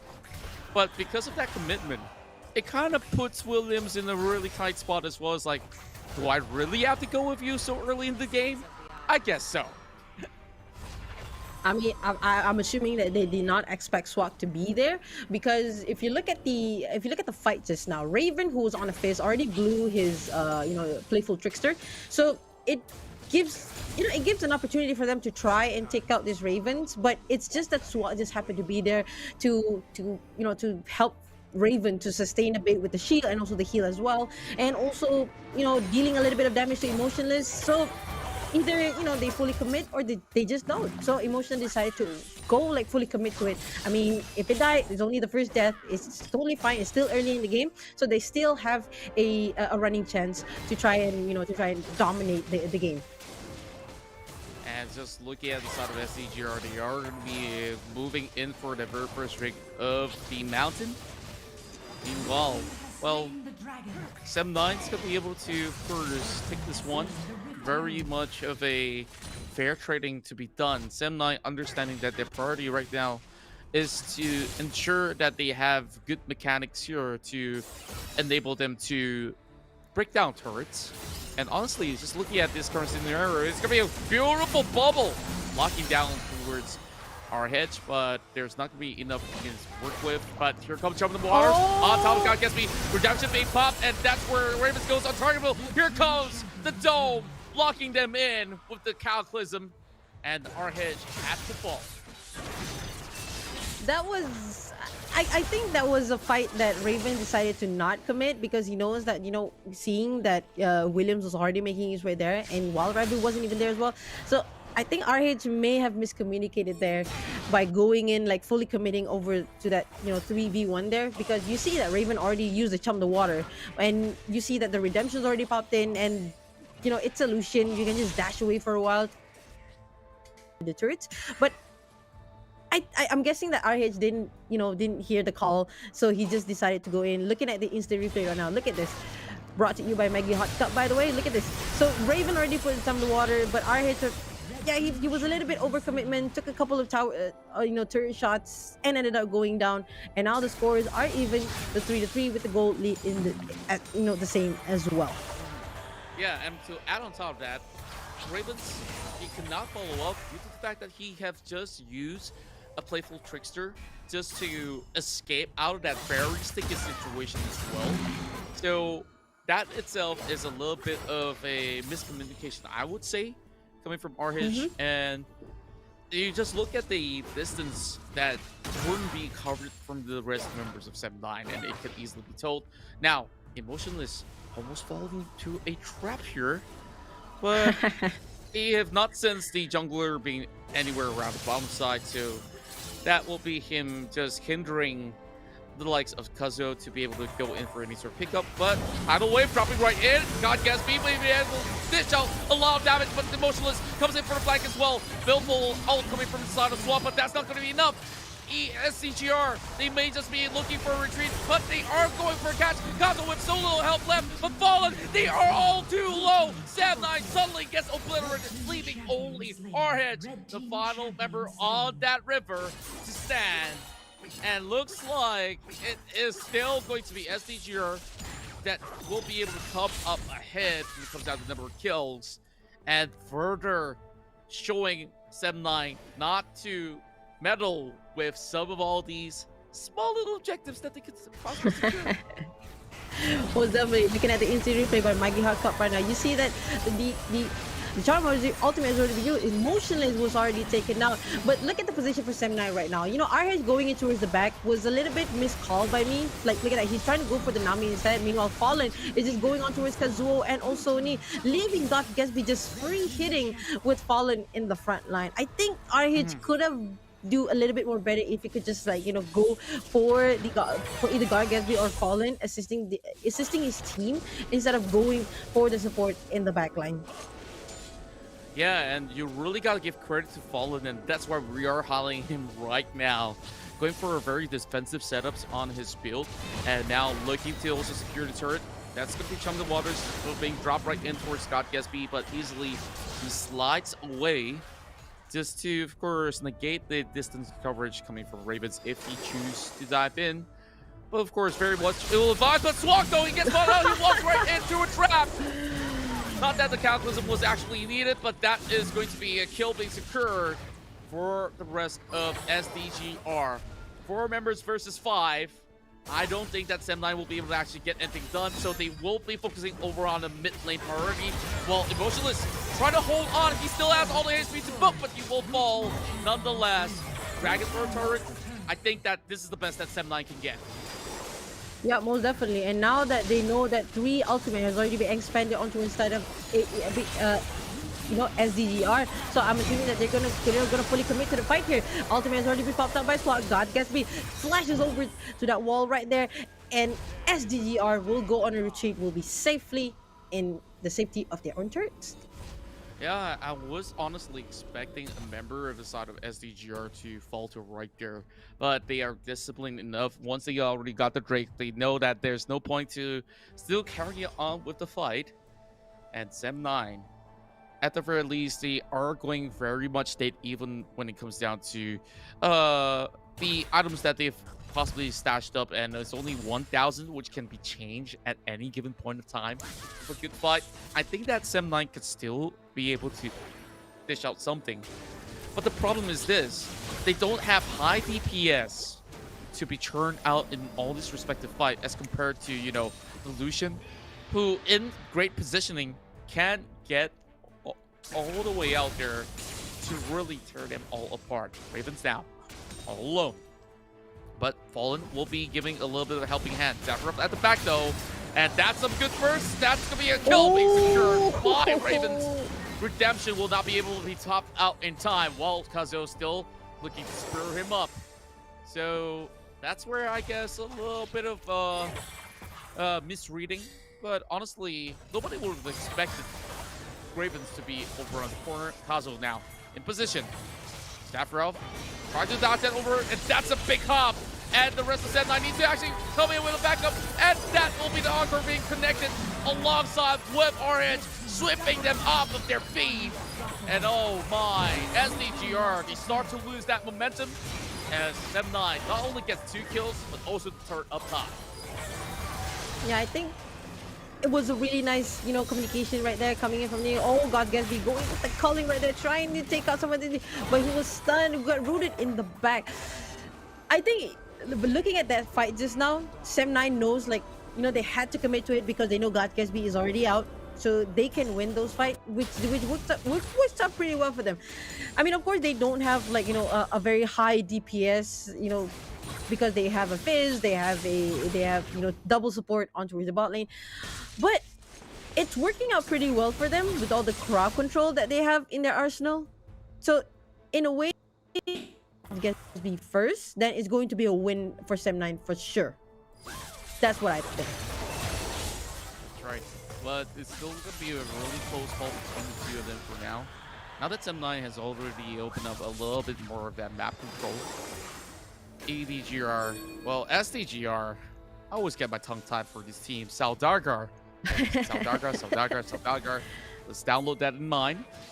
Well, there's not too much vision that's being set up. That this was where they trying to force the fight. Kazo now being stuck with the Encore, completely misses.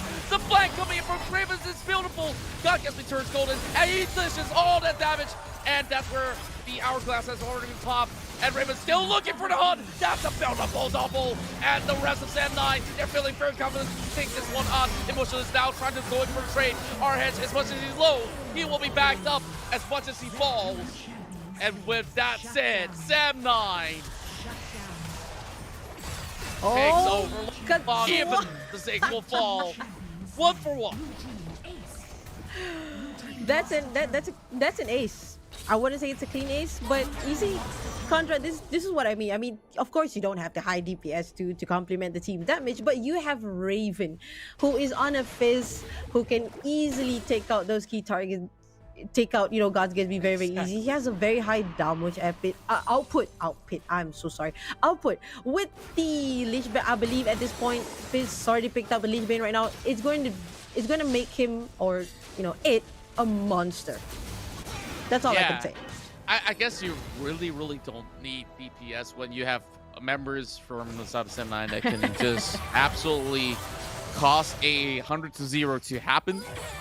So the main priority for SDGR right now, Saudargar needing to catch onto the Fizz, but he's got pretty much the status enchantment. So not only you buy time with the Playful Trickster, that's about what? Good 4 seconds on the clock, which can turn the tides, like we have always said. And then in hopes that they could actually land this catch, this is where they bring in the Cataclysm, even with the Mega Control Bomb, and finally they get what they needed. But Fallen, he's all the way up forward. He doesn't really have all too much left available. And here comes a big shot, giving it a big shield for the side of Sem9 as they try to rush right in towards the Tri-Bush. But that's all that they needed to secure this Drake. Sem9 have not gotten any one of it, so this will be a very important moment for them, as it does add up a little bit more of that stats later on. And that will enable the final Drake to be spawned up next. And well, God Gatsby will have to give this one away to Sem9. I mean, now with the cloud rate picked up onto the start of Sem 9, it's going to give them a lot of maneuverability. You have the Fizz who has been, he's just walking around Summer's Bay trying to pick up those targets. And it's working out pretty well for him. And with the cloud rate pickup now, he's going to be an absolute monster. Not just being able to dish out a lot of damage, at the same time, maneuver himself really well and even faster. I'm looking at he could be, from Baron Lane to Dragon Lane for good with the itemization that he picked up. Look at that, he already got a rabbit on death cap with also the Lich Bane. This fish can be an absolute monster, and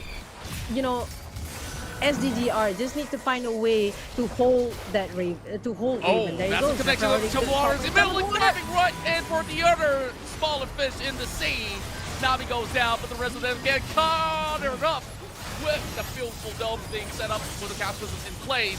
But look at where the members of Sem 9 is. They have repositioned and they storm the Eternian jungle looking for the bottom member in the form of Motionless.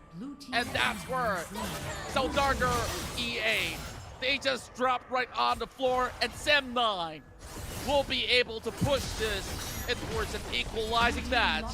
And we are now going into game 3, ladies and gentlemen. And this is your victors, Sem 9, with now SDGR having a challenge at the end. Oh my god, this is the kind of game that I'm talking about, Contra. You have the David who just showed really nice fight, and now we're looking at Sem 9. Perhaps maybe it's a reverse sweep, I don't know. But looking at the performances now, that double support really works really well for them. And I'm assuming, I'm expecting, like, I'm gonna see a lot of double support in my games now, starting from now. I'm assuming. Well, of course, Senna could still be counted as a marksman, and of course, you are pretty much right on this one. Still, like, while Rabbit is going on to the full AP, while Sock, he's only got pretty much the Black Cleaver. He's working on it though. But if we really look at some of all these results, initially it looks to be very solid plays coming from inside of SDGR until members of Sun 9 just kept contesting on that Baron pit over on the corner river. And that big catch coming in from Ravens has been that beautiful play to really set the tempo right. It's 9-2-3, but it's our head here that has been the overall MVP for game number 2, pulling this one back out of nowhere. And unfortunately for Williams, after multiple nerfs going on with the Ziggs, Satchel Charge may not be super effective as compared to back then, where the Satchel Charge could easily take down turrets. Now with that nerf, you need at least 15% of health bars left on the turret to be able to take it down at level 1. And of course, that second spell won't be prioritized until much later in towards the late game. So just looking at the side of SDGR, honestly, we have been putting some really astounding numbers when it comes down to damage department. It's more of those final few fights that honestly have costed them this game. Yeah, I mean, looking at the damage output, I mean, of course, RH as the MVP is well deserved because he was just there at the right time, at the right moment to try and support the team as much as he can, dishing out the damage, providing, being the front line that he's meant to be. And he was able to sustain really well because of the Blade Ruin King pickup. And look at how Ravens play the phase very beautifully. You go in, take out the key targets, and backed out immediately to try and try and get your cooldowns. While all of your skills are actually on cooldown, you just wait for a while. And to be honest, if God Gatsby actually goes for that Raven in that last fight, he could have try and dish out a lot of damage to everyone onto its Sem 9. But he did not finish up the fish in time, which allows him to get assassinated again by the same fish, and they just lost the team fight entirely. Exactly so, and of course, we will take a little bit of a breathing space because we have this exciting series here to, of course, finish up. But we will take about 4 minutes, and we will be right back for more Wild Rift action. Lihat, tunggu, terus Dewi. Oh my God, bro! Balikan di Berjaya mendapatkan triple kill menjadi yang keempat dan kuasa kill.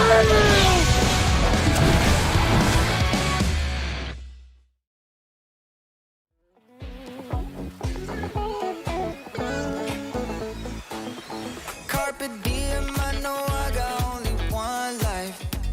Don't wanna spend it, listen to your bitch one.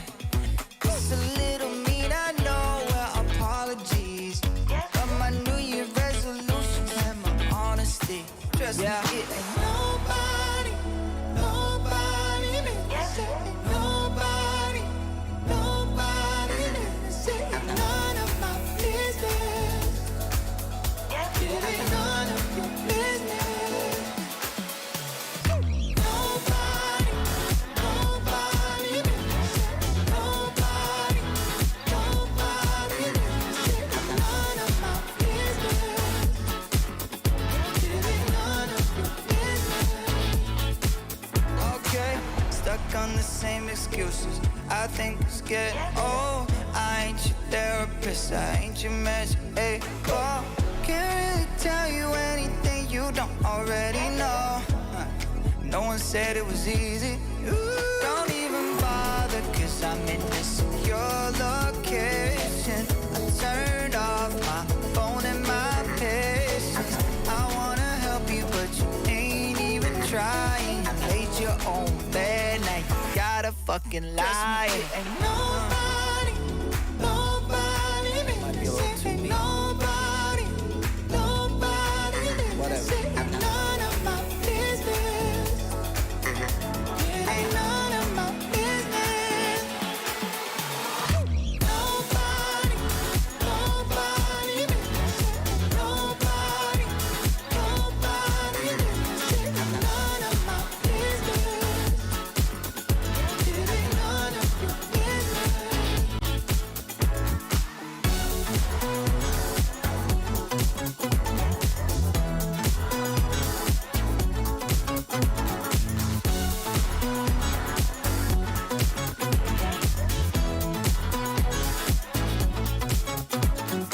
Nobody, nobody makes it. And nobody, nobody makes it. And none of my business. It ain't none of my business. Look into your eyes, I see the colors of your soul, and I recognize every single line, every single roadblock. We are two hearts that beat in time. And that's how I was looking down all night, blocking out the sun that we need. Maybe we can change our stripes and colors. You're the only one I see. And I take it all or nothing at all. Driving through the night till I'm at your door. Go outside, stay up all night. And I take it all or nothing at all. Driving through the night till I'm at Lihat, tunggu Stewie. Boom! Wabah kabur. Itu petangkan alamat. Balikan di Berjaya mendapatkan triple kill menjadi yang keempat dan kuasa kill.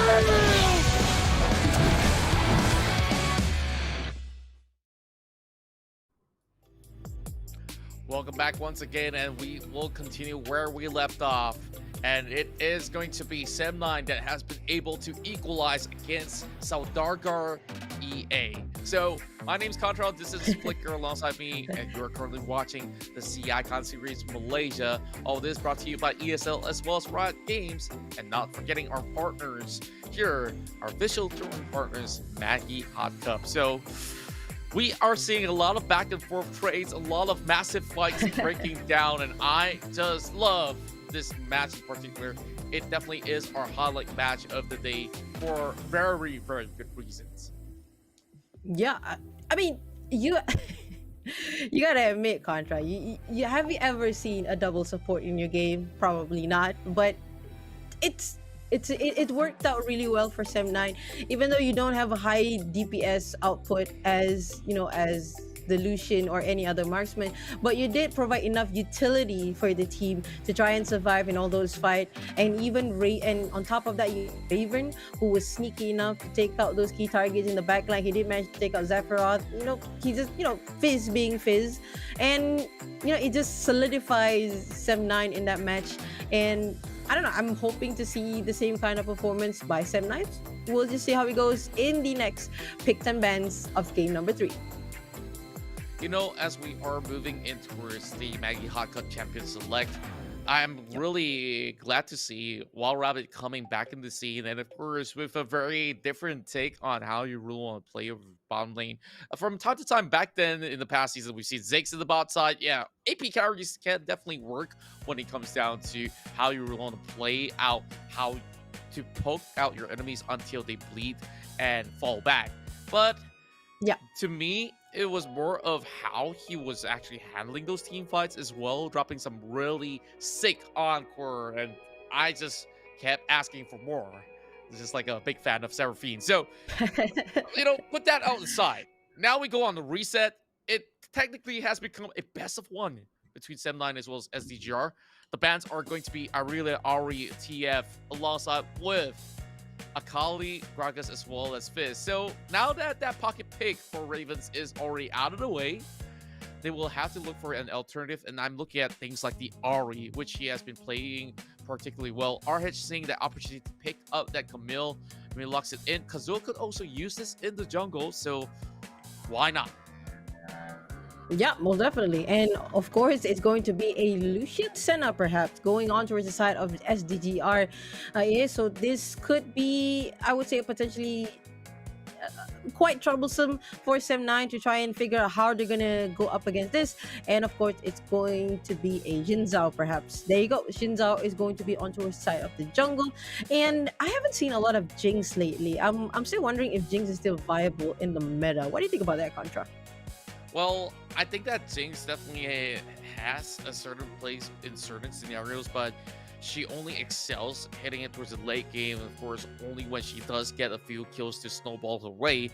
But there is still better options on the table, and I'm looking at things like Xayah or even Ezreal, who is really on how they manage to pull advantage for themselves. But Draven is going to answer back towards the solution if he wants to go hard and go snowballing, and that's where Leona will accompany the side of Wild Rabbit. So if we're looking towards the top portion of the lane matchup, this is a Fiora going against Camille, and Diana once again being brought forward by SDGR. So many of them can actually start off with some really good initiation, but for Sem9, they can counter-initiate. They can even hold back or even do things one step at a time in order to get those pickoffs. So honestly, I like both drafts. I just can't pick my poison right now on who exactly is going to be winning this tournament series. That's correct. I mean, looking at towards Sem9, that they are looking for to keep Wild Rabbit alive as much as they can. I can see that Raven already picked up that Galio, and also Swag is of course is on his signature champion, which is going to be the Leona. And Wild Rabbit is going to have a really a really nice time staying in the back line. But they need to remember that SDGR did bring out that Olaf, the berserker of Freljord, so they really need to be careful, because Olaf can just pop Ragnarok, goes onto his side of Draven, and Draven does not have that much mobility to try and stay away from the Olaf. So I'm pretty excited to see how this is going to go. And of course, we have William on the Diana as well. So you got a lot of the champion who can just go towards the back line, take out these key targets, and then just just demolish the entirety of the enemy team. Fate lying in the hands of Fallen here, who can perhaps turn everything all towards the favor for SDGR. While Rabbit being very patient with the wave, of course, with them already working on it. Sephiroth as well as God GSP will be able to go ahead and zone off any sort of particular commotion, but to play a Draven effectively, just like how a Jinx is, you just got a snowball, and it starts off that one kill, and from there it's going to be a lot harder to even dish off all these sort of output. The difference between Jinx as well as the Draven is the fact that he does have a little bit more room to escape when he just shoves that huge axe to put them all aside and reposition. And it's all about, of course, proccing all these spinning axes that's going to be left out there. Mid lane, though, a little bit challenged towards the side of Galio, and that shouldn't be all too much of a problem for them to actually pull on to. And just look at the river right now. It's a head start coming in from Fallen here, as he has already been clearing off that scuttle. Emotionless helping by. Yeah, and looking at towards the side of Sem9 as well, they did manage to pick up the scuttle on towards the side of the Dragon Lane and also mid lane. Oh, really nice taunt right there by Ravens. And this is not looking too well for William, because you have the quite a tanky Galio in the mid lane, and I'm assuming, oh no, I would say not assuming. Oh, perhaps maybe we can see a little bit of fight here. Flash coming out. Wallace gonna be able to secure first blood. Ours dropping right in as well. He's going on towards a different direction, on towards the tower, but Emotionless can only watch by. Flash being popped out coming in from the side of our head. And as much as it's equal trading, I think that Fallen definitely have the better of swords. But over the time, Zoc! Oh my word! Sephiroth now might just be able to actually secure the kill, but this is gonna be Oh, no! the solo flare on top! And Sephiroth will have the last laugh, and you did not dive under the turret below 5 minutes of play as the Leona. It was such a heartbreaking to see, to be honest. Like, if Wild Rabbit was there, he could have like gotten Sephiroth as well, but he managed to, I mean, Wild Rabbit had to back away because he was really low, taking those turret shots. But there was so much that Swag can do. I mean, Swag did try to fight back, but it just wasn't enough. Now, going back to my point just now, you have Raven, who is on the Galio, who is proven to be a very tanky, a really good counter against all these AP carries. And now with the availability of crystalline armor as well, it's going to make, you know, Galio a really decent pick, I would say, comparing to Gragas. But still, Raven could just, you know, provide a lot of tankiness to try and cover for Wild Rabbit, who is the key player in this game right here. I mean, of course, you have Kazuo as well, Kazuo to peel for Wild Rabbit. But at the same time, perhaps maybe we're looking for a fight here. SDGR, they're looking for the big full fall. Ravens possibly will only hang on, will not even pop any sort of sums except for that barrier. Not that he has the flash on top of it. Now, that is a very clean securance coming in from the side of SDGR. Now that they really move towards the Rift Herald, they should be able to actually stash this one up. But Sem9, instead of going for Dragon, they want to contest. And Swak, he may be able to actually do something, but are they a little bit too late? Are going to be dropping right in? And this is where Saldargar, they do get that Repel, but the rest of Sem9 has been able to actually get themselves into a better position. But then again, Saldargar says that there's no way that you can escape. And it's a triple coming in for Fallen. No. And Raven is just going to be walking this one off. Now, guess what? With all that sort of dive coming from Swak, he may have actually pulled a few kills. Now Ravens is pretty much stuck. SDGR has gotten one more easy kill, making it 7-3. I think that's a fight that Sem9 shouldn't be picking at all. I mean, you have a clear opportunity to just grab this Mountain Drake and then just, you know, just leave and snowball, because you guys have a composition that, you know, they wanted to have Wild Rabbit to, you know, to snowball as much as they can, and for them to be as tanky as, you know, as much tanky as possible as well to cover for Wild Rabbit, and they blew that opportunity by trying to contest. Looking at this instant replay by Maggie Hotcup, Swat did manage to go in, pop the Gargo Stone Plate, and Raven just managed with the hero entrance really nice. They did manage to pick at it, but the Olaf was just a beast. Look at Fallen, he's just taking those players out one by one, and now Sem9 lost the opportunity to grab this Mountain Drake, and this is going to be a huge loss for them for picking that fight. Indeed. And of course, from here, they will start to bleed. The Tigers may have actually lose a little bit of their claws in that past fight. It does not mean that they're down and out, but here comes Emotionless. Really diving right in, opening the grand challenge. A little bit prematurely, but SDGR, they're not too worried about what goes out over onto the top side of the map because they've been able to also secure their turret over on towards the bottom side and also keeping the pressure on top of Wild Rabbit. Meanwhile, our hedge, he's currently moving in towards the mid side, flashing in under turret, looking for Williams. And good coverage as Zafarov comes in from that far range to support, just in case there's any full commitments. But that's all she wrote. Yeah, most definitely. And I think Sem9 is picking a fight where they shouldn't. That's what I think. You have Wild Rabbit who can dish out a lot of damage, but from what I see, they're playing it. I don't know. I don't want to say it play it too aggressively. I mean, they are confident. You have Swap on a Leona. They are super confident that they can actually, win those team fights. But Wild Rabbits just wasn't there to, to help out that much. But it's still only 7 minutes into the game. Wild Rabbit still hasn't got his core items yet. Of course, there's the Essence River available, and I'm assuming that there's going to be a Solari Quick Blade or maybe a Novari, in his mind perhaps, but it's just not there yet. And if Sem9 really actually wants to try and win this, they really need to do a lot of coverage for Wild Rabbit to try and dish out those damage from behind. That's right. And currently Sem9 is looking to actually stall the game.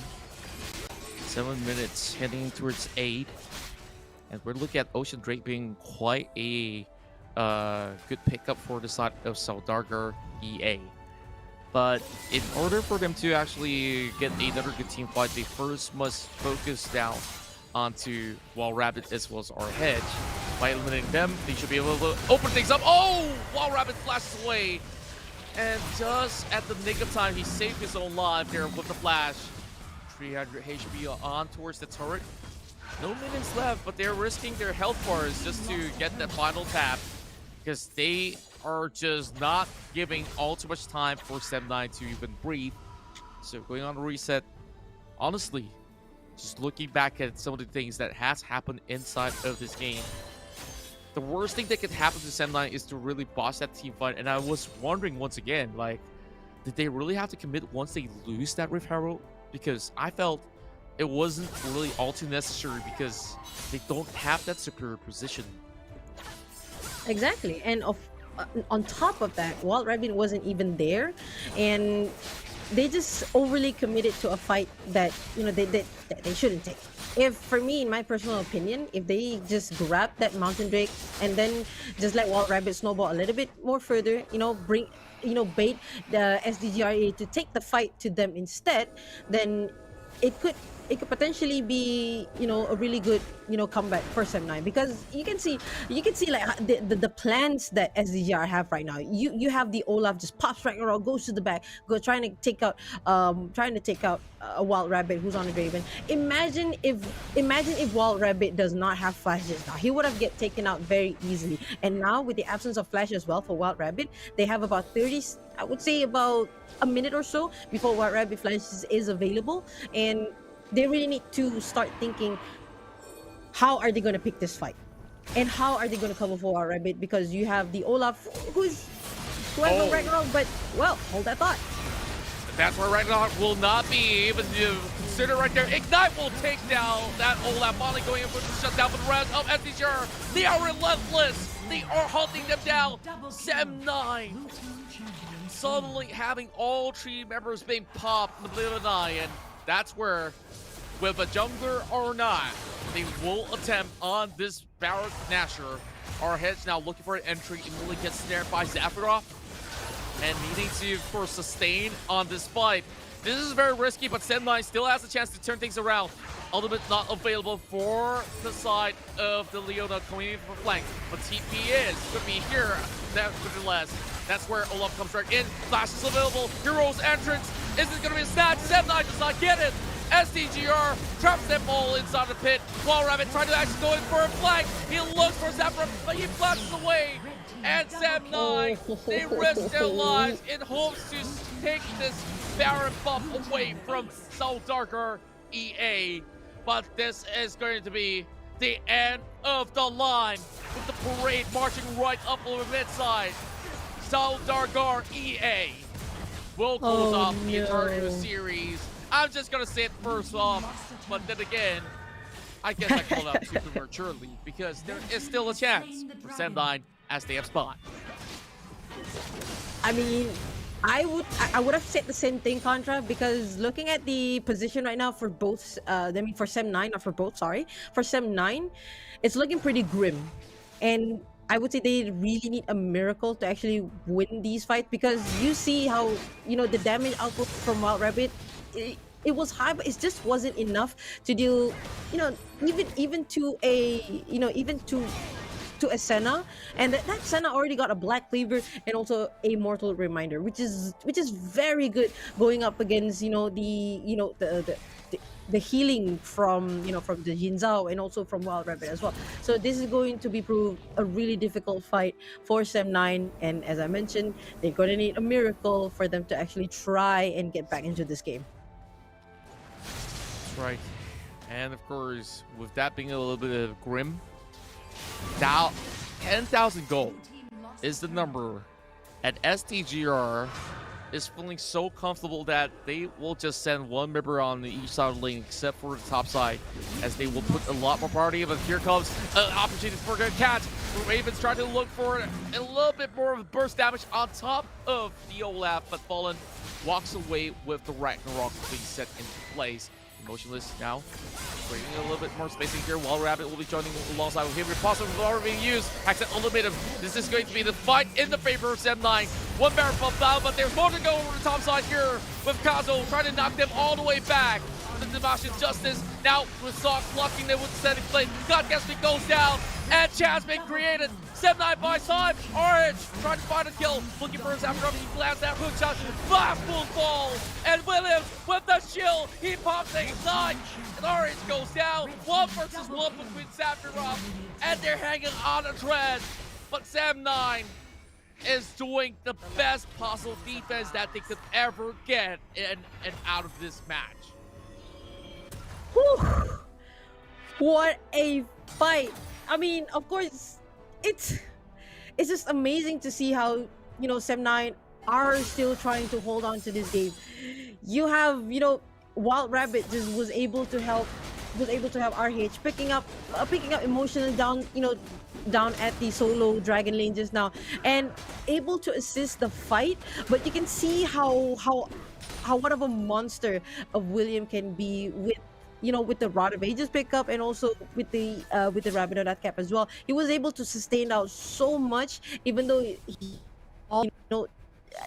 towards the end of the fight, but he was just able to hold on as much as he can to try and take out they did manage, in the end, each team loses 4 people, but overall, I really think that, yeah, this could be still the final fight before the Baron, and Sem9 really needs a miracle to try and win this fight right here.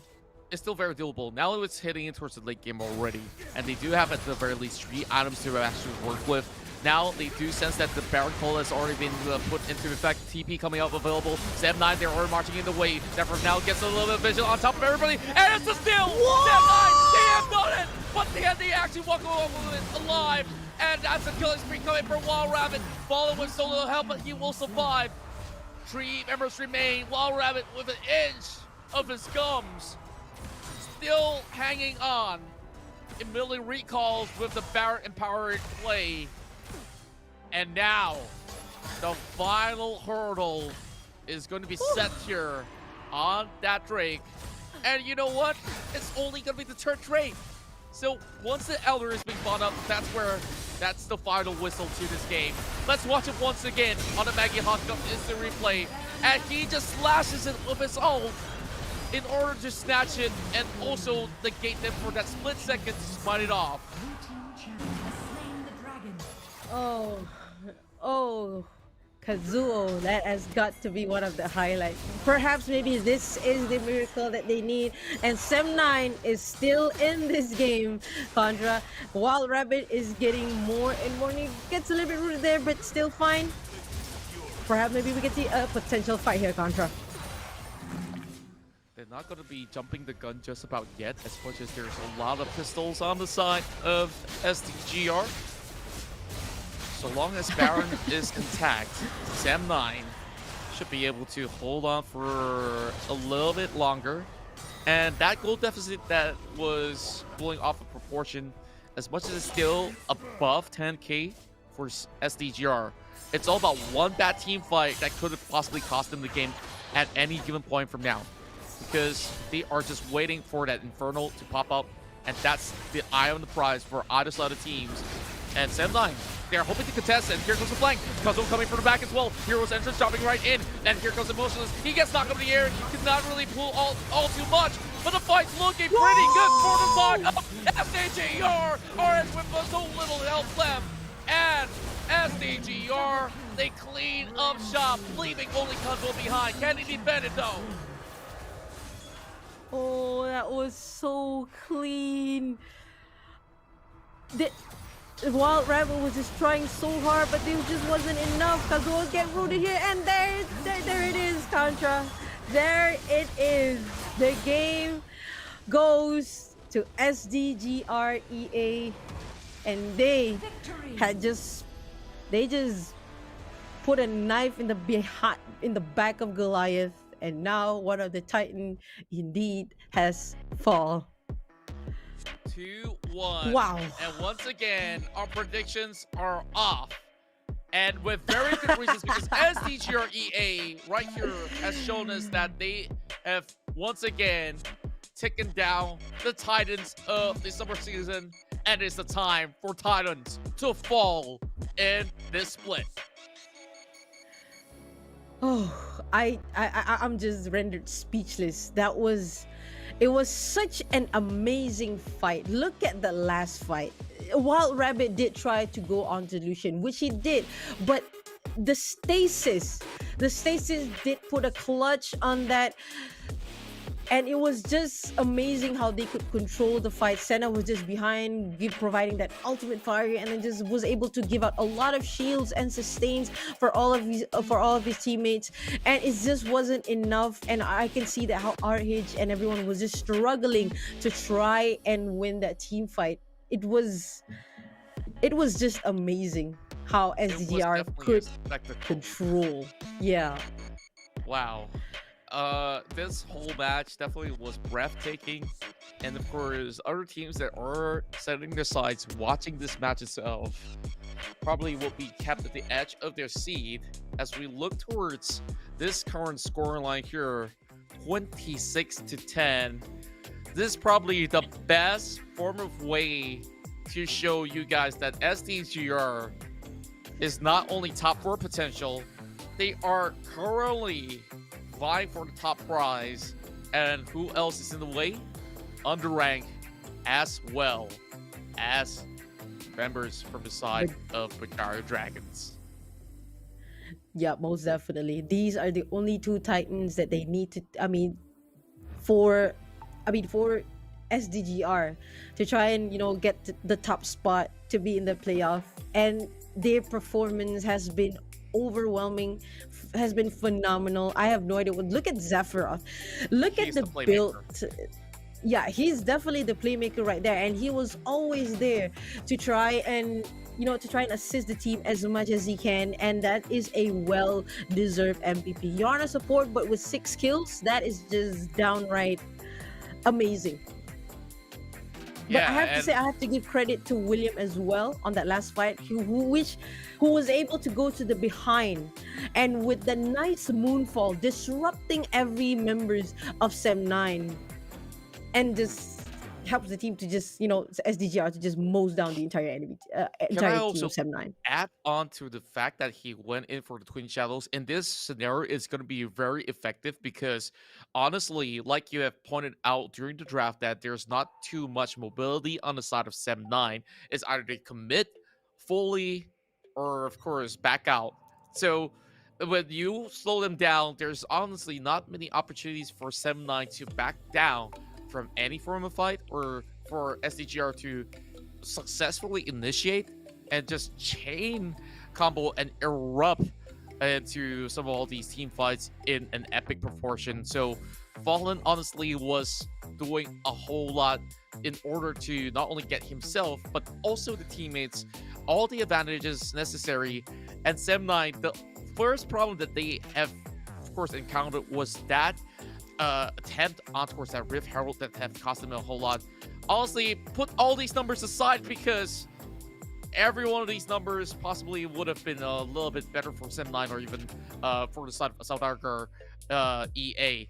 They are, of course, playing a perfect round where every one of the members have been able to dish out more than 15,000 damage in total. So, SDGR, I want to see them going up against Berjaya Dragons at this sort of rate and see, can they actually take them down? I mean, judging by the first round, Contra, if you remember, they did manage to take down Berjaya Dragon, but that was, I would say, at the point where Berjaya Dragon, that much synergy.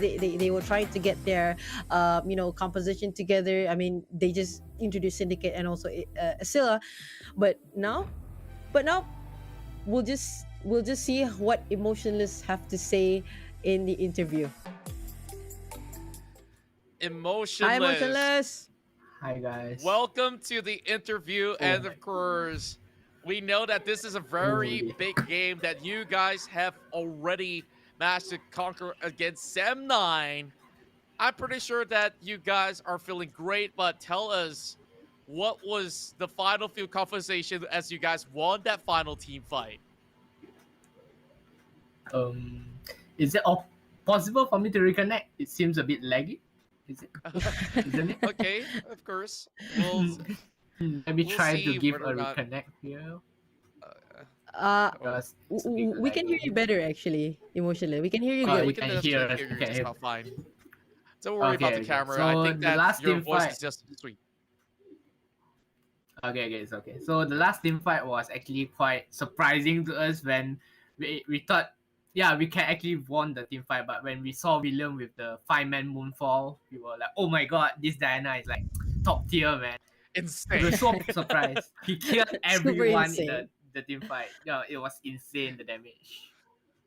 Yeah, Diana so far, despite all the nerfs and such, he's been able to perform so well. And game one, we did see that even though that you guys had a Fallen in the jungle who was struggling to, of course, get into a better position because he got invaded over on his red buff and was struggling. Mhm. Let's talk about game one, because we're thinking that, oh, this might just be a very big struggle for the side of SDGR, but you guys have managed to also come back up very solidly with some really good team fights. So has this break of a 1 week enable you guys to really prepare very well against this matchup against Sem9? Yeah, because for the past 2 weeks when we lost to BJD, then we felt that we've been lacking some sort of stuff. So we went on for that 1 week intensive training. Then yeah, we actually buckle up, added a few add-ons on our team comms and champion tools, play style, sort of lah, so that we will be more Yeah. well prepared to fight against BJD later on in playoff. And of course, Sem9 did come up with surprises of their own in game number 2, but heading it towards the very final game itself, you guys definitely have proof that you guys are the better team heading it towards this second split. So Mhm. now that you guys still have many more games coming into the second half of the fall split, is there sort of a personal goal that you have, whether it's killing somebody off that Baron lane or is to smack some of the top teams out there? What do you want to achieve for South Africa EA by the end of this regular season before playoffs? Personal achievement that I would like to get is, let's say, win as the BJD top lane at top lane, maybe win him in the 1v1 matchup, and then try to declare myself maybe first barrel laner in Malaysia, top one. Ah. Oh, Then Top one, but that Maryland. top one. That's a big but goal. in terms of team goal, we are actually aiming for the top. If possible, we'll try to get the top one. If not, top two would be barely enough for us, because since we're actually a new team that come in for this season, top one, if we can, we will get it. If not, top two is also a very good achievement for a season. Well, of course, take every chance that you can get emotion. So I'm pretty sure that you got a lot of things to say, but of course, we don't want to hold you back all too much. We want to thank you for, of course, showing us a fantastic game against Seb9. So any last words before, of course, we move on with the program? Last words to our fans, keep following us in the group stage, and then watch us finally get our placements in Malaysia at the playoff. Maybe top one, top two, if sadly top three, but I hope top one. Okay, Most see you. All right, definitely. of course. All the best to you guys at SDGR EA. And of course, we don't want to hold you too long. Thank you very much, Emotion. Thank you very much. Wow. That Top was emotionless. His sides by the very end of this season. So, of course, I'm sorry, Flicker. You know, I wanted to pass It's all a few good. questions to you, but I was just a little bit too stoked to talk to you because that game, honestly, has been the highlight for today. But yet again, we still got one more series to go, my friend. Most definitely, and I can hear the excitement from your end, so it's all good. It's all G. I mean, you again, you took the question right out of my mouth anyway, so it's all good, man. Well, of course, now that we still have one more series to go, the next upcoming match is also going to be quite a great one. But of course, you guys will have to stay put for that in short moments. And not forgetting, we still have the MVP to be announced before, of course, we move on towards the break.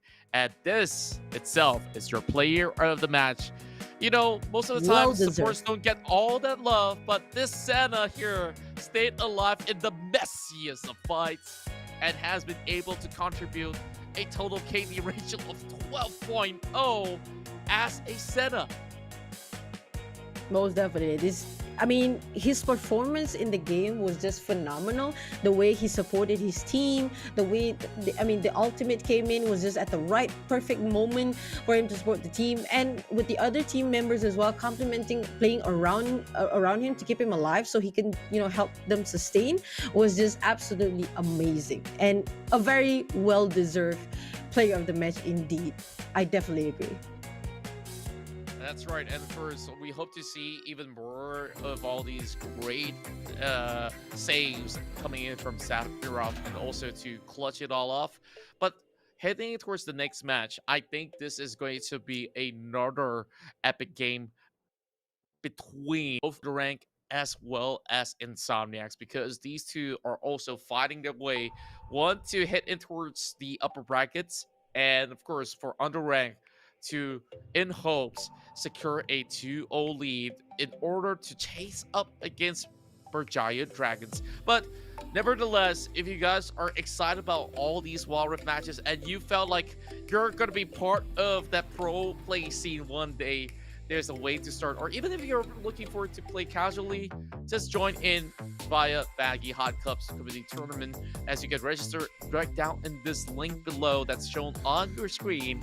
And even if you're a casual player, why not try your shot, because you can walk away with some amazing prizes in terms of cash and maybe some great hot cups here to fill in your stomachs on a rainy day.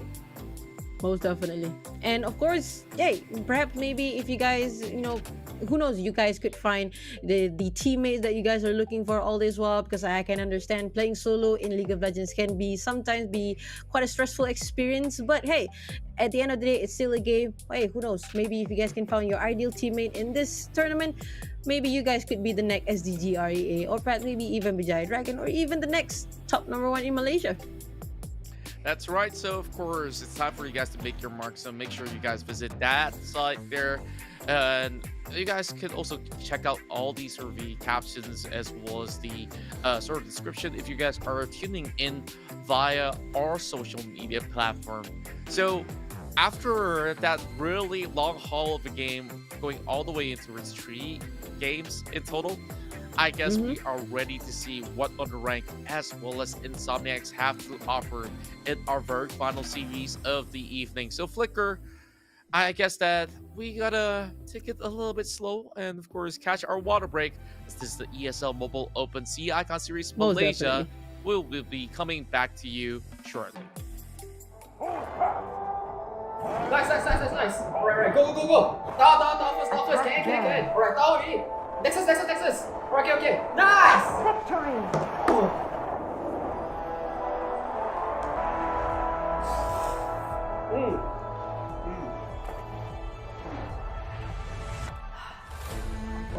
I'll see you in the game. Alright guys, let's go on board. Okay. Lihat, tunggu Stewie. Wow! Wabak kabel! Itu petangkap alam mata. Ada kali Berjaya mendapatkan triple kill mencari yang keempat dan kuasa kill.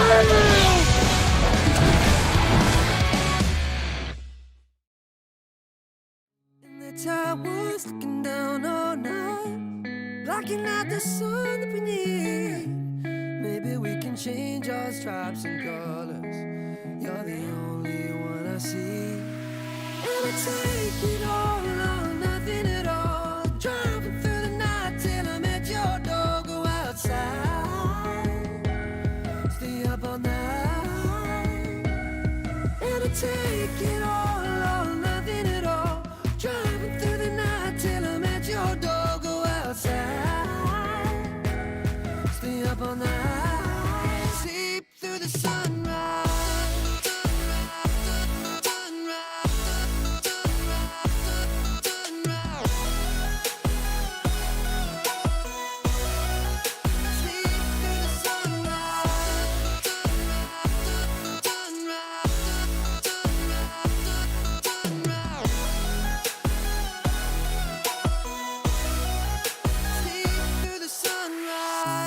Look into my past and I count the numbers of the dreams that I left behind.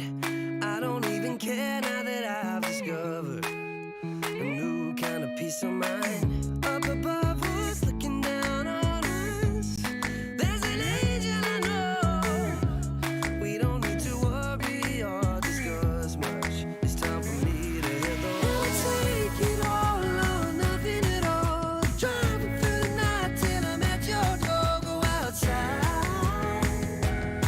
stay up all night. Sleep through the sunrise.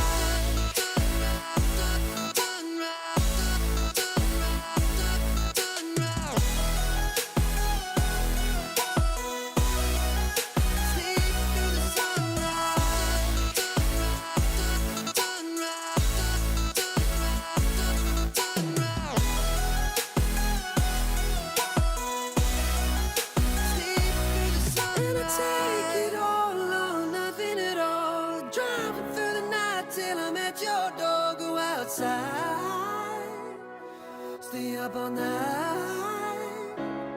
And I take it all or nothing at all. Driving through the night till I'm at your door. Go outside, stay up all night. Sleep through the sunrise.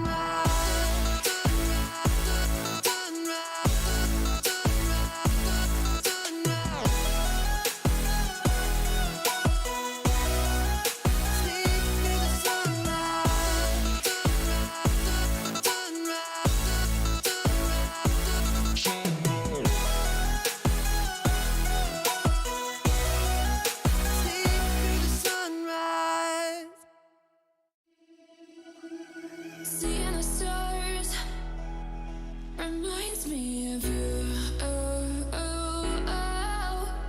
You left me with scars. Nice. Alright, go. Down first. Can. Alright, down already. Nexus. Okay. Nice!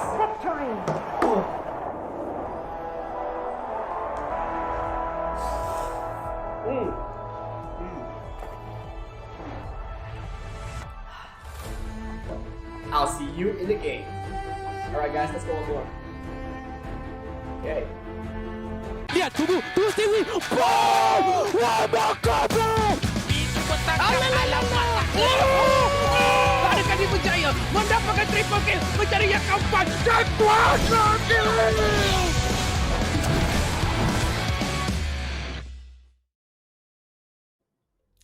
And welcome back, ladies and gentlemen, and all you summoners out there. This is the ESL Mobile Open presents League of Legends Wild Rift C Icon Series for fall season 2021. And you are tuning in live at twitch.tv/ESL Asia. And of course, this is all made possible by ESL and also Riot Games. And of course, not to forget our official tournament partner, Maggie Hot Cup. Makan panas barulah puas, or they are indeed your best friend during the nighttime session of gaming. That's right. So, of course, I definitely am fancying a hot cup right now, and we've got some boxes delivered. There was midway through certain team fights where this dude was calling me, "Hey, we got this special delivered." I'm like, hold up for a minute, I need to cover this team fight, and I'm kind of upset that I shut down the call. Because, yeah, he was trying to send me some good stuff, but yeah, I got him to deliver it through my doorstep, so got it all sorted out. Now, I got some supplies, and I hope you guys too have some Maggie Hot Cups lying around. So now we are getting ourselves ready for this very final action of Wild Rift for the entirety of this evening, as we will see INSOMNIAX meeting alongside with UndeRank. So let's have a look into what we are getting ourselves installed for between these two teams. Splatzone and INSOMNIAX have some ups as well as some downs, but UndeRank is going to be the team that we have been setting our sights on, because this is a team with the biggest of improvements other than the side of SDGR, with the biggest, of course, debut in the entirety of the whole fall split. INSOMNIAX have been having some changes in towards the roster by bringing Rav, as he's hailing from the Philippines, and we have already seen that there have been a lot of outstanding players that has been coming over on towards our Malaysian shores to, of course, display the best that there can be on that Baron lane. So is this going to be the one to challenge Asilla here on that Baron lane? Meanwhile, Linus, Wadu, Ceres, as well as Evolution will be remaining in the roster for INSOMNIAX. Yeah, and I'm pretty excited to see as well how these roster changes, is it going to really excel them or push them forward to try and go up against all these titans, or is it going to be their downfall instead? Perhaps, maybe, we wouldn't know, but of course, it's always going to be fresh. Meanwhile, on towards the side of UndeRank, no changes has been made. Of course, it's going to be the same, your most favorite team, which is going to be Crown on the Baron lane, Arashi on towards the side of jungle, Kagame, of course, is going to be in the mid lane.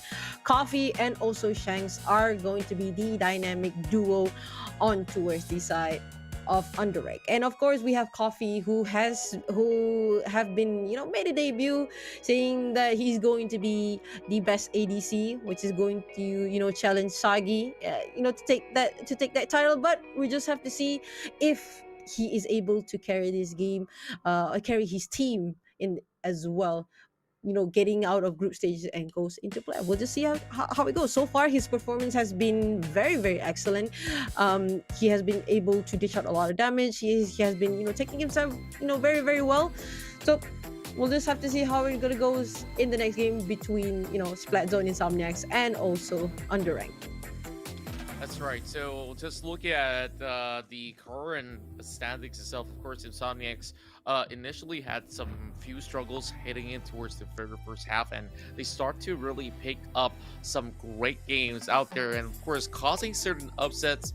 But we want to see even more of that ferocity, especially when they go up against UndeRank, who can play very much up to speed as compared to even the likes of Berjaya Dragons, and they have definitely taken them down on that opening match that we started off here in the fall season. So our predictions, once again, being synced up, is going to be UndeRank on our votes because of that sort of the offerings that they have And we definitely have to look at the superstar carry of the team in the form of Coffee, who have definitely come into the scene and have just dropped all the jaws of the audience of how well he played on that marksman role.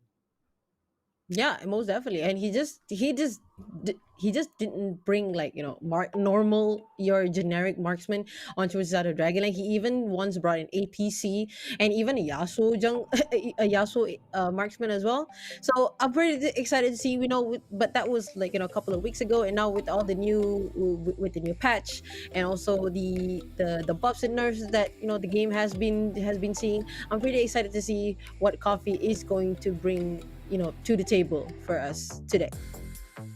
That's right. So now I really do wonder if there's going to be even more of that surprise. Now that you mentioned about, Yasuo bot lane and AP carries, there's so many things that this particular player can play, and he has sat on that challenger table for a very long time. And I believe that he did peak in towards, at the very least, a top 3 position in the entirety of the server, which is actually very impressive. But I can't really just highlight this player in particular. UndeRank is definitely fueled by veteran players coming in from the previous season, where they have further solidified themselves in order to give chase to the side of Berjaya Dragons. And even with Geek fam coming over into this season, it seems like they have made it look like a walk in the park. And I just can't help but to feel that this may just be the biggest contender to the side of Berjaya Dragons. Now, to give credit back to his side of INSOMNIAX as well, just looking back at some of all the other matches, they definitely have very strong team fights. They know how to actually come in with some early initiations, but now that they're facing against UndeRank who can match up in towards that tempo, it definitely will be a call to question on who will be able to actually set the pace at the very least for game number 1. Yeah, most definitely. And I mean, from what I see, their performance, it wasn't exactly, excellent, but it's still quite an amazing performance, I would say. Their synergies, I mean, in terms of their composition, they had the idea of what they wanted to do, but we'll just have to see how it goes in the Champions League, brought to you by Maggie Hot Cup. That's right. Now, with the picks and bans underway, Fiora is the first thing that they want to take away from Raph. And with the debut of him coming in towards INSOMNIAX, I really do wonder how could he possibly come up with something that's relatively interesting to challenge against Crown, who is also a very formidable player in the scene. So Raph goes in with the first pick here. With the Kali being opened up, they will definitely take their chances. It could either be in the mid lane or the Baron lane. We will have to wait and see, and that will be partnered alongside with the Lee Sin. And it's great because one way to perhaps counter a Kali is by the Lee Sin exposing her inside her shroud, but now that they picked herself for themselves, there's also the Gragas that's being left out in the open because of bans on that Lulu. So UndeRank, they're feeling pretty good about this draft. Yeah, I mean, you have the Gragas, who I've seen like 100% ban rate so far, but now the Gragas finally open, so I'm pretty excited to see how this one is going to go, because right now UndeRank has the idea of disrupting the enemy team with the displacement by the Gragas and also by the Nami as well, but apparently INSOMNIAX do have a couple of answers for that as well. You have the Akali who can just go through the back line, and also the Kai'Sa, if the Kai'Sa as well can go through the back line, as long as the Braum can provide a little bit of crowd control with the Glacial Fissure, or perhaps maybe the concussive blow.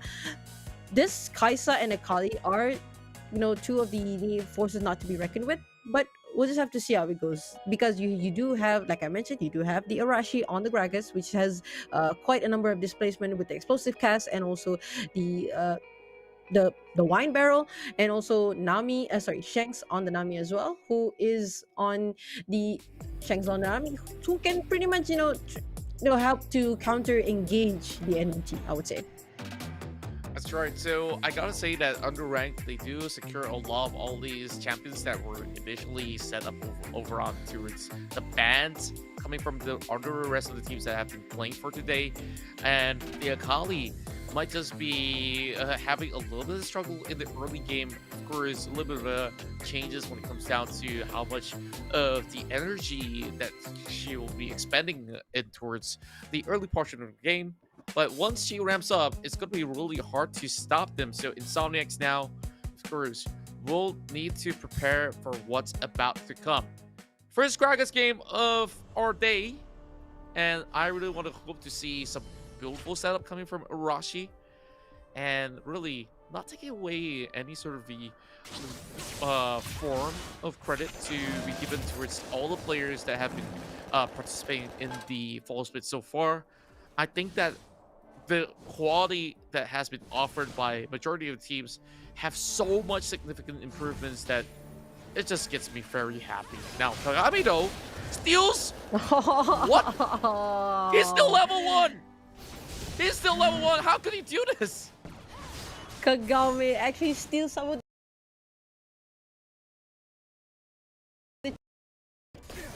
Oh, it's gonna be a struggle for Linus to try and take that, try and grab that red buff without the second skill. So we just have to see how this one's gonna go. Finally, Linus is now level 2 with that Bramble, with that the red buffs picked up. So now I think he's gonna be okay, hopefully. And meanwhile, so far most of them are playing it very passively. I'm expecting perhaps maybe the first 5 minutes game is going to be very passive, or it's going to be a full blown out fight on probably when the Rift or Dragon spot. Meanwhile, that's right, he's being spotted out by a ward already though.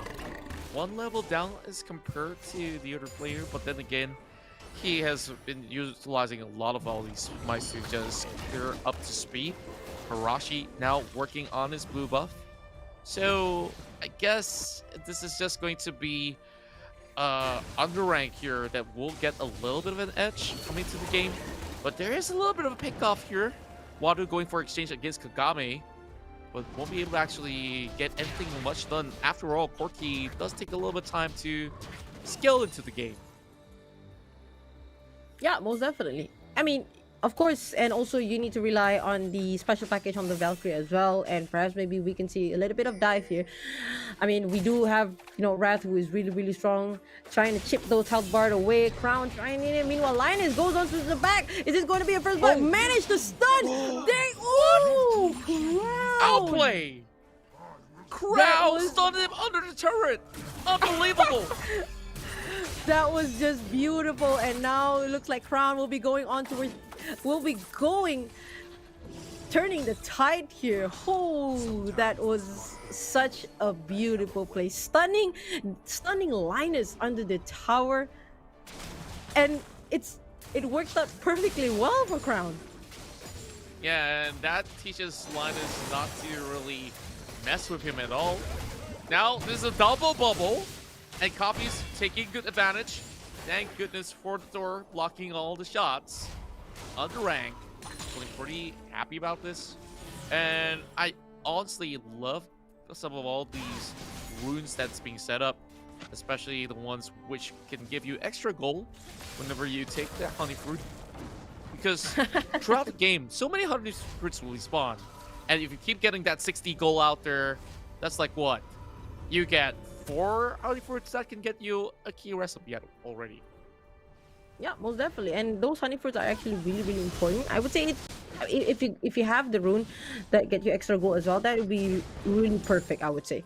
And now looking at Kagami in the mid lane right now, he's just trying his best to shove the lane as much as he can to try and hold out those. Wadu is trying to go on a reset here. That's because the Referral and also Dragon is spawning, and looks like UndeRank will have their eyes on towards the side of this Dragon. And it's going to be an easy one, as Evolution and also Ceres. Evolution and also Ceres will be recalling.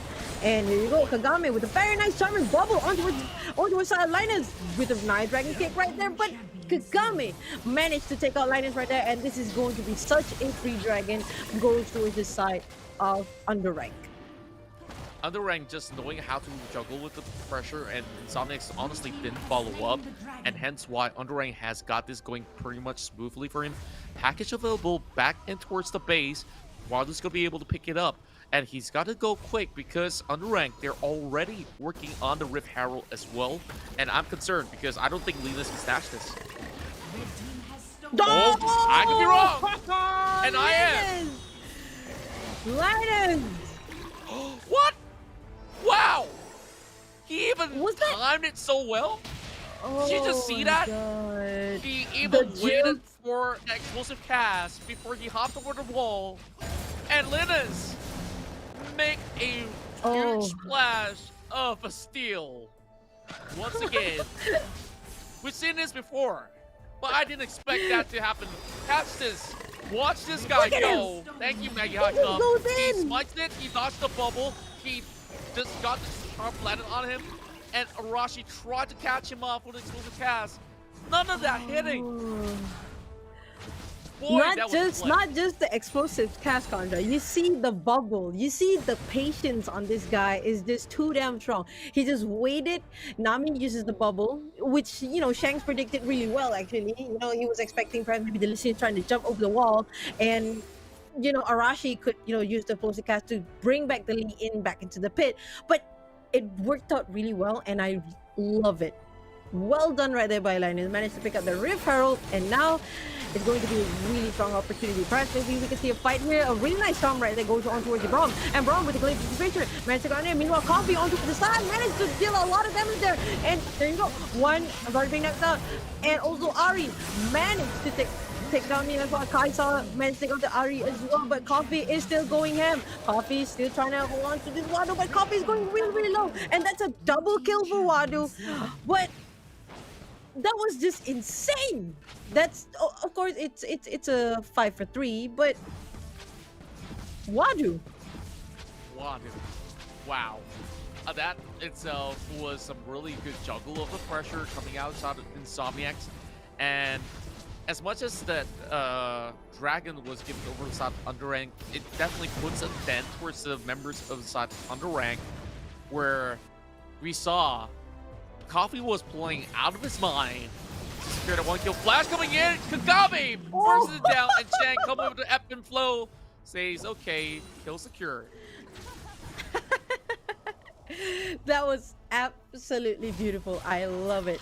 And it looks like Shang's grabbed one of those honey fruit, but it's fine. And it looks like UndeRank is now trying to crack some of these tier 1 turrets because they know that now with the refer, Arashi's taking a little bit of shot right there. Bubble right there goes over by Shang. Really beautiful. And explosive cast would throw Nakali off the way. But Crown decided to say, I'm going to flash in and I'm going to swipe you out of the game. And that's what he did.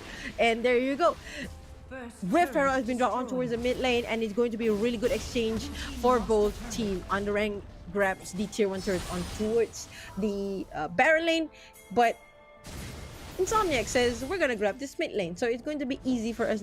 And now it opens up I would say getting this mid lane turret is a huge advantage comparing getting the turrets on towards the on the side lanes, because you have this, you can have like more maneuverability around the map, you know, when you are at the side.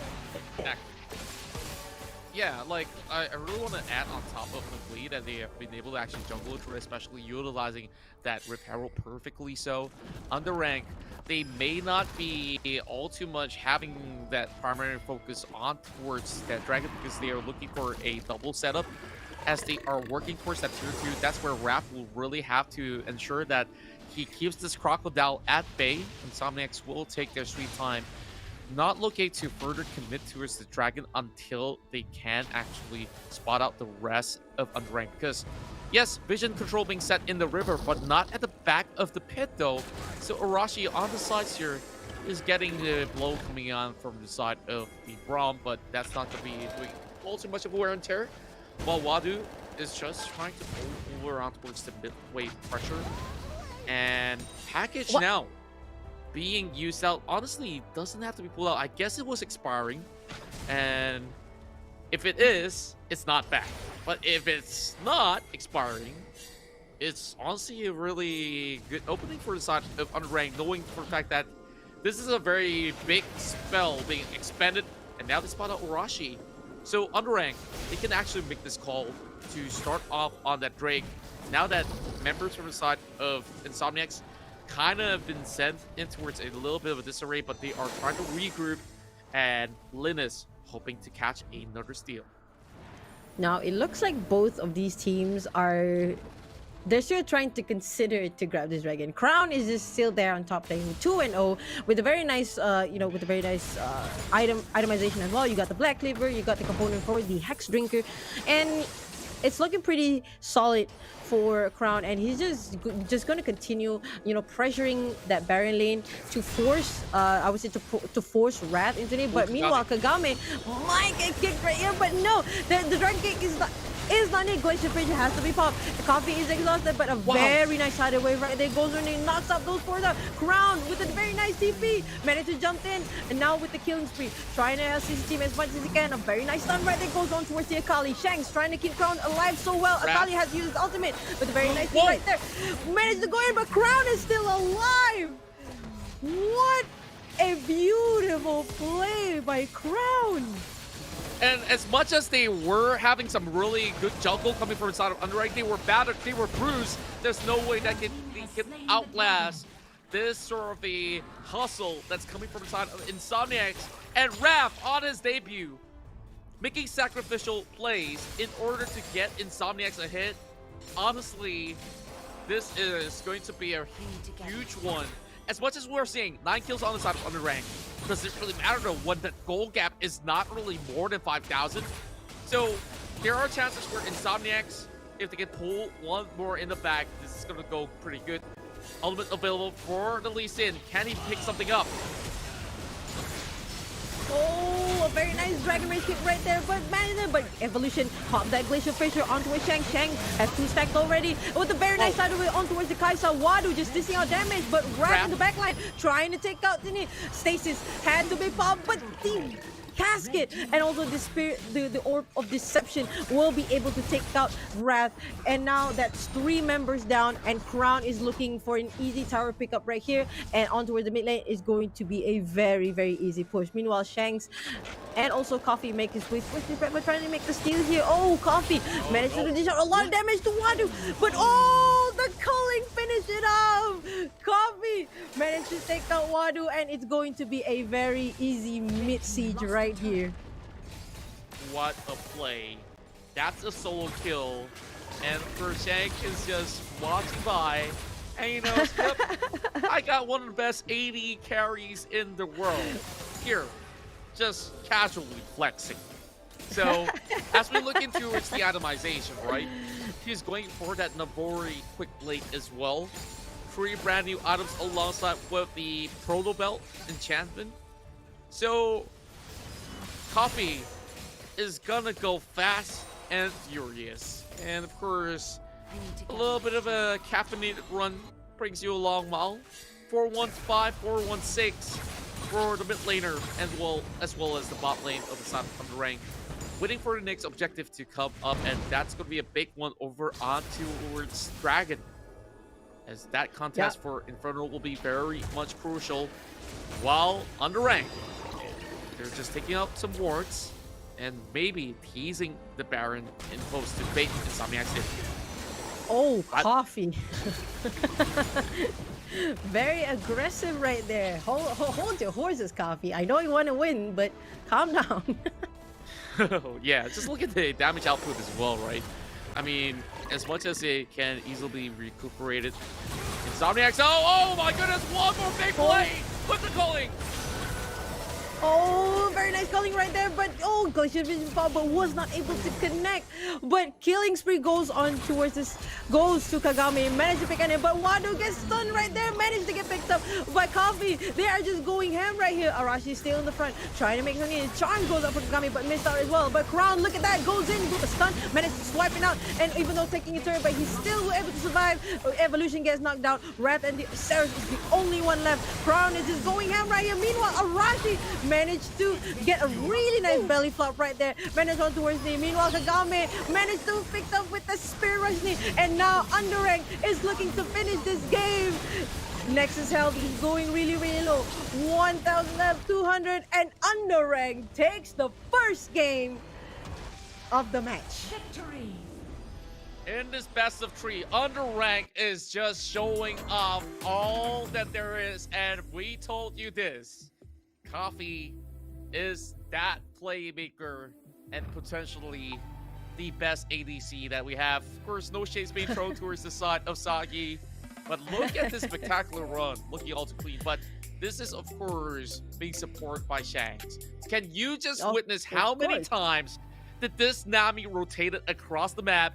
15 assists, and we're like, what? Not even 20 minutes into the game. He's probably have some really high ratios going on. Arashi with the perfect setups out there. Yes, there was a little bit of fumble on that Rift Herald, but INSOMNIAX honestly hasn't been able to find that grasp into the game, especially when that pressure was on. Coffee holding his own on that bottom side, and there was just no way that there is anyone from the likes of INSOMNIAX that can lay hands on him effectively. Well, Contra, coming from a guy who has 2 challenger accounts, I'm talking about Coffee, by the way, who has 2 Not challenger you, accounts. Not me. I'm only silver, please. But Coffee, who has 2 challenger accounts, really says it all. Look at the damage output. It's not even, I don't know, 13 minutes. I don't think it's even like 14 minutes of the game, and his damage output is like a game that you goes for like 20 minutes. He has 19.9k. That's close to 20k, by the way, damage output. And this is one of the marksmen that I have never seen, that I have seen so brave to just goes into the face of the enemy and just, you know, just like, hey, I'm here. Like, what am I afraid of? What are you guys afraid of? And everyone was just struggling to try and just even kill Coffee. Coffee was literally the definition of a glass cannon. He was squishy, but he was able to output Sneak with the help of his teammate as well. Arashi did a really good setup, and also, you know, Crown was just happened to be there at the right place at the right time, managed to just dive in and just, you know, stunning the right key target, and allows his team to just steamroll through INSOMNIAX. And, you know, it's a well-deserved win for game number 1, most definitely. That's right, and I can definitely count the number of times that, yes, he may just be a glass cannon, but he is one to drift around the rift. So, in order for them to do that, you just saw how this Nami pick makes sense. Every time she uses any spells to, of course, not only heal him, but to amp up his speed and also some of the attacks that is going to be empowered. You really got to give credit to Shank as well, because I see quite a number of bubbles as well as tidal wave. The entirety of UndeRank is on fire. So I really want to see if game 2, is there any fight left in the tank for INSOMNIAX. So with that being said, 4 minutes is what we're going to take away from you guys. And once we get back in, there's more action to come here in League of Legends Wild Rift. Lihat, tunggu Stewie. Boom! Wabaka, bro! Adakah Berjaya mendapatkan triple kill, mencari yang keempat dan kuasa kill.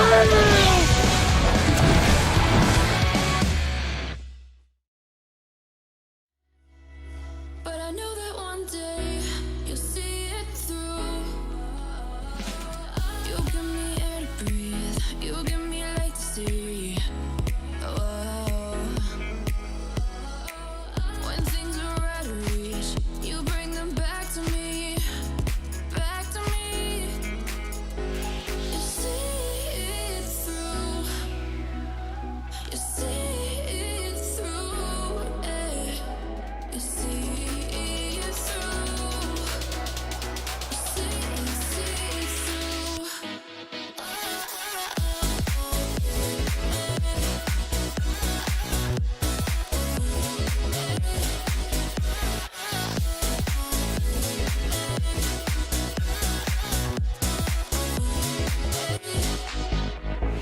Talking to myself and I can't focus. Yeah, I'm broken. The door is closing. Wanna be a part of something more than this. I've lost control of it. I've lost control. You give me air to breathe. You give me light to see. Oh, when things are out of reach, you bring them back to me, back to me. You see it through, you see it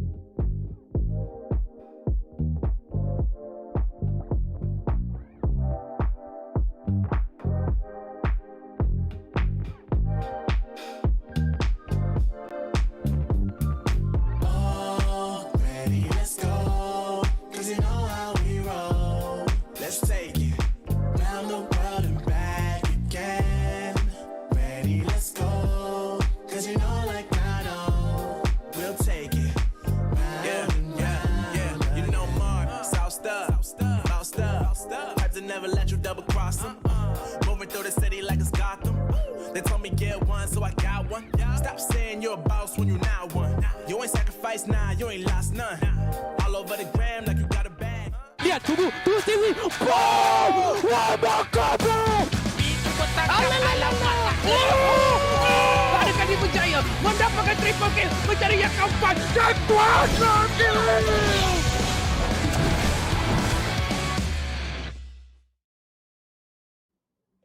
Welcome back, ladies and gentlemen. This is the Wild Rift Sea Icon Series Malaysia for fall season, brought to you by ESL and also Riot Games, and not to forget our official tournament partner, which is Maggie Hot Cup. My name is Flicker, and joining alongside me will be Contra, who will be your casters for today. That's right, and of course we have so many back-to-back action, and this is your final series here, and that's where UndeRank is going to be rocking their socks off here in order to, of course, give chase to teams such as Berjaya Dragons, as well as the winners of that past match that we have saw. So SDGR EA is going to be, of course, tearing out some of all these competition out there, but UndeRank is going to be here to stay for at least solidifying 1 pointer out there. INSOMNIAX now needing to really find a little bit more of that footing once more in order to at least stay put in the middle of the pack of the bracket. So just look at what went on with the last game. I think that is really smart of UndeRank, the way that they drafted. They opened a lot of all these key party picks, and after that they absolutely abused the fact that, oh, okay, these guys don't really see what they're really up to, because there's so many great setups, and that's also the reason why Gragas is one pick to be feared by the likes of many when it comes down to competitive play. So those of you guys who are in bronze, silver, iron, of course, I'm not trying to throw some shades, but you guys gotta really be creative with what you guys have in order to first succeed, and of course learn what's in the meta, and what better way by tuning into the Sea Icon series brought to you by ESL as well as Riot Games, and of course Maggie Hot Cup for you guys to hang out and chill with your friends on Discord or so, while you guys sit back, relax, and we will have our champion select underway.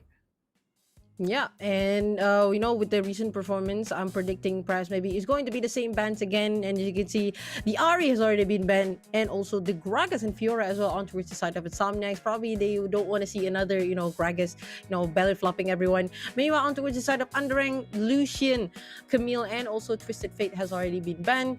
And I'm predicting that perhaps maybe for on towards the side of UndeRank, perhaps maybe a Senna is going to be picked up, of course, or perhaps maybe a Ziggs, because Ziggs is finally open. Even though with a slight nerf, I can predict that, it could work out pretty well for UndeRanks, kind of if they wanted to go for a, split push composition, or perhaps maybe go for a late game team fighting. That's right, and I really think that at least now that they bring in the Darius, it will mean that the Renekton will have to tread carefully in that very own lane.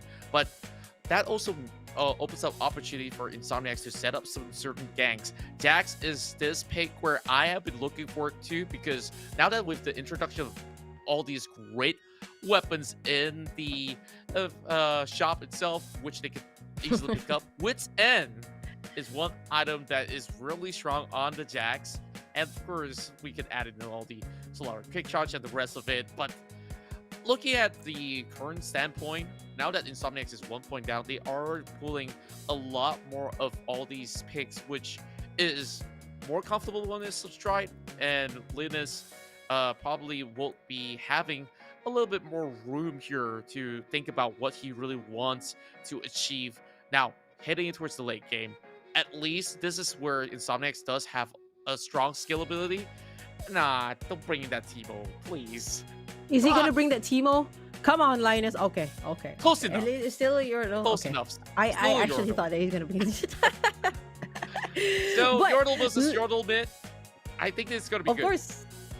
yeah, this is gonna be great. I mean, you have the Fizz going up against a Ziggs, which is going to be a struggle for a Fizz in the early game. But of course, looking at Raven's gameplay just now on the Fizz, so they really need to be careful with the Fizz because Fizz on the late game can be really scary. I mean, of course, you have the Tristana and also the Lulu who can keep the Tristana alive, and Tristana also has the rocket jump to try and run away. But he really needs to be careful as well because Fizz has a very high damage output, and being an assassin, so he could just jump in and jump out anytime he wants. And at the same time, UndeRank is bringing out that Ragnarok as well, the Olaf, which has the Ragnarok, which could denies all those crowd control. So they really need to be careful with how they are going to play out in this game, because for me, INSOMNIAX got some pretty solid lineup. That's the first Jack I have ever seen enter out in the entirety of the series. But we'll just have to see how it goes in the upcoming match of game number 2 of INSOMNIAX versus UndeRank. That's right, and INSOMNIAX right here needing to, of course, prove a point that they are still here to contest for that upper bracket slot. So, with all the questions out there, can INSOMNIAX actually make the cut? We'll have to see what comes out of this mid lane scuffle. A little bit party going on, but it won't be able to deter the likes of Coffee, Kagami, or even Shank. Oh, another ebb and flow. Just tickling on towards Wadu. Splashes of water probably won't hurt at level 1. And I guess because water, they are slowly rotating their way over on the river. Gets back in time. And just look at some of these setups out there. Airy, easily the way to go as a Lulu player out there. That's hoping to not only dish good amount of damage on pokes. Speaking of poke though, Wadu, okay, good zoning. And that will be able to, of course, get the honey fruits expended from the side of Kagami.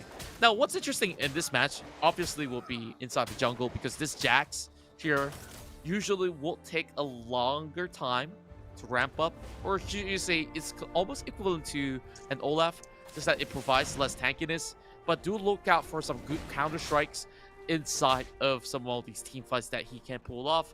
And of course, hitting them with the lamp post to perhaps daze them for a bit.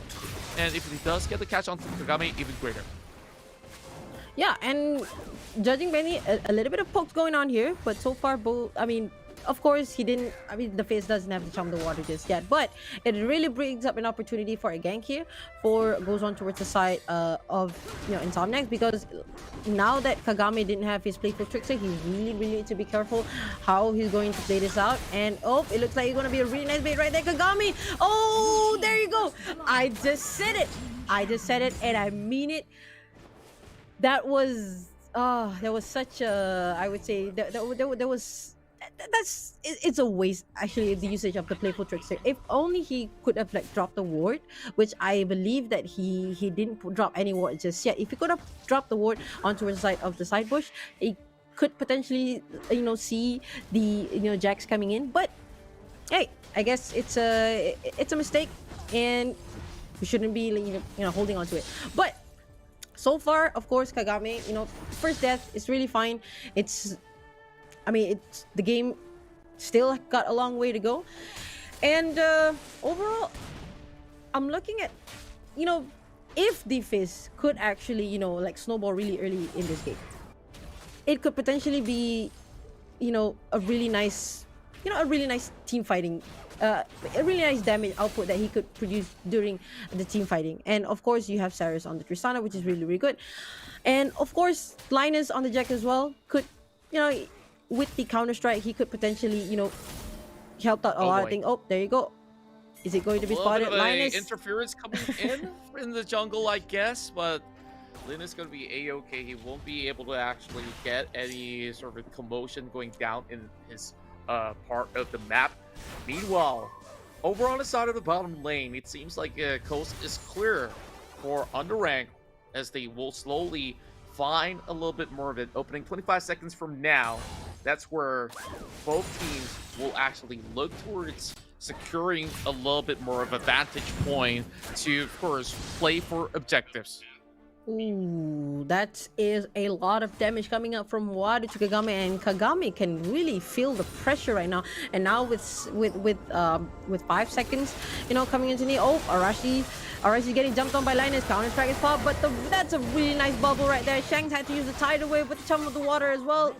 No, but Wadu with a very nice bomb right there managed to take out Arashi right there. Now with the absence of the jungler, this could be an easy picked up a jungler towards the side of INSOMNIAX. Shanks keeping that dragon alive. He's saying that no, we will have this dragon, you guys can go away.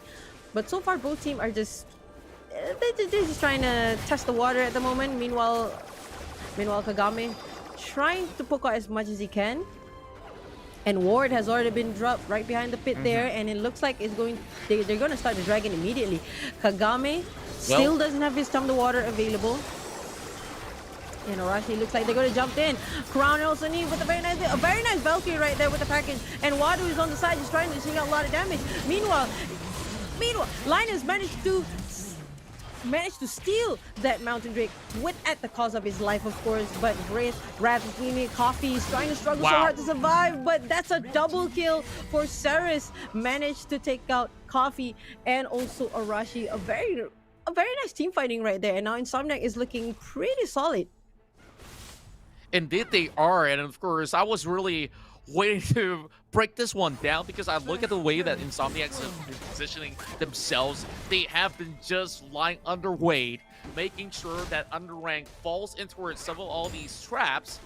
And of course, with a very good setup coming from Linus initially, let's have a look once again. They took this blast zone and immediately went right in to get the beautiful counter-strike on towards multiple units out there, and eventually it managed to shut down not only Arashi, but also negating any sort of the under push, as Coffee was later on being dropped for that double kill. And now Ceres is going to be this huge late game monster, and INSOMNIAX definitely have things going to push it in towards game 3. Yeah, most definitely. But then, of course, in terms of late game team fighting capabilities, you do have the Darius who can dish out a lot of damage, who can peel out of time for he can dish out a lot of damage with the Noxing Guillotine and also the Hemorrhage as well. And of course, on towards the side of Kagami as well, he does, if he managed to pick up the Lich Bane and also the Rabadon Deathcap, it could potentially be a really strong burst damage that he could dish out on towards the key target like Ceres or maybe even Lulu. Meanwhile, on towards the side of Coffee, of course, it's still early in the game. The Muramana isn't even upgraded yet. So UndeRank still have the chance to come back to this game if only they could try and pick the fights that they really need really well, or try and hold out the turret as much as they can, because they already lost one turret and they really need to they really need to try and tear down all these turrets, maybe a tier 1 turret any size, or maybe perhaps better in the mid lane, to try and have a more control over the map presence and also maneuverability.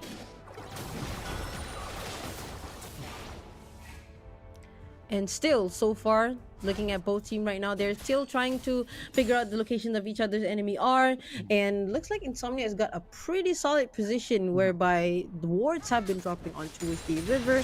And UndeRank is currently struggling right now. Most of their map right now is quite dark, I would say. I can see there's only like one ward that has been dropped.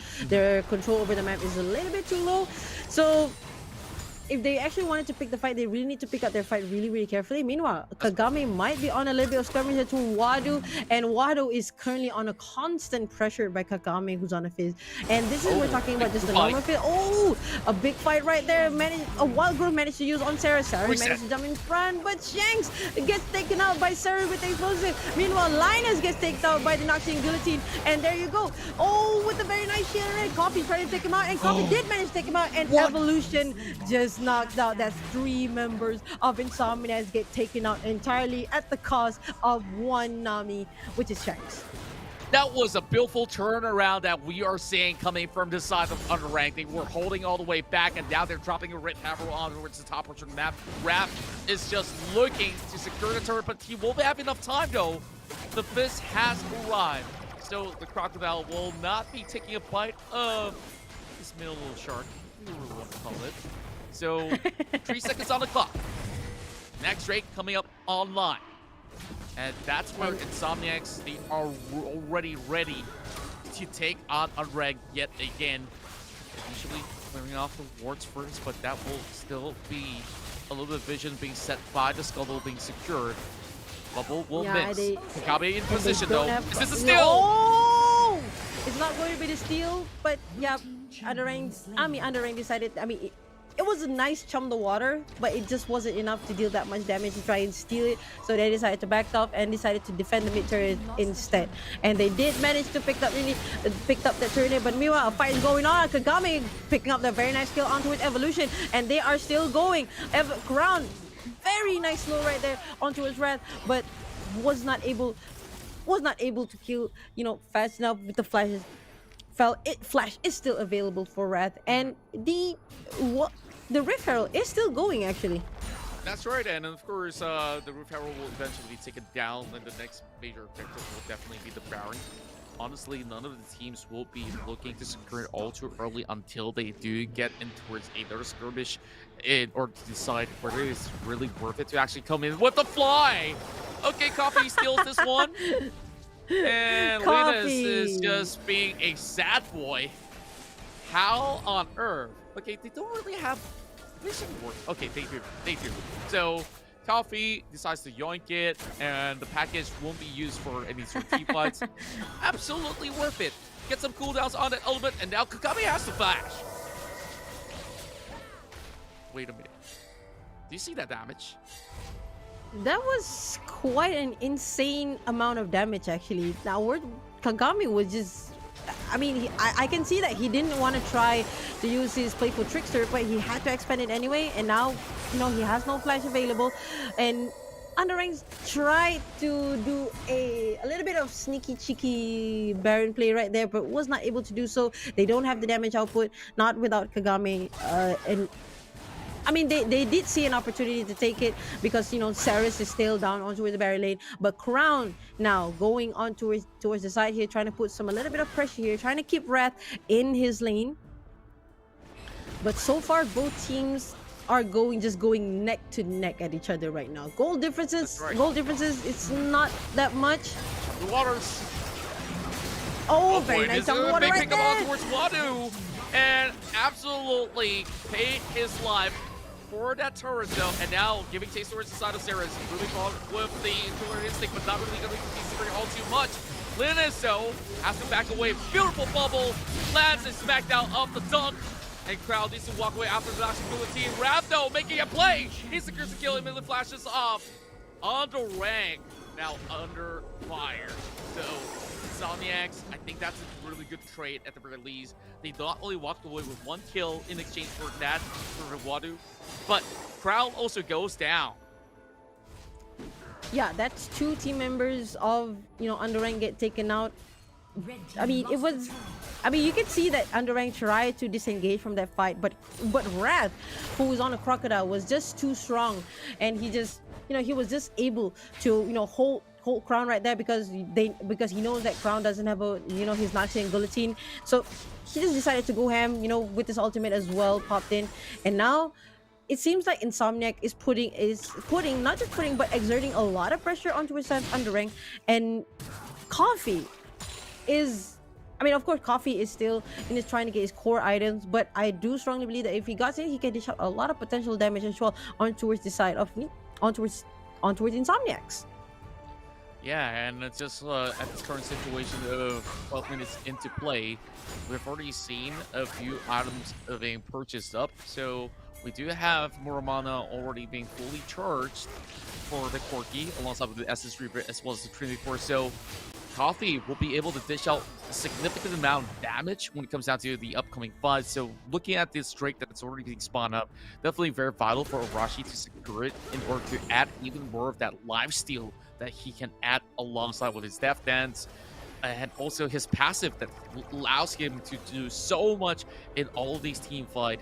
And as we look into the current state of the game, a very well balanced sort of push coming out of the side of INSOMNIAX, so that will pull the attention away from Crown, who's currently trying his very level best to first clear the wave, and that leaves one member up from the side of UndeRank. So Now, if INSOMNIAX tries to actually force something over onto the river, this is going to be a little bit more of an opening for them as compared to the side of UndeRank. As much as we do have Arashi who can, of course, go in for the hunt, Evolution now being a lot more annoying as compared to the usual Lulus, as Linus Yeah, most turns out to definitely. report, and slowly moving the way in towards this Drake pit. So I'm expecting the fight to break loose for moments of now.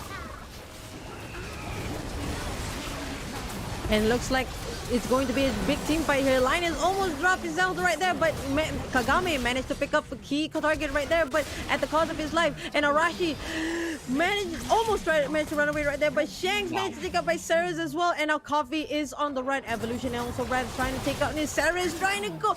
I mean, Coffee tried to go for the Ceres, but there just wasn't enough damage with Evolution on the Lulu. The shields on his Pixie was just too much, and together with the summoning Really area as too well, much. and it looks it's just too much, to be honest. And now Yeah. it's a free Baron for INSOMNIAX. That was a really good fight being taken from the side of INSOMNIAX, and now we are expecting this to be pushing it towards game 3 if this is going to be the state of the game. Polymorph goes down on towards Crown, but he's just buying time. Is there going to be a time for him to spot it off? Yes, it will. It does belong to the side of INSOMNIAX. 2 flashes being burned, 1 from each side. And INSOMNIAX definitely happy with what they have done so far, winning that team fight, winning the Dragon, and now perhaps even looking for this big win in the game. I want to really look into its itemization. Now, Spectre Cal being brought from the side of Raph, and that is where he's just opting for a very late game later ranking. And it's priorities, right? When you look to Renton, usually think, oh, I'm going full damage. But he's considering to go on the 7th rank build instead of just fully committing to, oh, I want that damage, I want it right now. And that's how you really want to deal with a Darius, because you need a little bit more of that sustainability in that lane. Now that we look into towards the biggest performer of this match, Saras, though, he's got that Storm Razor, he's got pretty much every crit item on deck. But this is a good hook.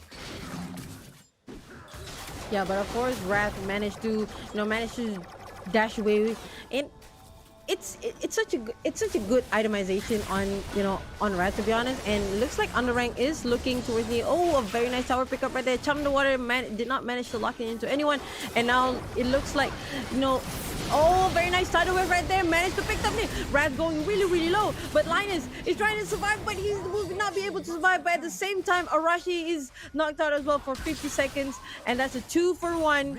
And then it looks like UndeRank is trying to go for that pickoff instead of a full-blown team fight, actually. And there you go. Another tower has been knocked out, and that's going to be 6 towers that it says INSOMNIAX has taken out, and UndeRank only has 1 tower at the moment. And it's going to be a struggle for UndeRank right now. But if they really need to, trying to come back into the game, Kagame really needs to start picking up those key targets if he can, and Coffee just dishing out just consistent damage on towards the front line, and just do as much as he can to try and deal with damage. And to really get to that point, honestly, the first person that they need to prioritize is that Lulu. Just looking at the way that INSOMNIAX has been able to, of course, get this whole thing going in towards the late game is due to the fact that nobody has been able to really get the catch on towards this Lulu, and whoever is being dropped upon, that wild growth is going to go on top of that ally, just in order to, of course, going for a save. 25 seconds from now, that's where the Elder Drake will be the biggest objective on the table. INSOMNIAX have so far gotten all 3 of that Drake. UndeRank just needs this one to make it worthwhile. And honestly, look at UndeRank. 2 members over the top side. They're not really in that pole position, but the good news is the Jax is kind of far away from that Drake. So long as there is vision being established, INSOMNIAX will not choose to make too much of a move just about yet. And 1 round move could be very costly as well, because this split may be able to break in towards tier 2. And UndeRank now already on the pursuit. Yeah, most definitely. And now that they have the information that UndeRank is, trying to get this dragon, so it could be a potential full blown out fight here. Meanwhile, Crown has, Wrath, sorry, dropped in here with the teleport, and now that's a very good lead. But Dragon is going to be respawned right there, and Kagame with the teleport as well, trying to go for a full blown out fight here. And Polymer is there. Chum the water hits very nicely onto where Sarah is. Meanwhile, Dragon a full bonfire. Wrath trying to hold out as much member as he can with a very nice bomb right there. Shanks trying to kneel, but Jax managed to pick up that Infernal Drake. Meanwhile, Kagame on the back trying to kneel, but with the quadra kill on Sarah. Is this going to be a penta? Sarah is trying to chase Coffee, but the penta is just not there. Quadra kill goes on to Ceres, and it looks like it's going to be game for INSOMNIAX. And this time, INSOMNIAX just rile up the party out there with crystal clear decision making in order to secure this game. And I felt that UndeRank were looking so sloppy in that early game that have costed them so much. And we saw it's a very different display as compared to game number 1. And well, I told you about this. INSOMNIAX here has been able to, of course, still pull strings. And I am definitely happy to see them really go on all the things that they are a lot more comfortable with. So now we are definitely in for our third game of the series. But before that, let's check out, once again, Evolution with that 14 assists, always by the side of Ceres. And that's where all the stats actually come into full swing. And look at this. Full stack of items already completed with even the Guardian Angel. So Ceres was feeling so confident to really hit right in. And Kagame, instead of opting for that stasis enchantment, he went in for the TP, hoping to make certain plays possible. But honestly, it wasn't been the best case scenario for the side of UndeRank. We have noted a few sort of the problems out in this sort of composition is that Crown is going on majority of these tank build, yes indeed, but maybe a TP will be a little bit more helpful as compared to that Proto Belt to move right into the front, because honestly, who is he going to be targeting once he moves into the fight? You don't want to be hitting on towards Jax that can easily dodge all of the auto attacks, and Wrath can just easily sustain Rushing, having a really rough game so far. The player that has been able to still hold on to the game very well is, of course, the bottom laner of the side of UndeRank. But I'm just saying that INSOMNIAX just does things pretty much well 5 steps ahead of it. Most definitely. And I actually think that the thing that what makes UndeRank, fall slightly bit off was that they were trying to play they're trying to play the long run. They're trying to play but the pickup or the pickoff that they did wasn't there. They didn't manage to get those team fights in. I mean, like you mentioned earlier, Condra, that no one was on no one was on Evolution to catch who's on a Lulu. And imagine if Kagame could actually take out the Lulu first, it would have been a breeze for UndeRank to just stomp the entirety of the enemy team entirely, because you have the Darius, you have the Darius, not only that, and also the Corki as well, who can dish out a lot of damage. But it was just a little bit sloppy for me. But well, I'm hoping that they could buck it up on towards the next game, and we are definitely going for game number 3. That's right, ladies and gentlemen, there is still one more game to go, and of course, we're going to give you guys a little bit more room to catch your popcorn, catch a little bit of snacks, and we'll be coming right back for our final match in the CICon Series Malaysia. Lihat, tunggu Stewie. Boom! Wabah kabel! Ada kali Berjaya mendapatkan triple kill, mencari yang keempat dan kuasa kill.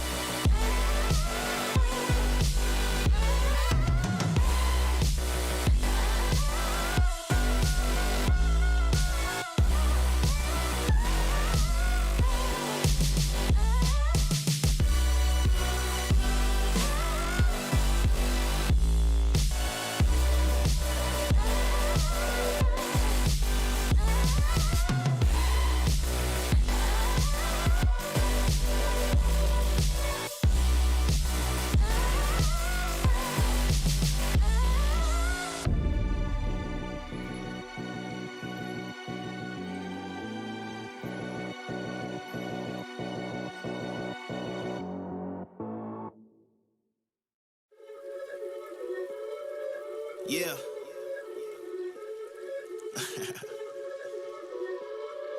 Let's talk.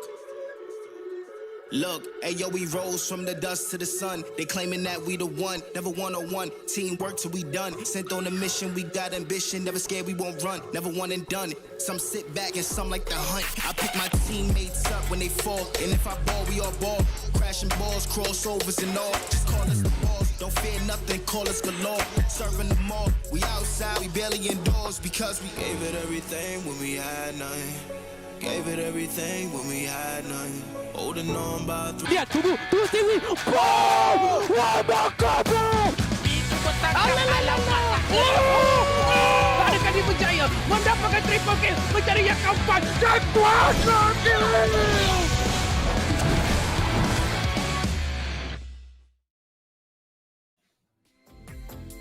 Welcome back, ladies and gentlemen, and all you summoners out there. This is the Wild Rift C Icon Series Malaysia Fall Season, and of course with me, Flicker, and also Contra. And of course, this is all made possible by ESL and also Riot Games. Not to forget our official tournament partner, which is Maggie Hot Cup, your best friend during your midnight gaming sessions.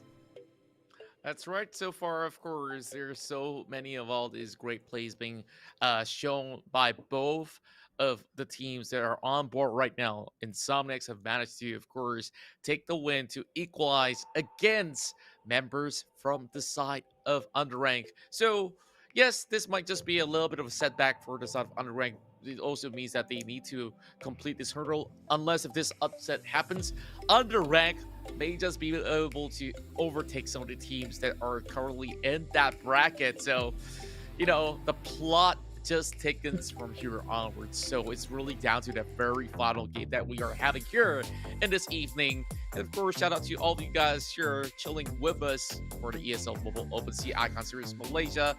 Make sure you guys, of course, grab yourself a hot cup of Maggie while we, of course, wait for this game to start. So we do have so many things on the table for all of us, even for you guys who are currently watching. Remember, Sentinel of Light is currently happening. Well, I kind of missed the S behind the Sentinels, but then again, you know, you guys definitely have your favorite champions out there to bust some moves in the Rift. And while you're doing that, you guys can donate to a charitable cause. Of course, all this are done by Riot Games in their social funds to, of course, help the ones who are currently in need. So there are so many of all these bubbles, emotes, and many more things, even skins to be extracted by just participating on this Sentinel of Light event. Yeah, most definitely, and I really do enjoy, you know, the lore and the story behind the Ruination. But of course, I'm slightly a bit disappointed, to be honest, Contra, because you know, in the PC version, you have 2 additional champions who actually, you know, got their own Sentinel of Light skin, which is Rengar and also Pike. But I'm assuming that it's because Pike is not available in Wild Rift, so they just decided not to put on a Rengar. So they just put on the old classic also Vayne. So you know what? It's fine. Well, you never know. Maybe down the line, somewhere between the story, these might be your new champion here, Pike, to join in the Rift. So I would definitely love that. But what we do have is that down the road, I heard that we do have a baddie from Ruination here to, of course, get some death sentence to be sent out there. I think I've given enough clues already. I'm not going to say more.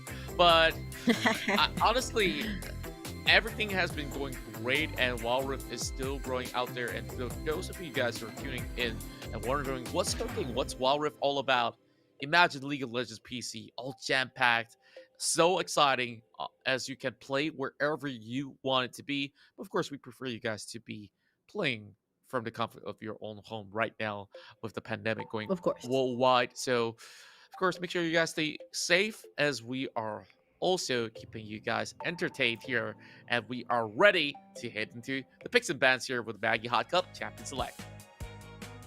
Yeah, and let's take a look over on towards the band. We got on towards the side of UndeRank. We have the Fiora, we have the Lulu. Well, I guess now they see that how crazy Lulu can be, so they decided to ban it away instead. And also with the Twisted Fate as well. On towards the side of INSOMNIAX, the Lucian, Ari, and also Camille has already been taken out. That which means that Gragas is fine. Up.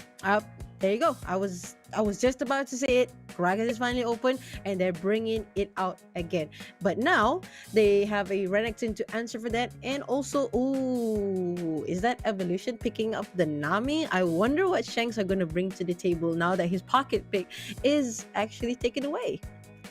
That's right. So I guess that it's going to be something different. Oh boy, we're seeing the Vayne coming online.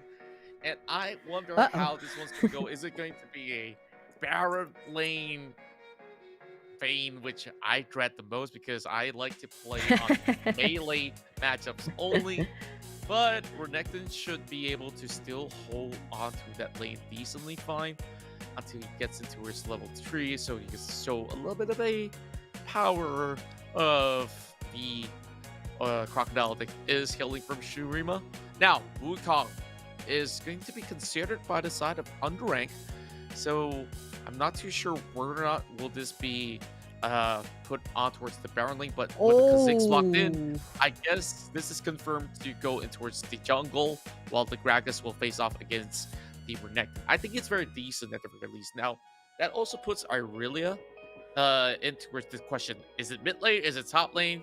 Yeah, UndeRank, you're making us question where you're gonna go, so we'll just be what's gonna happen later on. Wukong in the jungle, most likely for INSOMNIAX, though. Honestly, I wasn't really too big of a fan of Wukong in the jungle already because there's so many of all these great options on the table. But they want something that can initiate, and what better way to start a fight with a Cyclone? Yeah, most definitely. And you have the, I mean, of course, you have the Gragas on towards the side of top lane. He can really sustain with the Brunken Brawler, and also the with the sustain from the Senna as well.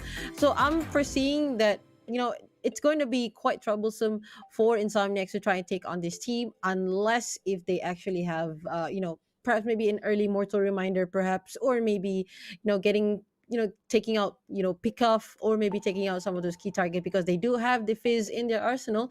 So hopefully INSOMNIAX knows what they're doing, and we'll just have to see in game number 3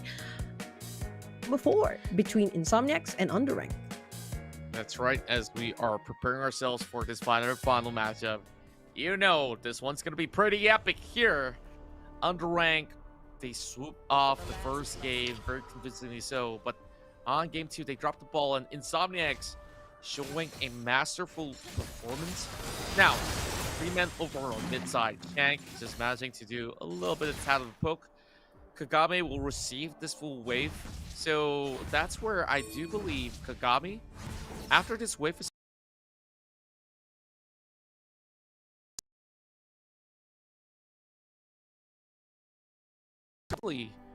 Crown is over on the bomb side, so he's putting support.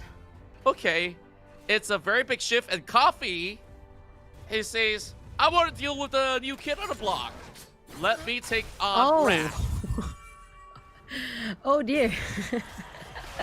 That Surprising. is surprising. Yes, most definitely. And okay, I think I got the idea of what what UndeRank is doing. It has been going on in League of Legends PC, and it has been terrorizing League PC for once upon a time. This is actually a way where how Coffee is going to get that early level, and also early EXP, and also the early goal, whereby they just are, looks like Arashi trying to go for it, but a little bit late on the silver bolt, but managed to run away instead. So they're trying to make the Vayne, they're trying to feed the Vayne as much as they can by going solo by going solo, and also getting those goals. A very nice deal right there, but Wadu had to flash away right there. And there you go, first blood goes on towards Kagame with the jump, and managed to take it out entirely. And meanwhile, That burst. Okay, sorry, just I too have much. to cut you off here in between because I don't expect Kagami to be able to really dish that much along with Arashi. Arashi, yes, of course. I mean, with he is the a Unseen Kha'Zix. Murder giving a lot of proc of damage out there, it enables them to really go above and beyond. To go above and beyond, this isn't a dive, but that forces a flash from Ceres. Very important movements coming in. Crown is already exhausted. It's mana pool. So Shank here is doing all the trading, while Crown probably will just rejuvenate with a little bit more of the honey fruit that might just come in a few moments from now. Yeah, most definitely. And okay, when we're talking about Irelia's damage, okay, so I mean, for me personally, who goes up against Irelia in League PC, if you go up against an Irelia and if you heard a shing, like a minor ching, then you should never go up against an Irelia because you know that the Irelia is fully stacked and he's about to dish out a lot of damage, which Kagami, Wadu pays with this life just now, and it looks like perhaps maybe it's going to be a dive here. Coffee, proc the final hour right there with a very nice little ball right there. Exhausted. And Arashi is going to pick up a very easy kill right here. Yeah, it didn't look like he needed much help from Arashi, and just to cut off the exit point is what was necessary to put Coffee on top of the table. Yeah, Most guess you got it, definitely, yeah. right? So, that's where one more chunk of the turret plate will be taken off, while Lena's hoping to stop that recall. And Arashi just staying for 1 second longer, just in case if there's going to be a full commitment, but apparently not so. INSOMNIAX, they may have dropped 2 kills, but we'll see what happens when they start contesting for some of the objectives right here. Rotation coming in from UndeRank. They're moving in towards the bomb side. Maybe this might just be a very good setup for them to get that dragon. That dragon. Yeah. Correct, because Ocean Drake is going to be really good for the team composition right now. See, Coffee is now back on towards Dragon Lane, because if you have like an Ocean Drake, it's going to be really good for in terms of sustain, because you have Irelia who has a built-in heal and also Shank who can heal his enemy team. So having that 7 to 8% Omnivamp is going to be really good for the team to actually try and sustain. So this taken away from from the side of INSOMNIAX, it's gonna make INSOMNIAX scratch their head a little bit more.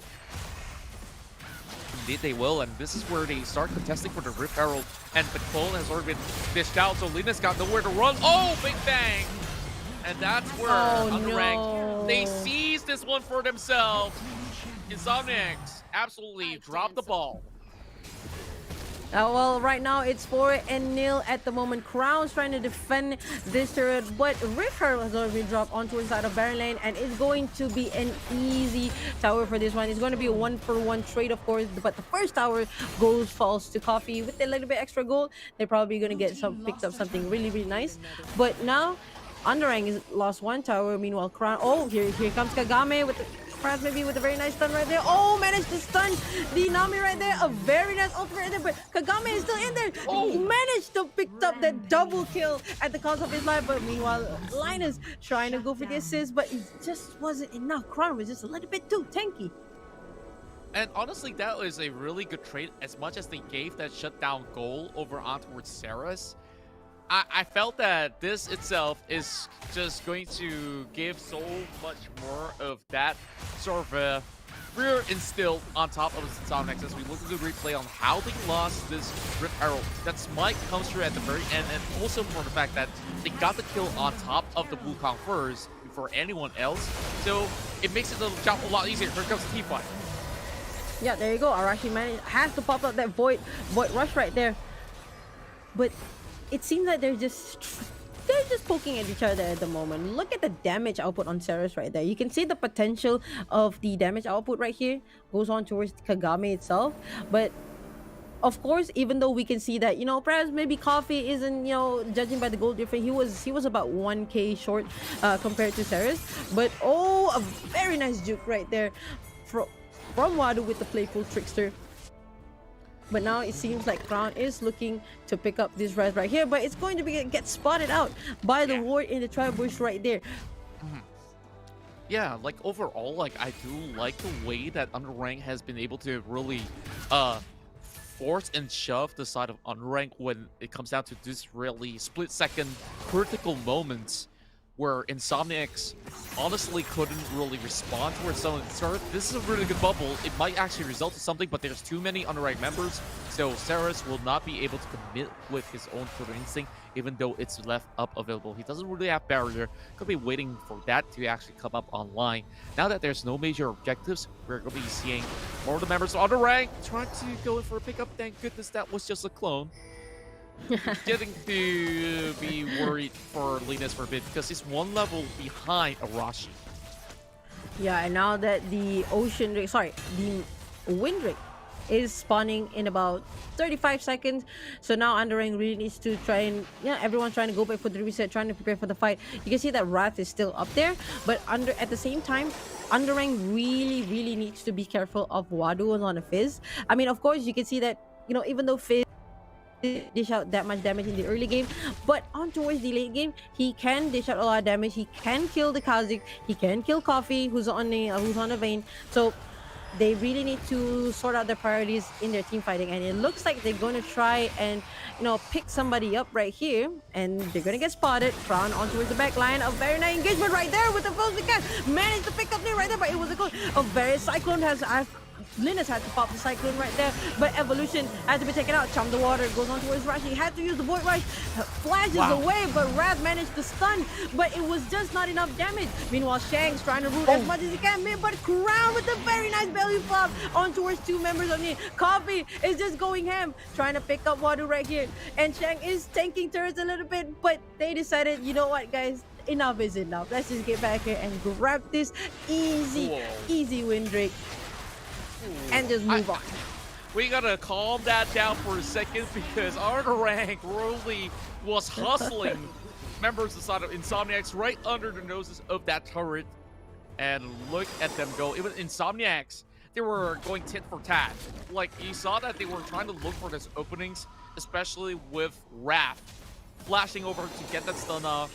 But they have expended many of all these utilities. UndeRank, they have already forced like 4 flashes in that team fight itself in hopes to, of course, shut down the entirety of INSOMNIAX. And even with a very deep flanking coming from Coffee, it was all about Crown coming in with some beautiful body slams in order to really set things up. Oh, just like he dodges the Chum the Water.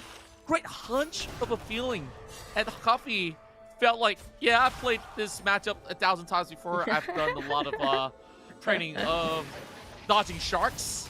So, question is, how much more can Coffee get away with? Because this sort of setup here has been working very well from UndeRank, and I didn't really expect Crown to do that switcheroo, to go on that support role, and it just goes to show that UndeRank, they're such a flexible team, and this is just one card out of the many in the deck. Yeah, most definitely. And I really like how, UndeRank are positioning themselves. They know they had the idea. They have the idea of what they wanted to do. So it's really nice to see, like, they finally, they figured out who's the key target to take out first. Like, from the fight just now, they managed to take out the Nami, which could be, with the tidal wave could potentially, disrupt their team fighting. At all of them.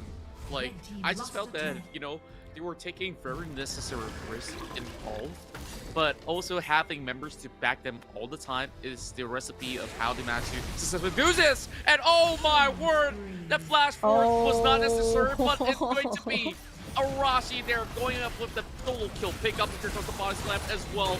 Wrath will go down before the turret even falls. Now slams them over the wall. My goodness gracious, UndeRank. This is almost illegal. They're diving 2 turrets deep and the ace out INSOMNIAX. UndeRank. What were you doing? What was that? That was amazing how they initiated that fight. I mean, INSOMNIAX did try to retaliate, but the damage output is just too much. Chum the Water has been used right here. Wadu is trying their very best to try and defend this, and they're trying to take this inhibitor turret, but Wrath is already out. Wadu is already reviving, and he managed to save the inhibitor turret, but it was so low. And now perhaps maybe they are looking to grab these Baron, I would say. But then overall, let's take a look at the instant replay just now. They dive one tower. Look at Coffee. Goes on towards the side. Saris. Saris accidentally meet Coffee, you know, while using that void. But then Kagame managed to pick up, you know, finish what was happening, and they just ripped through everyone entirely. And now These guys, they're looking for. They're just amazing. Oh, Arashi had to expend the Void Rush right there, but it's on a very low cooldown, so I definitely think it's fine. Meanwhile, INSOMNIAX is shaken right now. They are trying to see if, you know, UndeRank is actually going for the Baron play, but right now Mountain Drake is spawning in about 7 seconds, and it's going to be a really good drag for Crown and even Kagame to a little bit of, you know, armor and magic resist to even tank like a little bit more. Indeed, and INSOMNIAX not having any priority at all. This Drake goes out towards UndeRank, and now they're looking for the blue buff and potentially a few kills. Tidal Wave being popped right in. Crown now looking for a little bit of a hunt. Body slams! Almost enough, but Nacho came just about in time. And I guess Saris will be able to live to tell the tale. Arashi, though, may be able to actually set a dive. Evolution just escorting that exit out of that, forcing him to walk slowly back in towards the base. And UndeRank, I was about to finish this point where there were basically these guys who goes into the arcade and, you know, plays every single one of these games. You're expecting to get every sort of the soft toys that's on the table by just throwing all of the coins necessary into that one tiny little hole. And guess what? They never miss. They never miss so far. By far, I'm looking at the current situation right now. It seems like they are, you know, let's be honest here. INSOMNIAX has been holding out pretty well, but my question is, how long can they hold out? They are allowing UndeRanks to just farm up their jungle, goes around, and now they're looking at a Baron play. If they try to contest this, I don't think that it's a good idea. But hey, if they still wanted to try and, you know, contest again, hey, be my guest. But Crown with the damage, look at the damage onto his Saris here. He already got, like, I mean, he's not going for the usual tank build. Oh, looks like Arashi trying to go into the side here, trying to perhaps maybe engage some fights, but no, they're just trying to poke him out as much as they can. Meanwhile, Coffee onto his side here, trying to grab that red buff, but apparently it seems that red buff, oh, smited already. Crown goes in with the body slam, but did not manage to catch anyone. They're just poking everyone right now, and look at Evolution going super low. Wrath had to expend that ultimate, and now UndeRank is going on a retreat. Sorry, INSOMNIAX is going on a retreat, and this could be really huge. A little bit of split push coming on from the side of UndeRank as well. Oh, good damage output. That's not going to be enough to actually take down Linus, though. Coffee turns golden, but they have been able to buy enough time. And even though they send a member down below, look at what she's up to. He's diving the Nexus. Okay, Kagame, we know you're strong enough to take on the whole team, but not like this, guys. UndeRank, I guess they buy it. That few seconds on the clock. Kagame didn't have to die, though. He couldn't save his Baron buff, but here comes Crown missing his body slam. Looking for Saris, who will be able to survive one big blow. And guess what? He does walk out in live, though. Wow. Crown getting chased upon. Linus now trying to actually go in with the Cyclone. Turns golden for a bit, but there is going to be Shanks. And somehow Linus is burning up. No, that cannon minion. That cannon minion. What was that? And there you go, jumped in. Arashi with a huge play on that. With the Kazakhs managed to pick up 2 of that under turret. But I just gotta say that cannon minion, I would sue that kind of meaning most definitely. But look at Coffee going ham and aggressive, and it looks like they already got two individual turrets right now. Wado with the flash, and also Coffee gets knocked down. Stasis was not available, but Kagame managed to go in, dives in onto his Nexus turret, and now it looks like UndeRank will close out game number 3, and GG, well played Victory. for UndeRank. What a series this was. And UndeRank this time have shown their trump card. And that has been answered so well by the side of INSOMNIAX in the early game. But heading it towards that mid game onwards, I guess everything fall flat. And seems like the Eagles will not be able to take flight all too high by the very end of the day, but they've managed to snatch one game off the side of UndeRank. So, heading in towards the stats here, Coffee, of course, throw them a little bit of a curveball, going for that switch up over on towards the top lane, as if the shy in mobile. So, Crown, with the switch up in towards that support role, honestly has been doing perfectly fine. Well, do you really want to call him a support? Because he's actually having the most items out there as compared to Shanks, who's going on that perfect 14 assists in that KDA. I seriously don't want to call him a support because he dished out a lot of damage. Actually, I'm waiting for the damage chart to see later, but look at, I mean, it worked up really well for them, the switch up between Coffee and Crown for a while. Coffee just trying to farm up those levels and also those golds, but at the same time Kagame, who's on a mid lane, the itemization was just perfect. You have the Wit's End that could sustain against Wadu. You have the Triforce who could dish out a lot of damage the moment you hear that ching. But then at the same time they have the Static as well, and also the Death Dance who could just sustain like so long. And I don't know, I feel like for me the MVP should have gone to Kagame, but overall I think Arashi did some pretty nice play actually.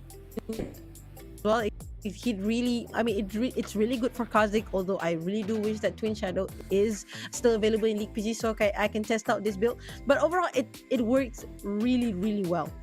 And they don't even have a tank to complement for the you to team. test it out, you gotta hop into its mobile because this is the place to be. And UndeRank, wow. Just look at that, guys.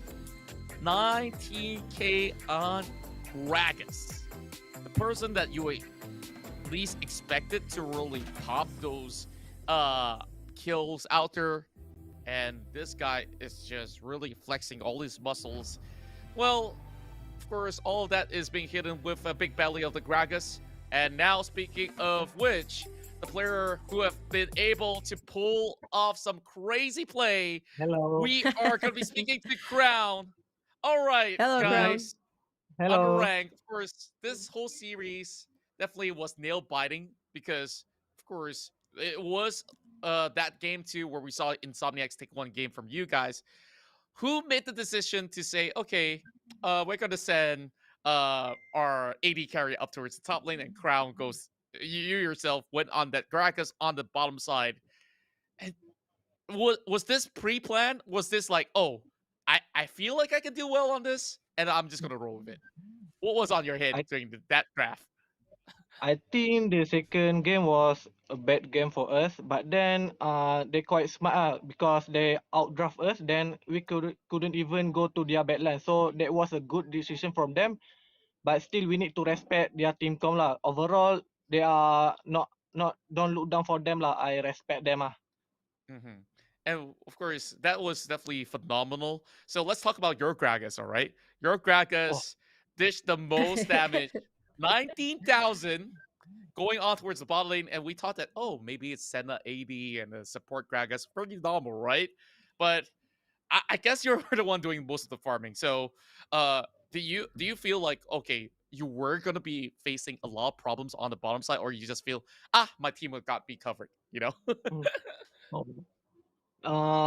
Actually, we already planned this team com before the new season. So we want to keep this King Kong for the later, but then we need to go all out lah because this is like, you know, best of one already. So 1-1 though we need to keep the winner. We need to secure for the top two later.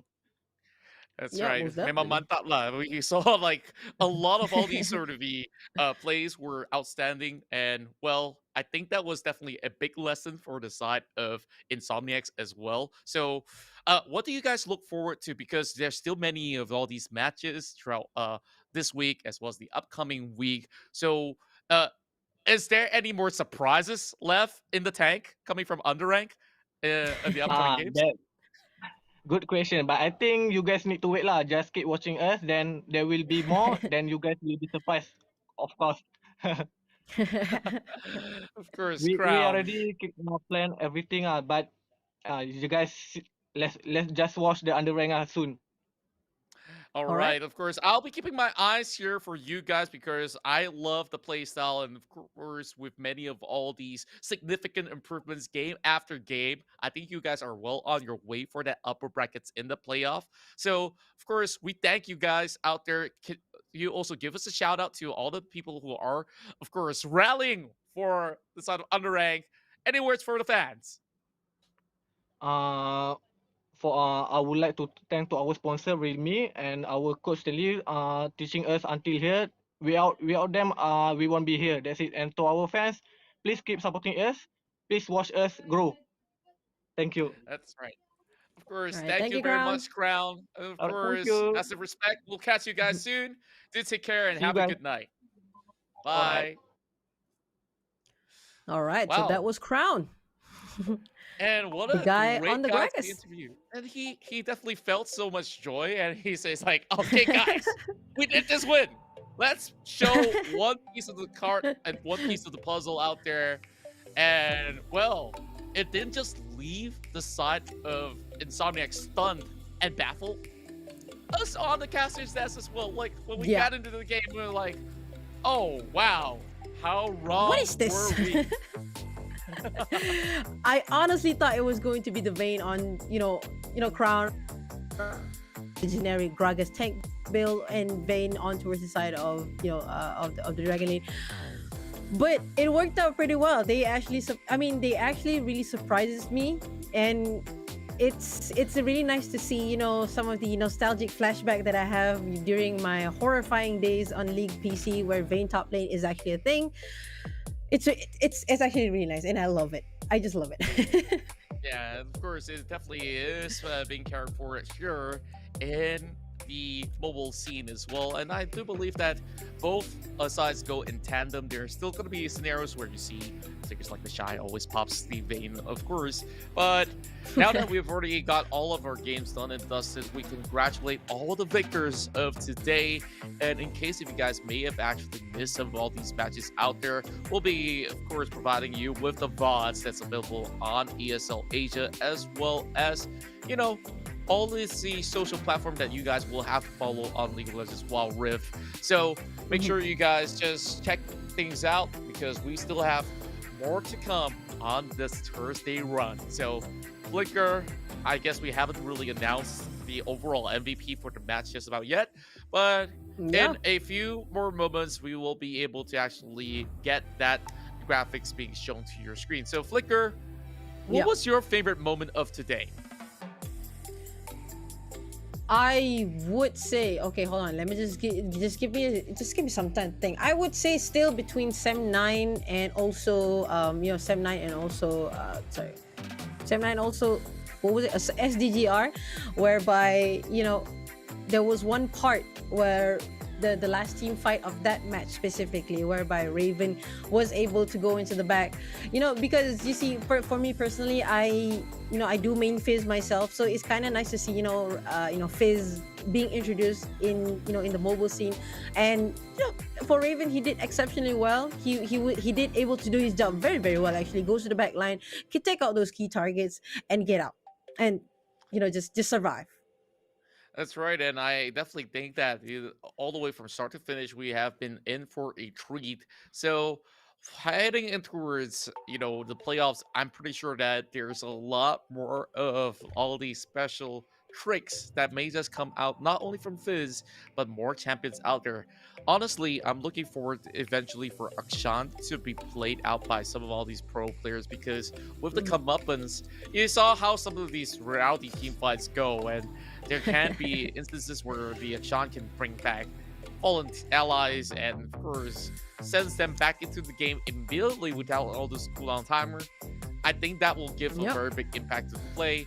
Maybe in the upcoming weeks, he should be left up available. So just looking at what has happened for today, obviously that final match definitely was something that was special for all the audience that are tuning in. And there's no one way to play Wild Rift, and I think that's the whole beauty of it. Where when you have all your friends all together, and if you feel like role swapping, hey, go ahead, change that role in a matter of minutes out there. And of course, having a plan in mind to win the game and stick with the plan. That's how you will be able to get many of all these victory streams by the end of your matches. So, as we are still waiting for our MVP, take a guess. Take a guess who this is.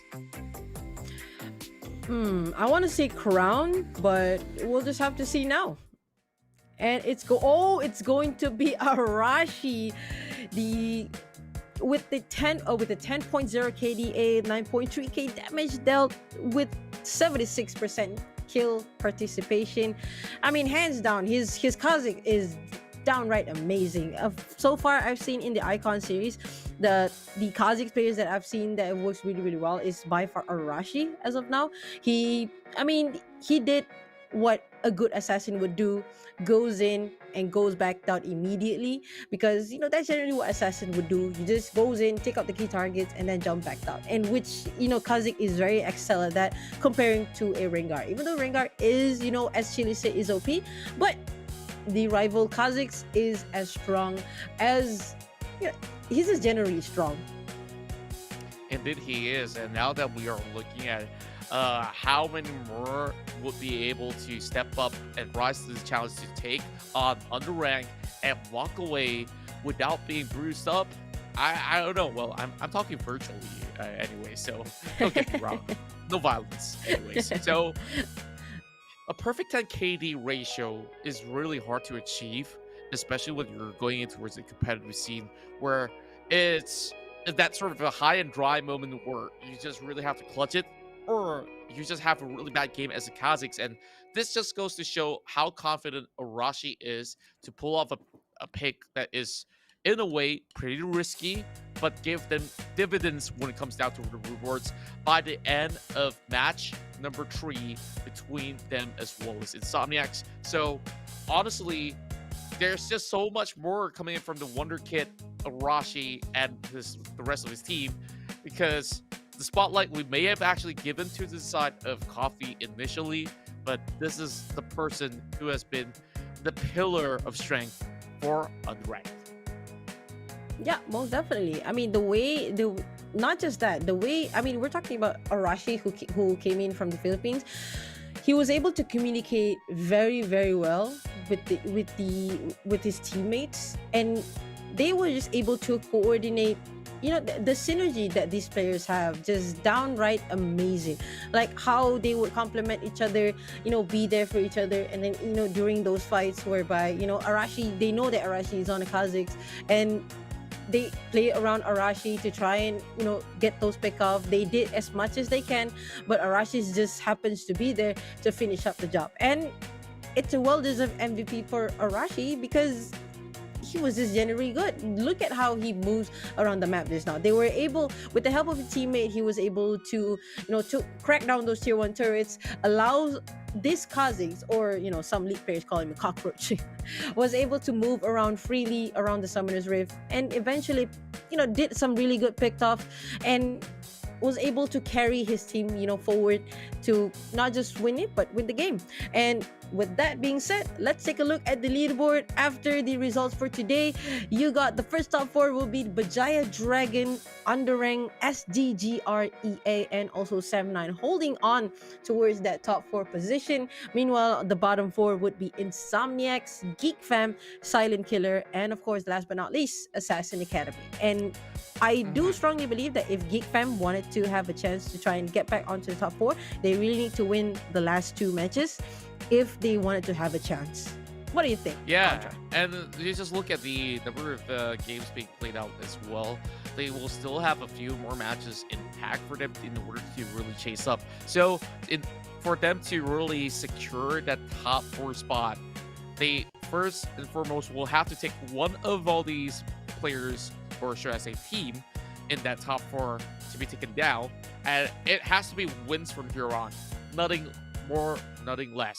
Well, INSOMNIAX, they stabilized themselves, but if Geek Fam can, of course, do better, they should be moving up a spot. And Sam9, unfortunately, today with that sort of loss, they are now heading downwards, actually tying it with the side of SDGR. But because of the hit-to-hit record that we had, that's why SDGR Ableist, or should I say SDGR EA, has been able to, of course, secure all this 12 pointers out there. When it comes down to points, yes, tied up at number one spot, but it's Berjaya Dragons with the biggest of differentials. 9 wins, only 2 losses thus far. So when we look into the score differences, it definitely does matter because Geek Fam is currently on a tie alongside with INSOMNIAX. It's really a matter of how many more matches can they actually secure on their end in order to make that difference happen. Yeah. Yeah, most definitely. And looking at all these teams right now, they are looking pretty solid. We can see, the storyline that the Icon series has developed, whereby we thought that, in the early of the series, we thought that the Titans are falling, and the Titans previously, who was, on the top 4 and 3, which is Sam9 and UndeRank, was, getting backed up. But we can see that, the story envelops even further now that Geek Fam is, currently at the bottom 4, and Berjaya Dragon managed to not only, get back up. They finally found their synergy. They finally found their composition. They got their, they buckle up, and then, they bucked up, and then now they are actually on the top of the leaderboard right now with no losses at the moment. Only 2 losses previously, but hey, everything is working pretty well for them. That's right. Let's have a look at the upcoming schedule for our Thursday run. We'll start off at 6 p.m. Don't miss this one because we are starting off with Berjaya Dragons versus Sam9. And that's where, of course, Berjaya Dragon here still looking to further solidify themselves, while Sam9 needing to catch up against UndeRank as well as all the other teams that's currently above them. While SDGR Ableist will take on Assassin Academy, we might just actually see potential where Assassin Academy achieve their first ever series win. But SDGR, honestly, they're on a good form where we just witnessed that game against the likes of UndeRank. And speaking of UndeRank, they will meet Silent Killer somewhere around 9:30 p.m. onwards. And last but not least, Geek Fam taking on INSOMNIAX. So looking at all these matches, all right, Contra, personally, I'm super excited for BJD going up against M9 and also UndeRank going up against Silent Killer. Silent Killer has shown, it's a team that has they shown really nice performance. They had really nice idea of what they wanted to do, but sometimes the execution is just not there. But what are you looking forward to based on those matches? Well, obviously the first match is going to be the most star-studded one out there, but the final match, Geek Fam versus INSOMNIAX, that's where we just talked about that point where there were just one position apart. So if Geek Fam can actually win in that series, that will put them and solidify themselves in towards the top 5, and INSOMNIAX may have to give way to some of all these teams that's still currently chasing. But just even look at INSOMNIAX going with some really great numbers against the side of UndeRank. I think this is also going to be a very, very close match as what we do expect coming from BJB versus Sem9. The rest of the matches, of course, will be packed with a whole lot of surprises out there for us to catch out. So make sure you don't miss any of this happening on this Thursday, 6 p.m. onwards, right after your school or even work. And we do have our community spotlight comments right down below. Thank you very much, Maggie Hot Cup. Harap kan pagka makan padi, tapi Fiora yang makan padi. And well, sempat berpantun ni Muhammad Haziq. Very nice quote coming in, and I guess that, you know, I love it. we were expecting the Fiora to pop off, and some of the Fiora games sometimes didn't went as well as planned. Yeah, I mean, Paddy. I mean, we're talking if we're talking about Paddy, who was on a Fiora just now. But yeah, I mean, he did try his very best on towards the Fiora. Who, he did actually, you know, did really well. But it was just not enough. So, but it was a really nice performance by Paddy, though. Not gonna lie. Oh, okay. I kind of misinterpreted the quote if that's the case. So, glad that you actually point out that this is actually very, very well crafted by the side of your commenter out there. And, well, we know, Mikhail. We know. Of course, we know who he At is.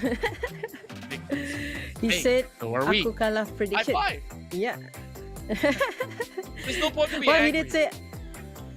Yeah, I think he's angry because he missed out. I think all 4 of his prediction, perhaps. But you know, hey, he did say "aku kalah prediction," with a very long and then aku marah. But you know, hey, Mikos, if you think that if you think that you're at the top spot of the caster's prediction accuracy, well, this is the time where you're gonna go down, and me and Contra are gonna get backed up.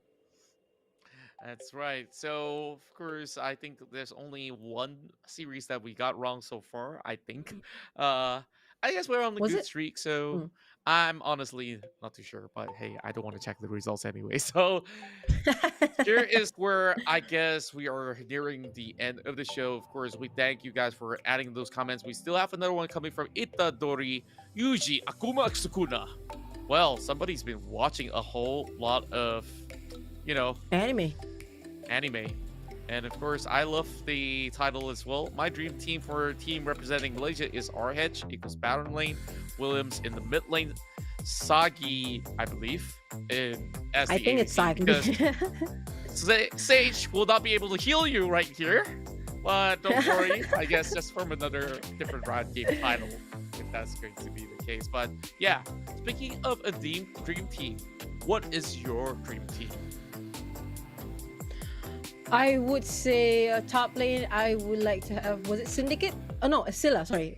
My dream team would be Asilla, Arashi, William, Coffee, and Zaphiroth. That's some That would be really my dream interesting choices out there. And of course, I definitely do think pretty much in a very different way. So far, my dream team, okay, honestly, this is pretty tough. So, my dream team right now, I got to give it to Sagi on that ADC. I do love Coffee, not gonna lie. And I will definitely love to have both Coffee as well as Sagi. Hey, that makes sense. I want to see Sagi in the mid lane. Coffee, he can go on top lane or ADC, whichever one you want. And then support role. Okay, this is tough. Okay, you know what? Scratch that. I'm not gonna be going to further deep down because honestly, it's not fair for all the rest of the pro players who are watching and say, "Hey, pick me." So now, of course, it's time to wrap things up, and this is the ESL Mobile Open presenting to you League of Legends Wild Rift C Icon Series Malaysia for the fall split of 2021. It's definitely a great pleasure casting alongside with you, Flicker. I've been having a blast, and I hope you feel the same way as well. Contra. And not only that, our dear official tournament partners, Maggie Highcomb, has been with us from start all the way to finish as well. I hope you guys get to enjoy one cup before you guys hit the bit. And we give our thanks to ESL alongside with Riot Games. Make sure to play more League of Legends Wild Rift, whether you're on your iOS or even Android. It's available for all of you guys. And of course, best part, it's free to play. Yeah, and of course, not to forget, during this hard time, during the pandemic, make sure you guys stay safe. Make sure you guys get yourself clean every single time, sanitize everything. And there's a lot of ways to keep yourself safe. So please make sure to stay safe, and because we are in it together. So hopefully we'll see you guys on Thursday. Take care and stay safe. I'll see you guys on the next one. My name is Vicar and also Contra. We're out.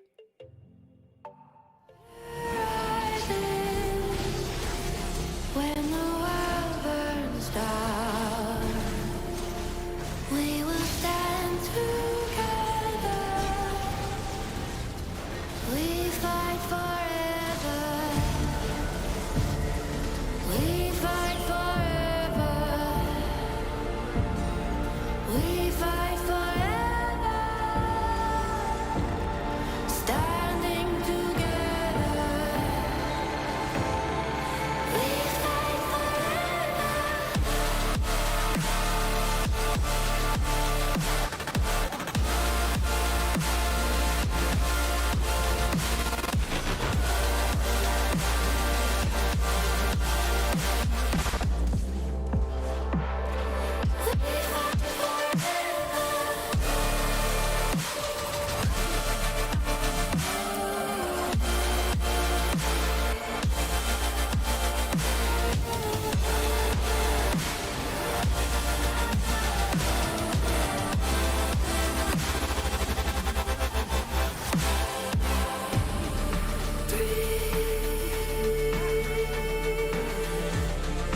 Face the storm coming. Ground is shaking.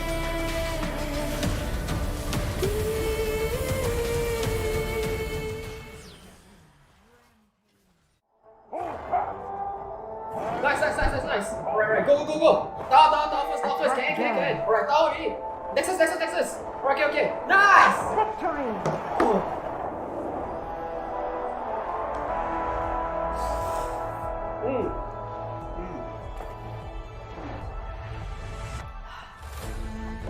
I'll see you in the game. Alright guys, let's go on board. Okay.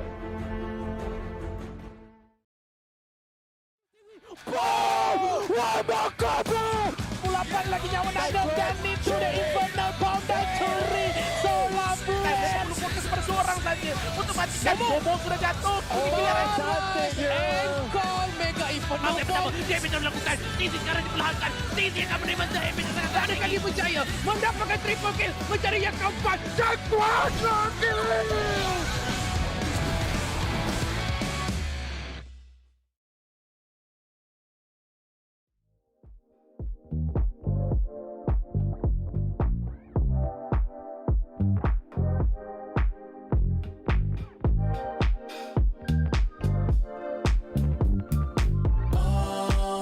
Ready, let's go. 'Cause you know how we roll. Let's take it round the world and back again. Ready, let's go. 'Cause you know, like I know, we'll take it round and round. You know Mark, South Stuff. Pipes that never let you double cross them. Moving through the city like it's Gotham. They told me get one, so I got one. Stop saying you're a boss when you not one. You ain't sacrificed, nah, you ain't lost none. All over the gram like you got a bag. You ain't big dog, we ain't hear none of that. I'm in the gym looking like a running back. How you know the flow, got him coming back. Who I was in the past, I'm unattached. Only focus in this moment is bringing the summer back. Oh, respect my grind, elevate souls and I spread good vibes. Young divine, you know I gotta shine. Raise your hands for a good